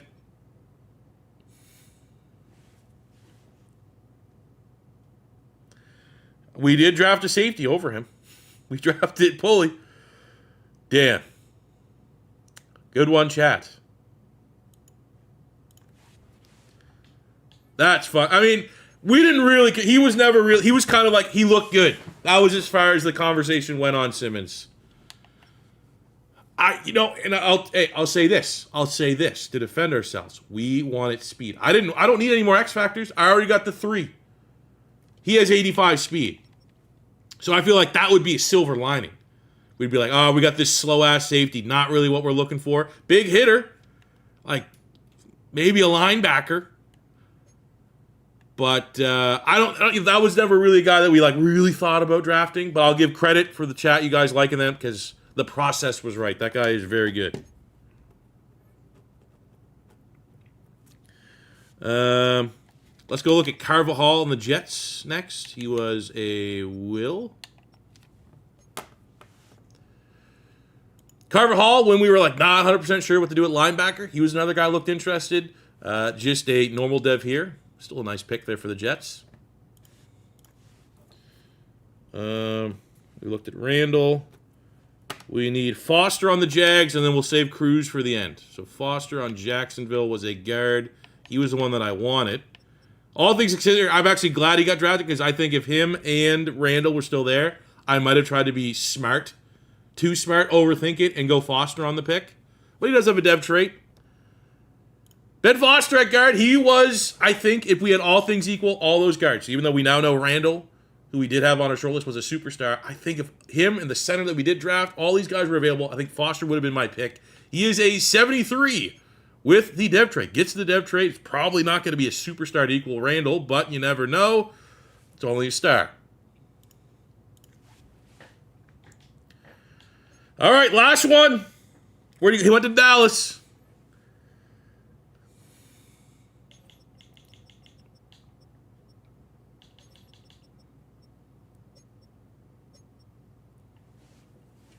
$74. But here's the biggest one. The number one most polarizing player. We went with, now knowing what we know, we went with a safety that could, kind of do everything. Knowing now that a safety that was kind of kicked around in chat was an X factor that we didn't even really have on. Like that's where we got to get better. I'm not going to be happy till I have a 100% perfect draft. In a 100% perfect draft, we would have somehow knew that Simmons, even though he had kind of slow speed, was incredible. We had to make him the pick. I made a mistake there. We're going to learn. But the whole debate, I was trying to trade back up to get this guy, Nick Cruz at linebacker. There was enough people that said we don't trade up for Thigpen. We now know Thigpen at 78 dev trait. In comparison, Nick Cruz 74. But we have enough people in chat, especially after seeing that the Simmons safety was an X factor, they think Cruz is going to be an X factor. We have got to... This is the drum roll because this is the guy. This is the one guy. This is either going to be the biggest mistake and tarnish this whole draft because we could have just stayed put with those 2 seconds, or we made the right call. Nick Cruz, 5'11", 230, Tennessee.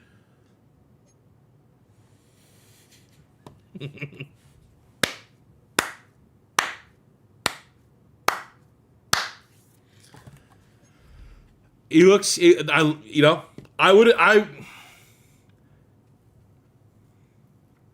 love the 90 agility. I love the 90 acceleration. I would have found a way to salvage this pick and be happy with this pick. But for the pick that so many people wanted, we at least made the right call. Even if Thigpen, we know he's a depth trade, even if it's only a star. And we did all that trades and traded a future first to get just kind of like a solid linebacker.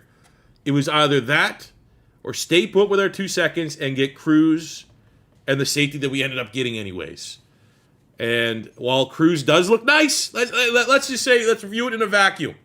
If you just told me I get a 74 normal dev linebacker, but he has 90 agility, 90 acceleration, 86 speed, 80 tackle, 80 pursuit, 73 zone, like he had that A zone coverage, I wouldn't hate it. I wouldn't be disgusted. But we made the right call. Let's go. I thought for sure he'd at least have a dev trait, and it'd be funny. But maybe this is the funniest outcome, that he's just a normal dev. We trust the poll. We always, like a stripper, we always trust the poll. All right, let's look for some UDFA cheese. I'm not going to sign them right now because I'll record that when we find. Let's see if we can find some, and then we'll wrap this stream because I am tired. Whoa, Aubrey's still there. Practice squad eligible. So let's just go from the simplistic side of, does anybody have a future starter tag? We got nothing to we got some nice QBs here though. 21, right there. 66. I don't know why my phone's popping off here. But I'm saying we're probably not seeing anything. Do we have any like super fast? Let me just go look at those quarterbacks another time because we can fill out our practice squad. Do we have any like 97 throw power? Mike Lane. 95 throw power. Backup QB here. That could be, he could just be like, you know, just stash him on the P squad. I'll sign him. We don't need to show that for the video. We'll only record if we find studs. Well, I'll take that for like a UDFA guy. Running back, we got, we have no one that has future starter tag. Looking for like a burner with great agility. Terrence Hodges, 60. I mean, it's just, don't love it. Niles Williams, 69. I mean, he's pretty quick. We can sign him.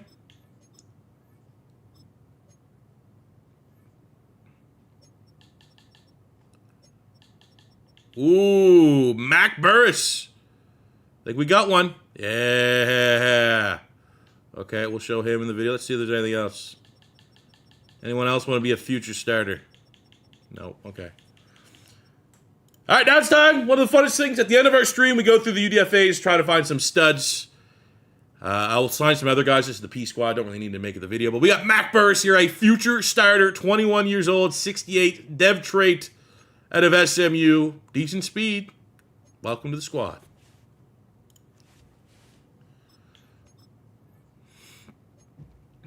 Can we see what burn?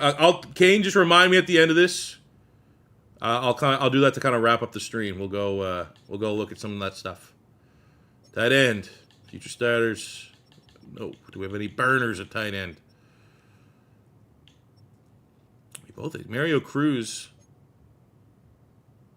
That's a weird build. 6'3", 275. He doesn't look too bad. Could have a fourth tight end. Jamal Hamlin. Also doesn't look. I'll sign that tight end there. Mario Cruz.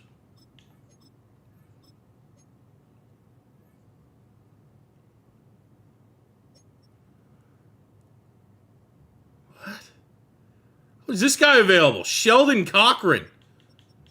6'8", tackle. 72 overall. Yeah, you're coming to the squad. Thank you very much. Even I just gotta poach you on the freaking P squad.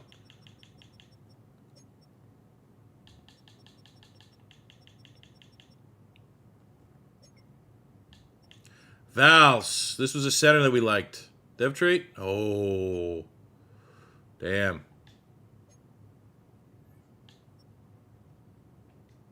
Air gun. Nope.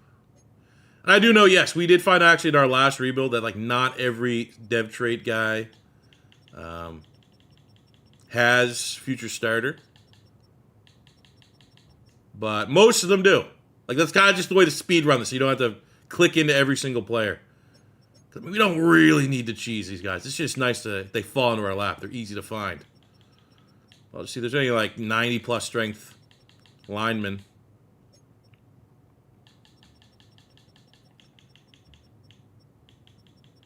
What do we got up here? 77.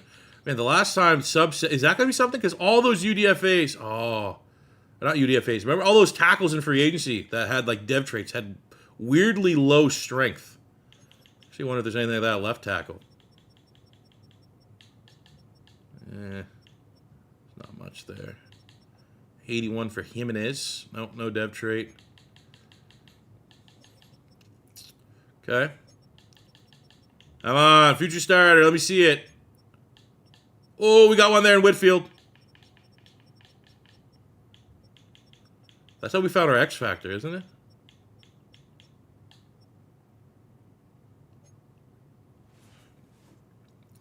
We got another one here in Cole Whitfield at defensive tackle. Come on down. Nose tackle cheese. Can never have enough.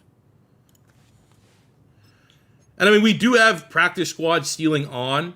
So like even if we are poaching all these guys, there's no way we're going to be able to find a way to get them all in the 53 so they could get stolen away relatively easily. But it's just kind of fun to find the UDFA guys because you never know, they might stick around. Right edge. Nope. Hey, both those guys look kind of deep. They got juice.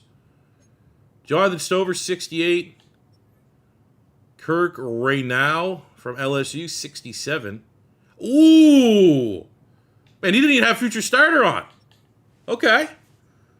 So we're just kind of talking about, like, I'm not necessarily speed running this, but the kind of tell so you don't have to click on every single player is if in their tags they have future starter. In the UDFAs, you just go by practice squad eligible. They almost always have a depth trait.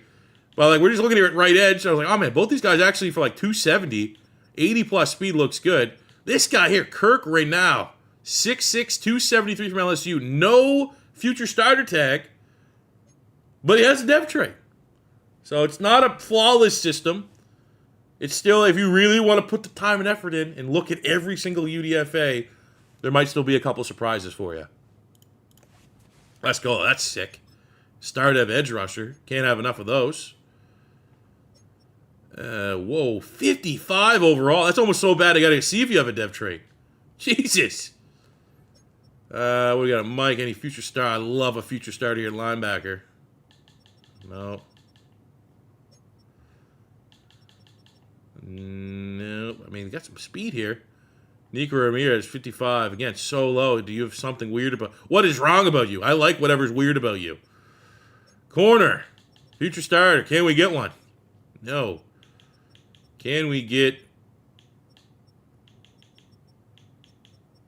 Grant Sherwood. 93 speed, 21.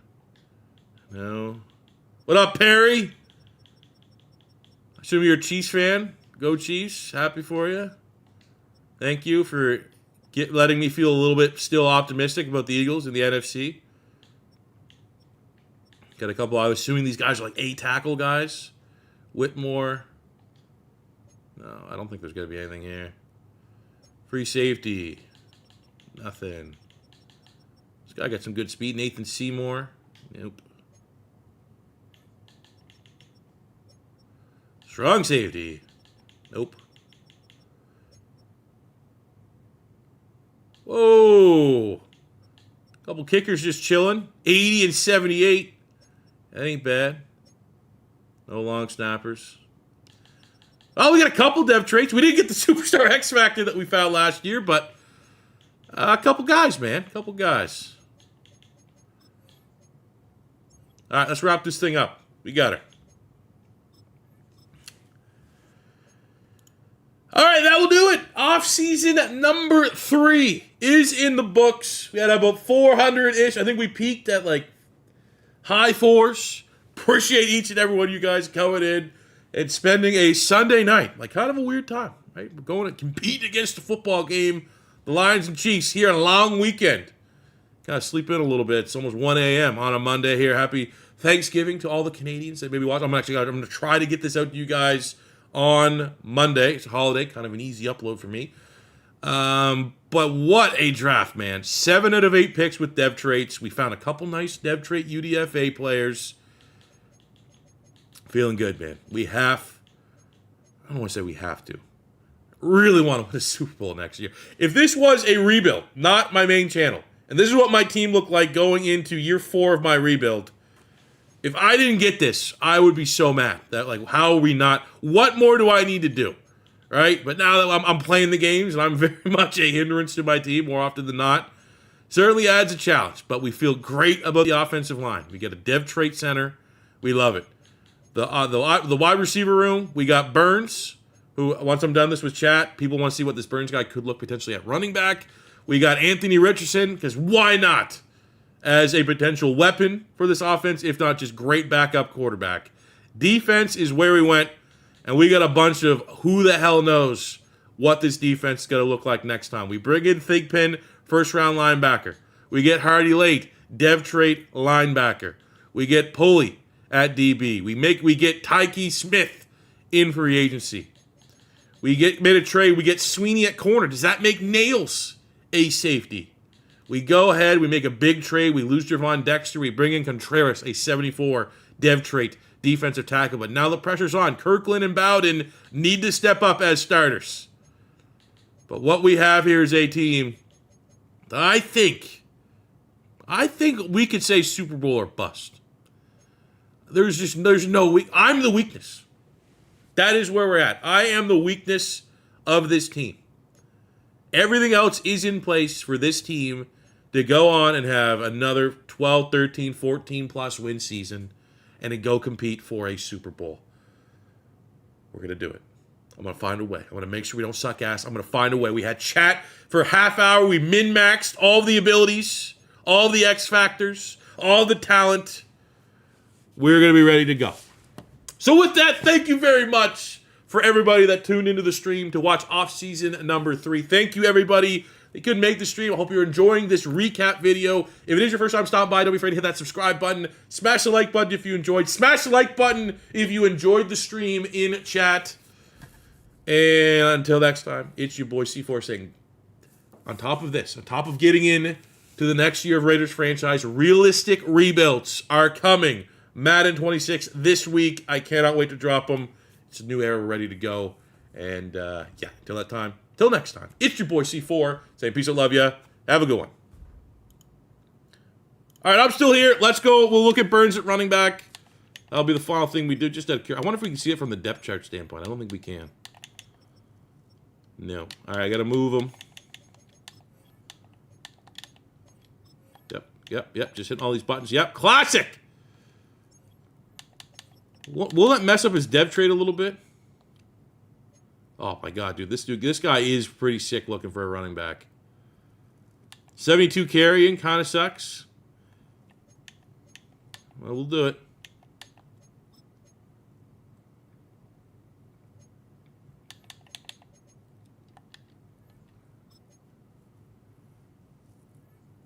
So he goes, what was he, 77?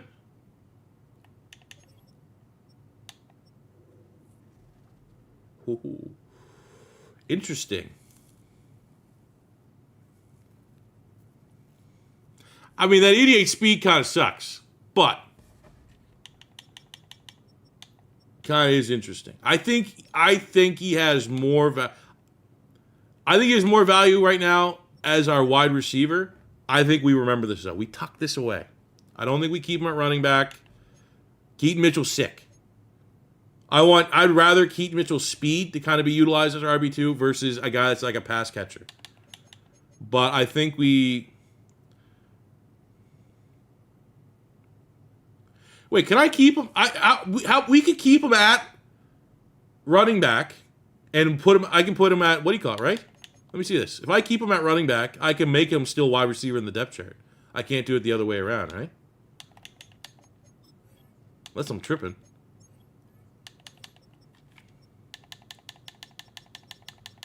Why couldn't I do that? I know I can do it in the slot. Right? I know for a fact I can do it at slot because I've made Christian McCaffrey my slot. So he could still kind of be there if we wanted to. I don't know.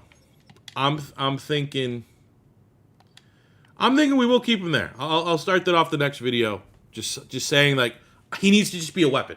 I think the best way, just from a depth chart, to make him the weapon on the depth chart is because his role is to be, even if he's listed as a wide receiver, his role is to be Mitch Howard's slot backup.